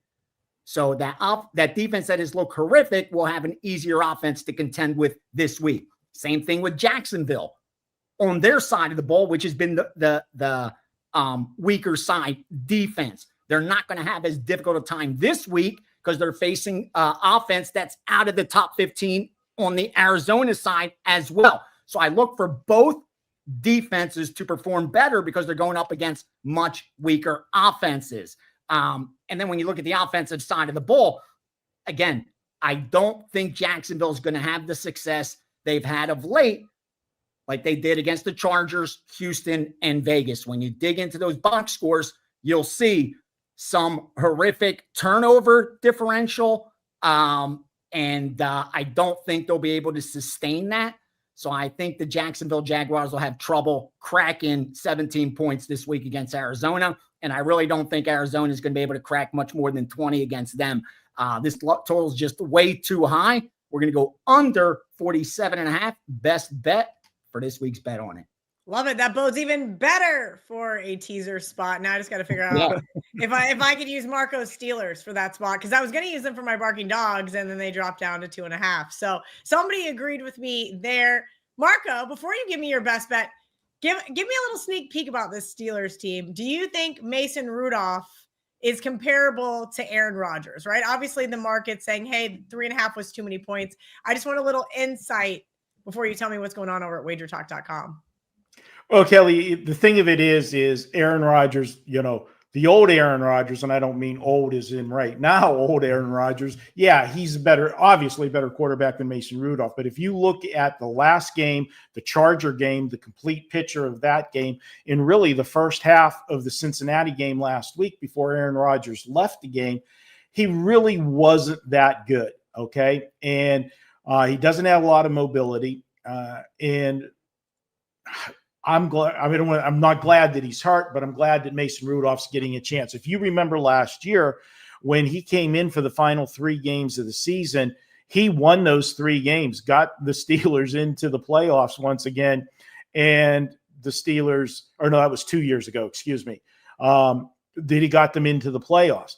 He is the guy that the locker room loves, okay? And they're going to play hard for him. And when you saw him come out Sunday for the second half, when he came onto the field, the crowd went nuts when he got onto the field. And you saw the team respond to him. I think they're going to be just fine this week. And going to Chicago, the cardiac kids who keep coming from behind. Yeah, Kelly, that teaser looks really intriguing on Sunday with the Steelers. Oh, All I right, guess Mark. it's my turn to talk. It's my turn to keep talking. Sorry, no, I didn't ask you about your best bet yet because you're going with another team total. First, let everybody know what they've got going on over at WagerTalk.com. We've still got the Weekend Warrior package available, but we've got a little something extra for our viewers. Yeah, the Weekend Warrior package has been phenomenal. Everybody loves that. You get all of the plays Saturday and Sunday in football. And if you have a Monday night play, you're going to get that free. But why not get everything? If you love the football, right now we've got a deal through the Super Bowl. And this is for any capper. You can get all of our plays, college and pro, includes the 5% plays through the Super Bowl for $379. Kelly, I will have a 5% this week. We hit our 5% last week with the Seattle Seahawks. We're now 37-16 with those 5% since February of 2024. I don't have a bunch of them, but when we have them, we win them. And speaking of winning, we've been on a tear. Last 3 weeks, 20 days, last 20 days, we are 32-14 for our clients for a profit of $4,668. Join us, myself, Gianni, all of the cappers. Pick your favorite cappers, jump on board. You'll never miss a play from us. And next week with Thanksgiving, there's football every day. You don't want to miss out on all of the action. And speaking of action, let's get to that best bet. If it ain't broke, don't fix it. You know, I actually had somebody in the comment section last week said, I don't like team totals. I replied back, it's okay. Do you like money? Because we've won both of them without a sweat. So if it ain't broke, don't fix it. I'm coming back with another team total. Jump on board. Everybody is. If it ain't broke, don't fix it. I'm going with who we had 2 weeks ago, and it was the Detroit Lions. And we're taking them over 30.5 points. Why? We know what Dan Campbell does after a loss. He puts the pedal to the metal, and he's got his team rolling. And again, Dan, you look at what they've done. Yeah, 4 of the last 5 games, they've been held to 24 points or less. That's not good, right? No. But that was against Kansas City, Tampa Bay, Minnesota, and Philadelphia. In the Philadelphia game, not only were they going against, a good defense, they were aided by weather conditions in Philadelphia last Sunday night. It was very windy there. The Giants defense, not anywhere near any of those defenses. They're going to be able to move the football. Plus, they're playing at home, indoors, on the fast track, perfect conditions.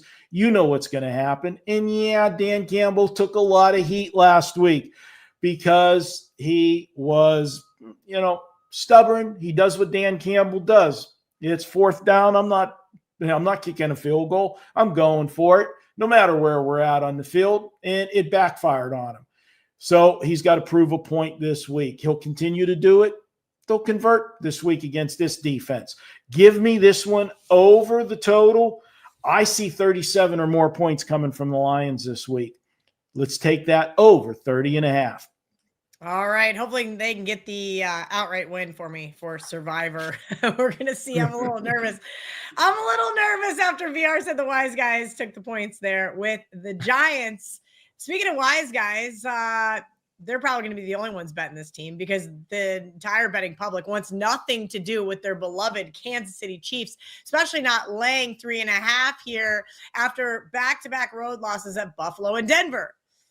Indianapolis, they're coming off a bye week. Prior to that, they probably should have lost to Atlanta, but got the win.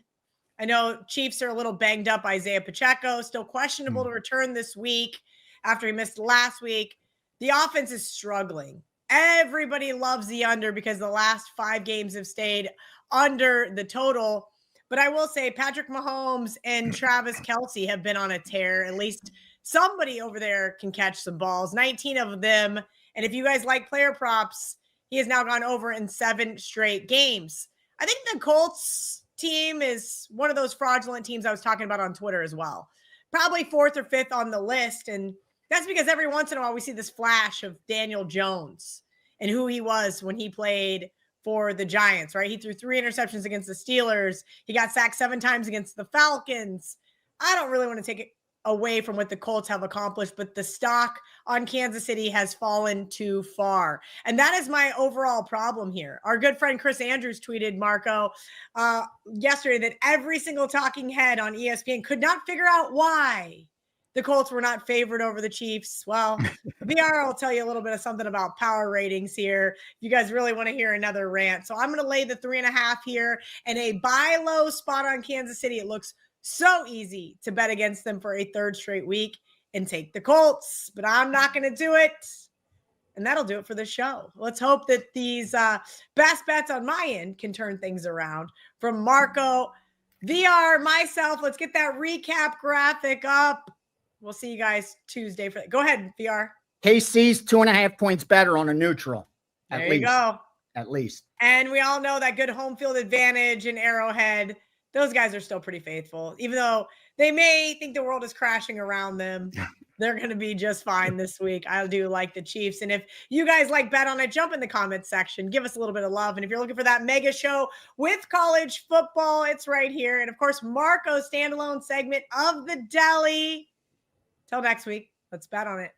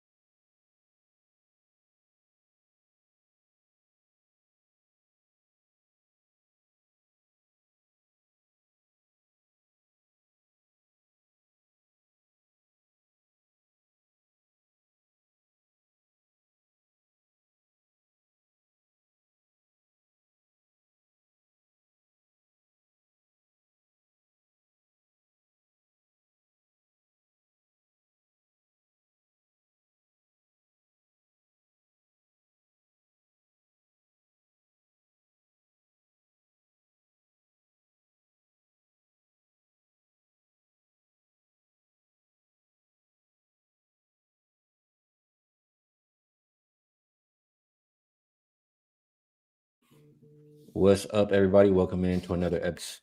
If you are new, start this show by being transparent. Yesterday ended up being another good day for myself. I'm pulling it up here. Ended up going 7-3. Got there with the Texans. That was a top play winner.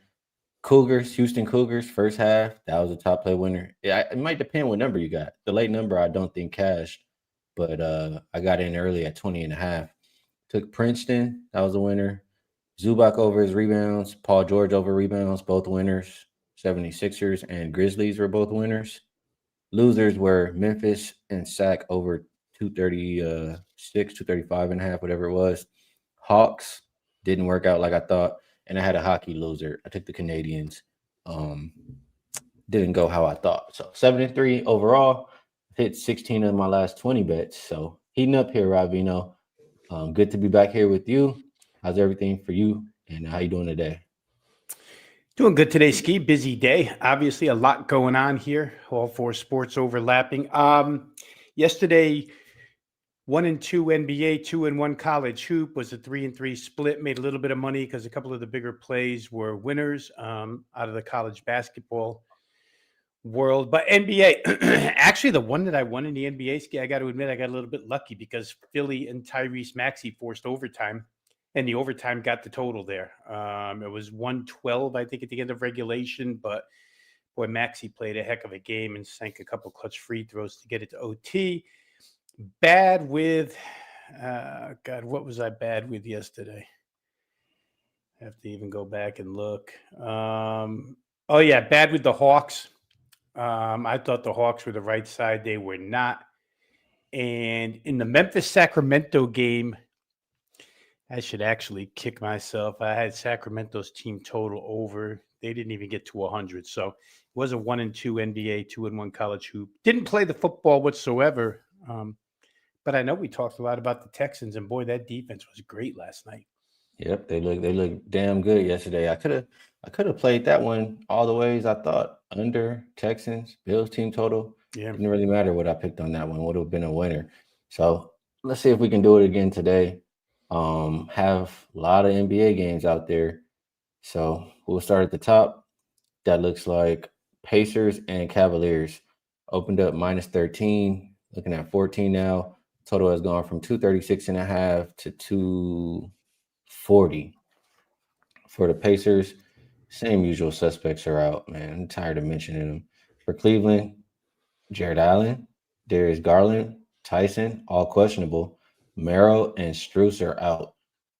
Vino, I'm gonna keep saying this Cavs team, they suck. They are so overrated. They're soft and they're just not good, especially when they don't have, Garland in there to help distribute.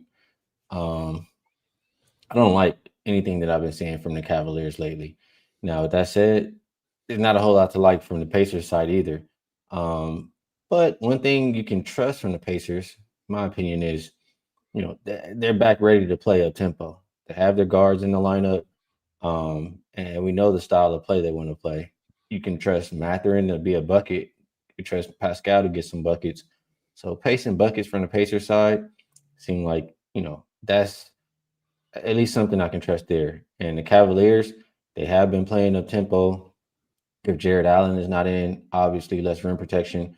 I would want Garland in, like I said, to help with pace, to help with, playmaking.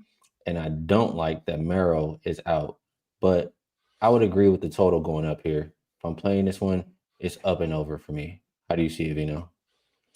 Yeah, I think Kenny Atkinson, the coach of the Cavs, agrees with you because he was not real pleased with his team and kind of let loose. He's not a coach that speaks often, but he will. And he was PO'd after they lost to Houston. He said, because the Rockets won the rebounding battle by 12, 51-39, 21 second chance points off of 16 boards. Kenny Atkinson, we couldn't stand toe-to-toe with them. We've got to rebound the ball better. There's more to it here. Oh, we've got to focus on it a little more. So if Jared Allen was in the game because Indiana's so small, I would think that the bigs could dominate inside for Cleveland if they want to. I mean, the coach certainly wants them to.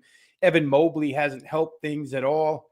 And he hasn't helped from the foul line either, Ski. I didn't realize until reading this morning that they're 25th in free throw percentage, and he's shooting the worst free throw percentage since before high school, he said. Only 60.5% for Evan Mobley from the line. So there's some things going wrong with Cleveland, certainly. I know they have a little bit of revenge from last year's playoff loss. Whether or not that comes into play tonight, I'm not sure. I think in the end, I would just agree with you that the number where the total is concerned probably is reachable for both sides. Benedict Mathurin, for what it's worth, said Indiana can go on a 10-game win streak now. And you just called him a bucket, but he called himself a bucket before you told him he was, because there's a quote in here where he says, I don't want to sound cocky, but I know I can score on anybody and I need to help my teammates. So Ben Mathurin, ever since his days at Arizona, has been exactly that. I could see a lot of points in this game. I saw the mention in there, and I went through these cup standings earlier today. Cleveland's in pretty good, or they're not in pretty good shape because the Raptors are in real good shape in their group. But if they want to stay in it, they would have to win. I just don't know how much the Cavs care about this cup. I don't think they really do. I don't think they really do either. Yeah, it makes Mathurin's points, appealing, definitely. So different ways to look at this game. We'll keep going down the list. We do have a lot to talk about here today. Washington and the Raptors open 13.5. Looks like 14.5, depending on where you shop. Not a whole lot of movement on the total. As far as the injury report, CMB is out for the Raptors. You have you have Sarr questionable, and you have Bagley doubtful for this Wizards team. The Wizards just stink. How much do we have to even really talk about this? They suck, Rob. It's not a whole lot of reasons to look towards the Wizards, especially in front of a back-to-back for them. And this is a cup day where the other teams have all the incentive to go and blow you out. So the only question is, in my eyes, is it going to be more of the Raptors just scoring a million points, scoring at will, or is it going to be the Raptors, suffocating the Wizards and the Wizards struggling to score? I think it can go both ways, but if I'm picking one, I would say, Raptors defense has been pretty elite for about, 10 games, maybe something like that. And the Wizards have really been struggling to score versus everybody. So I would say Wizards team total under. That's what I like the most here. But if you put them both together, that means you're taking the Raptors, Robino. How do you feel about it? Yeah, I like the Raptors. And I'm not big on laying this type of points, but for all the reasons you just mentioned, they're capable of it. Their defense has been really good this year. We've talked about it more than once on this show. For Washington, the two injuries are worrisome for them. Not that they're good defensively anyway, but if Sarr doesn't play, Sarr didn't play the other night. Bagley was his replacement, or Sarr got injured the other night. Bagley was his replacement. And then Bagley went down. And so now you've got the starter and his backup both probably not going to play tonight, which makes them even softer in the middle than they were previously. Toronto is a team that's aggressive to the rim. I could see a lot of points out of Toronto. They are 2-0 in their Group A out of the East as far as cup is concerned. Contrary to what I said about Cleveland, I think Toronto does care. Toronto's a team that's up and coming and probably wants to win something like this. So I could see a lot of enthusiasm out of that side. They played this team once earlier this year and only beat them by 1 point. I think that's got to change here. I think Toronto probably could win this one by 20. And again, using the two things you said, is Toronto just going to go crazy scoring, or are they going to strangle Washington from scoring? I just put those two together and think they'll win by more than 14. I think you can get 13.5 too as I talk here. All right, so we're in agreement on that one. We'll keep going down the list. Nets and Celtics, 15-point spread for this one with a total of 222. For Boston, only Tatum is out. For Brooklyn, Cam Thomas, Highsmith, Saraf, all out. I mean, this Nets team does continue to struggle to score without Cam Thomas out there. How much can we trust this Celtics defense? I guess becomes the question here tonight. Celtics definitely not a team that I'm looking to lay 15 points with. I'll tell you that right now. But just looking here, they have been a solid defense. Nets have been struggling to score. Could be another Nets team total under. What do you think about Celtics and Nets, Rob? Well, we just saw it a couple of days ago, and I think you cashed. I think I remember being on the show when you said Celtics Nets full game under, and it stayed under. But I'm not, the Celtics were in a far different point spread position that night. It wasn't minus 15. And I don't trust their 3-point shooting enough, Ski, to tell you the truth. They like to launch threes. They haven't shot them as well this year. We've documented that quite a bit. Pritchard did come on a little bit recently, but I'm not going to lay 15 with this Celtics. So for me, it was a game I immediately scratched. I guess there's cases to be built for some form of under in this game. There's probably even a case to be built for holding your nose and betting the dog just because the other side probably isn't worthy of laying 15 points here. But I choose neither. Well, I can move on to the next game. Yeah, these are the slowest paced teams the last 5 games, 30th and 29th. That was part of the reason why, I did roll with that full game under last time. But I just, man, I don't trust Brown's them. A liar, Rob. He's a liar. He's definitely a liar. But I don't trust this Nets defense. That's the problem for me. The Nets, they kind of just give it up. I know they were good that last time they played, but just looking at the Nets, I mean, they've been all right. They've been all right defensively. It's hard for me to trust them. So I guess lean under. Nets team total under is starting to get a little low at 103.5, but should be a slower game. Yeah, I'll say full game under again if I'm playing this one. All right, MPJ had a little to say off topic, didn't he? Shout out to dropping dimes in the chat. Yeah, MPJ has a lot to say. They're telling him to shut up. They're telling him to leave the podcast alone. All right, man. We got another one. Miami and Chicago. Not a whole lot of movement. I mean, sitting right at the opener of 2.5. Total, though, did go up from 246.5 to 250. I think this is the highest total we've seen so far this season. No Wiggins, Rozier, Jovic, or Hero for Miami. For Chicago, you do have Trey Jones questionable, Kobe White questionable, and you have Jalen Smith probable. Zach Collins out. I can't help but think, Rob, and I'm pulling up these schedules. Let's pull up these schedules for both of these teams. The Heat, well, first of all, Bulls have been playing a lot of games lately. Could be supposed to be a flat spot. First game home after a long road trip, right? 4th game in 6 nights, and the first of a back-to-back for them. They play the Wizards tomorrow. The Heat do have the rest advantage.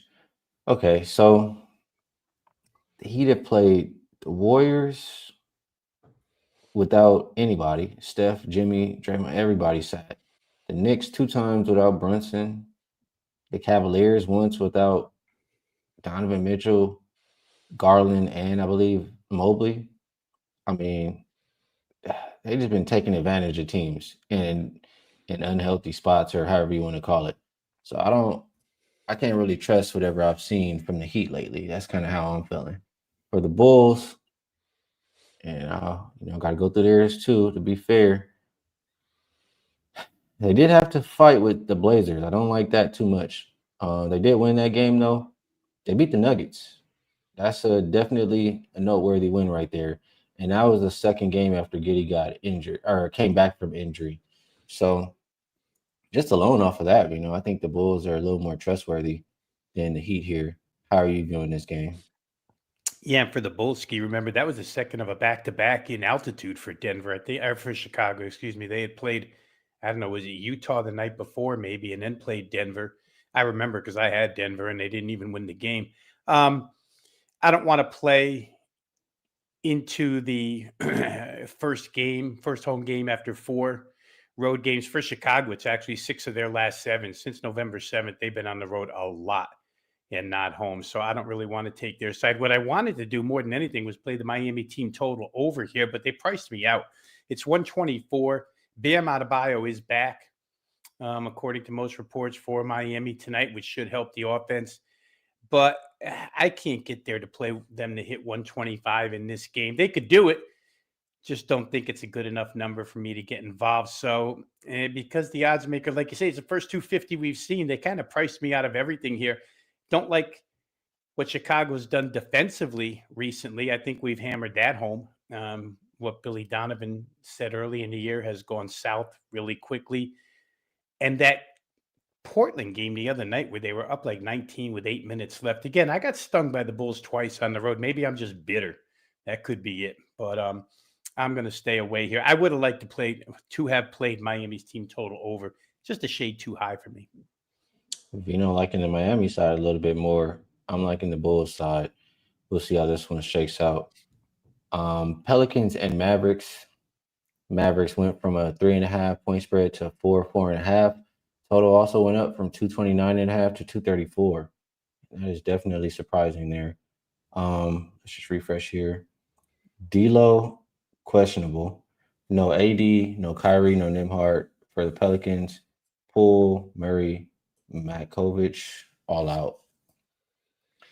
Pelicans, they're just so sorry. The Mavs are sorry too, but I feel like the Mavs can be better. At least they've given up on this Cooper Flag point guard.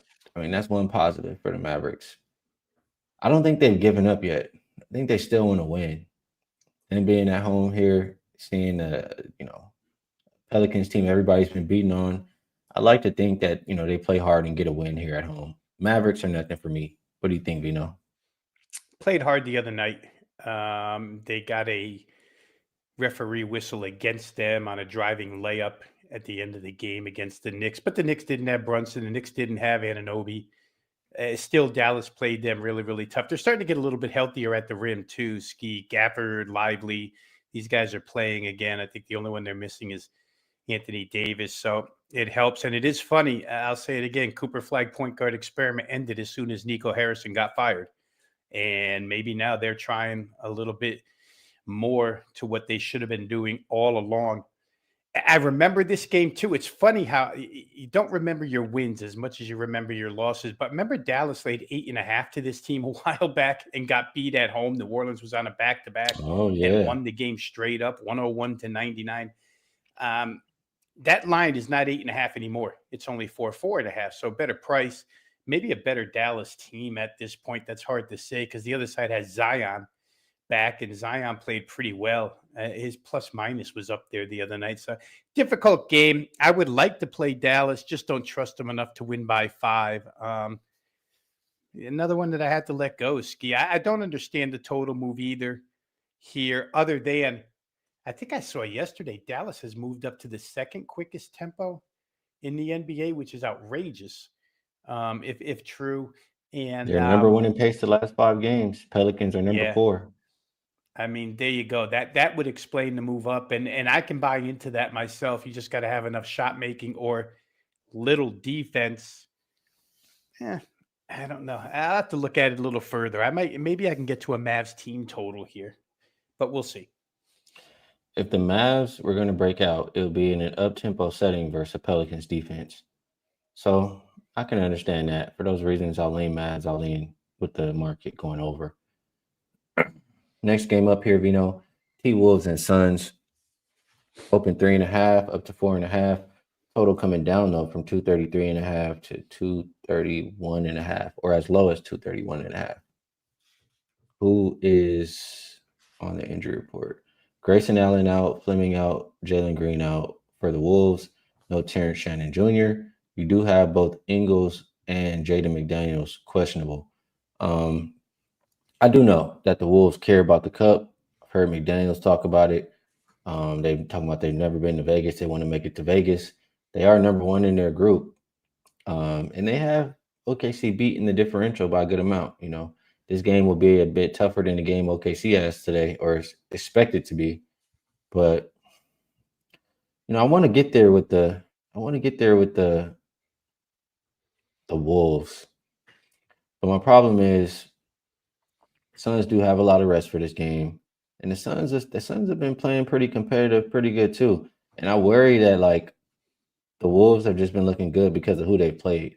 It's just so many bottom tier teams in their recent schedule. played the Kings twice, played the Wizards, played the Mavericks, played the Jazz twice. Like, I can't put too much stock into that. When you're coming here and you're playing a Phoenix team that's, they've been playing pretty solid. Not saying they're the greatest, but they've been playing solid. And I'm looking at the Suns' recent schedule. They beat the Blazers. They beat the Hawks team that have been playing well. I mean, they beat up on some bottom feeders too.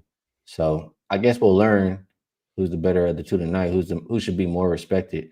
If I had to put my money on this one, I think that the Timberwolves defense is more trustworthy, in my opinion. Suns offense might be more trustworthy, but I'll lean Timberwolves here. How do you see this one, Vino? Yeah, I agree. I mean, I made a small play on Minnesota earlier this morning. Just from a fundamental matchup perspective, Ski, when I think of Minnesota, I always think about how much reach they have on the defensive end. And you kind of need 3-point shooters that can get over the top of them. And without Grayson Allen, that's one less for Phoenix, which to me is a bit of a concern. I think maybe Minnesota defensively can stop Phoenix from scoring all the points that they've been scoring, or contain them a little better than the bottom feeding defenses that they played lately have done. Again, you mentioned the cup. I agree. I think Minnesota wants to get there with the cup, so it's a big game for them in that instance as well. Again, for the fundamental reason, and Phoenix, for what it's worth defensively, I don't think can handle Minnesota. So I just put 2 and 2 together, came up with a small play on Minnesota minus the 4.5. All right, Vino liking that side. I'm somebody in the chat, I forget who I just put up. I can't see the screen right now. Just mentioned that the Wolves, I think it was B-Man. The Wolves haven't beat a team over 500. And yeah, 0-4 straight up, 0-4 ATS. They played the Spurs, the Celtics, the Thunder, and the Sun. I'm sorry, that's not correct. That's who's upcoming. They played the Nuggets, the Lakers, the Knicks, and the Nuggets. So Nuggets twice, Lakers and Knicks. And 0-4 there. I'm just curious what the Suns look like for some of the better competition. So Suns 2-4 straight up, 3-3 ATS. So a little bit better. The one thing too I do have to think about and mention here, Vino, is the Suns have played better at home than on the road. The more I think about this, the Suns could compete in this game. I mean, Minnesota is only beating up on the bottom feeders. Let me just glance at one more thing here. Yeah, Suns 7-1 ATS at home so far this season. Wolves 3-4. This is a tough game. Any last thoughts here? No, I stated the case where I think Minnesota probably gets the win. The only thing I'd say real quick here is that 0-4 that you listed for Minnesota against better teams. I think those 4 are a different class than Phoenix. 2 Denvers, a Lakers, and a Knicks. Fair. That's a little bit better class than Phoenix. Fair. Very, very, very fair. All right, let's talk about those Nuggets. Nuggets versus the Rockets should be a good one. Opened up -2, looks like 2.5. Total's gone up slightly from 234.5. As high as 236.5. For Denver, you have Aaron Gordon probable. They'll be without Braun and Strother. For the Rockets, you still have Jabari Smith Jr., Steven Adams, questionable. Tari Eason, DFS, and Van Fleet will be out.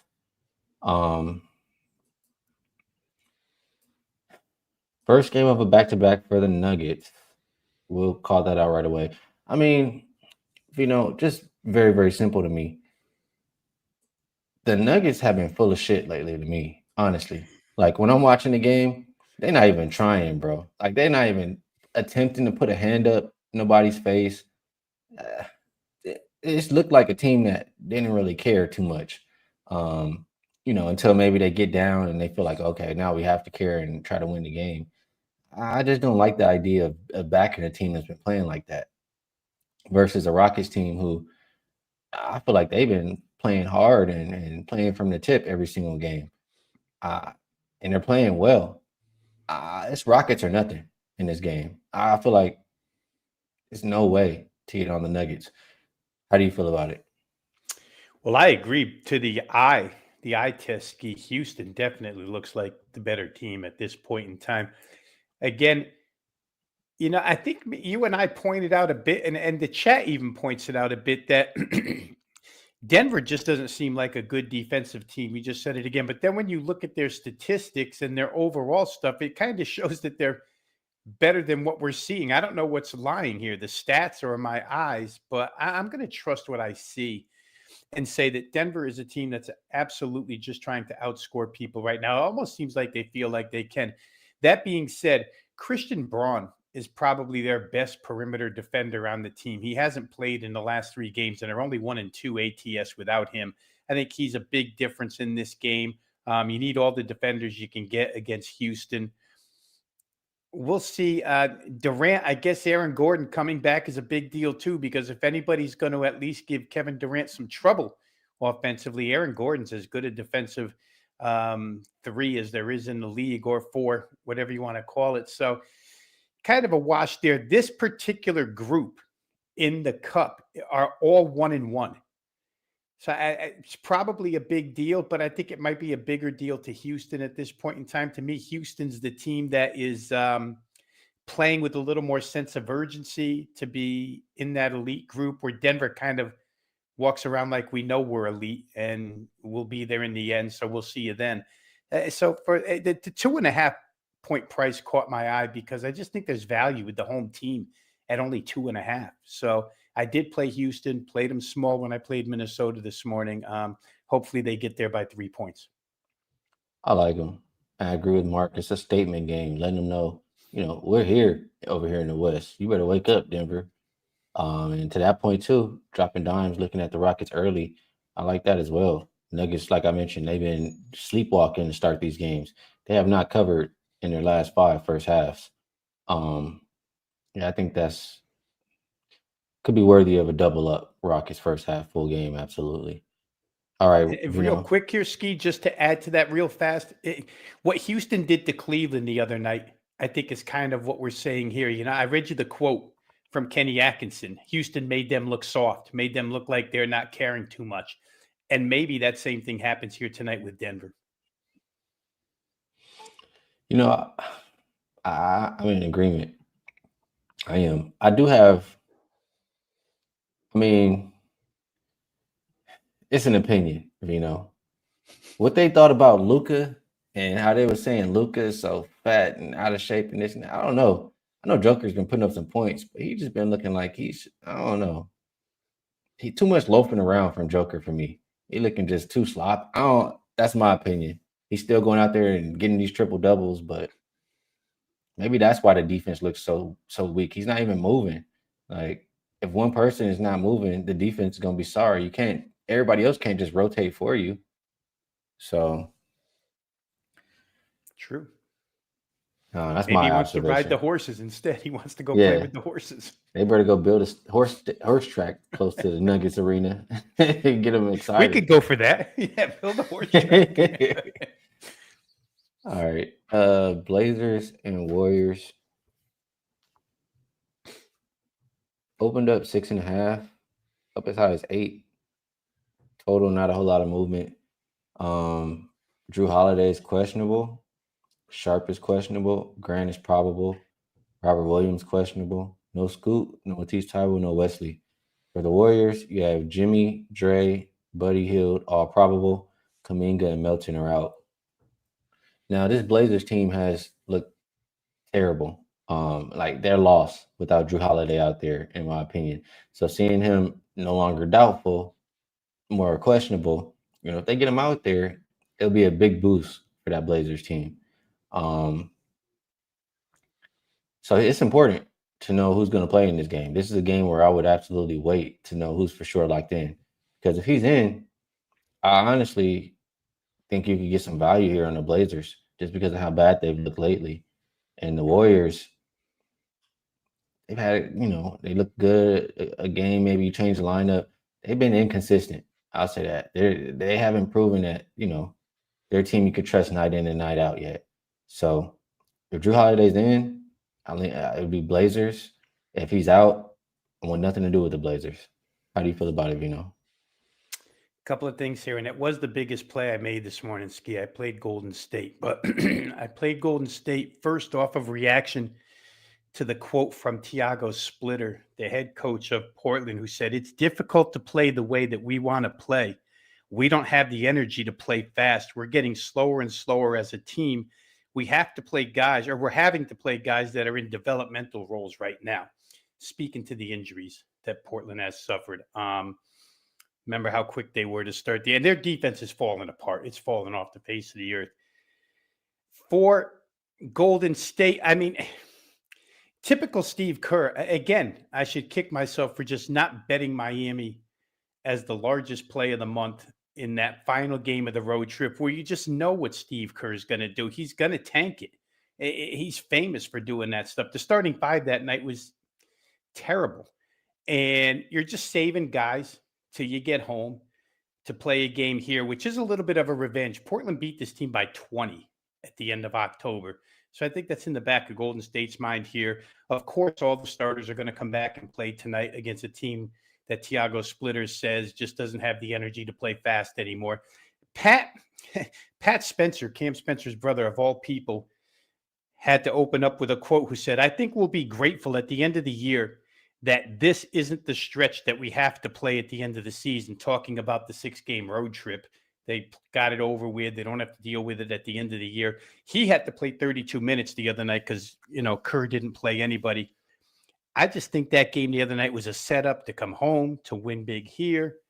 I don't know that the cup means anything to the Warriors, but it is a cup game. And I don't like what Splitter said about, team not having energy, can't play the way they want to play right now. And they're playing guys that should be in the developmental league. Yeah, I wouldn't like that either if I'm thinking about the Blazers for sure. Yeah, quote wise, can't back the Blazers. So move over to the last game in the association tonight. Thunder and Jazz. This one did go up from 14.5 to 16.5. Total has had a lot of movement. It opened 234.5. Saw it go up as high as 236.5. Come back down as low as 232.5. And I'm gonna just start there with that total. My initial thought earlier in the week when I'm thinking about this game is I can't wait to bet the Jazz over. Who they play on Friday? I'm betting the Jazz over. Because that's how their home games are gone. This young team likes to run. They see their opponent coming in elevation and they just want to run them into the ground. But this Thunder team, yeah, they don't mind running. They got to pump the brakes. Like, this Thunder defense has been elite. They're barely allowing teams to get 100 points. And in a game where point differential matters, they could absolutely just suffocate this Utah Jazz team. And I don't view the Thunder as a team that's going to come into OKC and be tired and get, they have so much depth, so many guys, like their main players don't even play the fourth quarter most nights. I think OKC's defense shows up. I think that's the reason that they'll win by the big margin tonight. So I'd have to buck the Utah home trend of high scoring games. If it's high scoring, it's because the Thunder are scoring tonight. I think it will be Jazz team total under for me in this game or nothing. How do you feel, Vino? Yeah, well, from the Oklahoma City defensive standpoint, Ski, what they like to do kind of is hand in glove with Utah, because I don't know that Utah has the best ball protection backcourt. Oklahoma City is going to come smother you, and they're getting healthier by the day, really. Remember, at the beginning of the season, they played without a lot of bodies in that rotation and still won games. To your point about Oklahoma City not walking in, let's say the way that we compare them to Denver, the way we just talked about Denver, kind of lackadaisical. OKC 16-1, they haven't been lackadaisical at all, and they've covered some of these numbers. So the fact that they pressure the ball as much as they do and score in bunches off steals, I don't know that Utah's ball handling is good enough to prevent that from happening here. I know OKC will be rooting for Phoenix tonight, because if Phoenix wins, it would throw Oklahoma City with a win themselves into a tie for that first place for the cup. And they still have a game with Minnesota left in the cup. So Oklahoma City could certainly win it out of their bracket as well. I just, there doesn't seem to be any let up in OKC. You would think off of the championship last year, they played deep into the season more than anybody else, that perhaps, a little, I guess load management is caused by being ahead by so much at the end of 3. I guess you can do it that way too, because that's the way they're doing it right now. I wouldn't want Utah.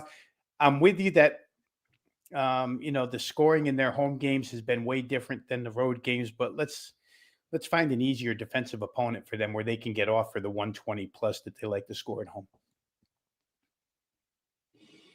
All right. I think this one could be a beat down, Rob, a beat down. So that's the NBA card for today. I think we did enough on NFL yesterday. Unless there's anything else that you want to talk about, I think we're okay. Yeah, we're okay with the NFL. We did a good job yesterday. It just kept growing yesterday. It went from 1 to 3 to Yeah, so if you want to hear some more NFL, we did talk about it yesterday. Thoughts haven't changed really. So yeah, I guess on that note, we will, or before I go to best bets, let's do the promo stuff. We'll remind everybody about Weekend Warrior. If you want to be involved for NFL, you can get Saturday, Sunday, and Monday Night Football. Includes 5% plays. You get them for only $49. If you prefer basketball, we have the full court all access pass. 3 days of college basketball and NBA. Get that for only $49. If you want a little bit of everything, you can get 10 days of picks for less than $10 per day. Check out Robino or myself. See if you want to, continue a little longer term or however that may go. If you want that longer term, you can get $500 off a 1-year pass. Comes out to just $125 a month. And if you were to go rock with Robino for a year, you would get a 25% bonus coupon. You could come check out some of my stuff as well. So that is it's a promo for today, Vino. Best bets. Before you give yours, I'll ask you if there's anything else you'd like to promote. And if you don't have a best bet, that's okay too. Promos, you've got them covered. Ski, that's good for the weekend. NFL still remains really good for me. So if you're into the Weekend Warrior, if you're into football, the Weekend Warrior Pass, probably a good one to follow me with. And just, Golden State was the play I played the biggest, so I'm going to leave that here as the best bet. I gave the reasons why. I don't like what Splitter said.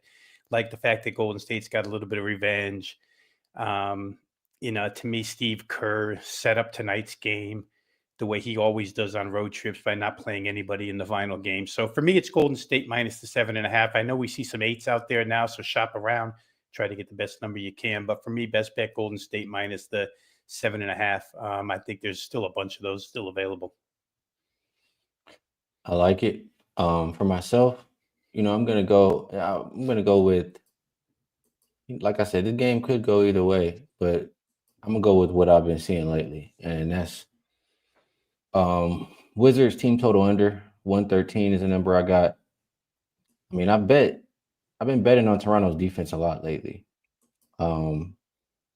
They've held, I think, 9 of their 10 opponents under their team total. So that defense has been locked in. Washington has been a team that's really struggling to score. If you look at, I can look at their last 10 games here. Let me just go back there. For Washington, their last 10 games, they're averaging 109.2 points per game.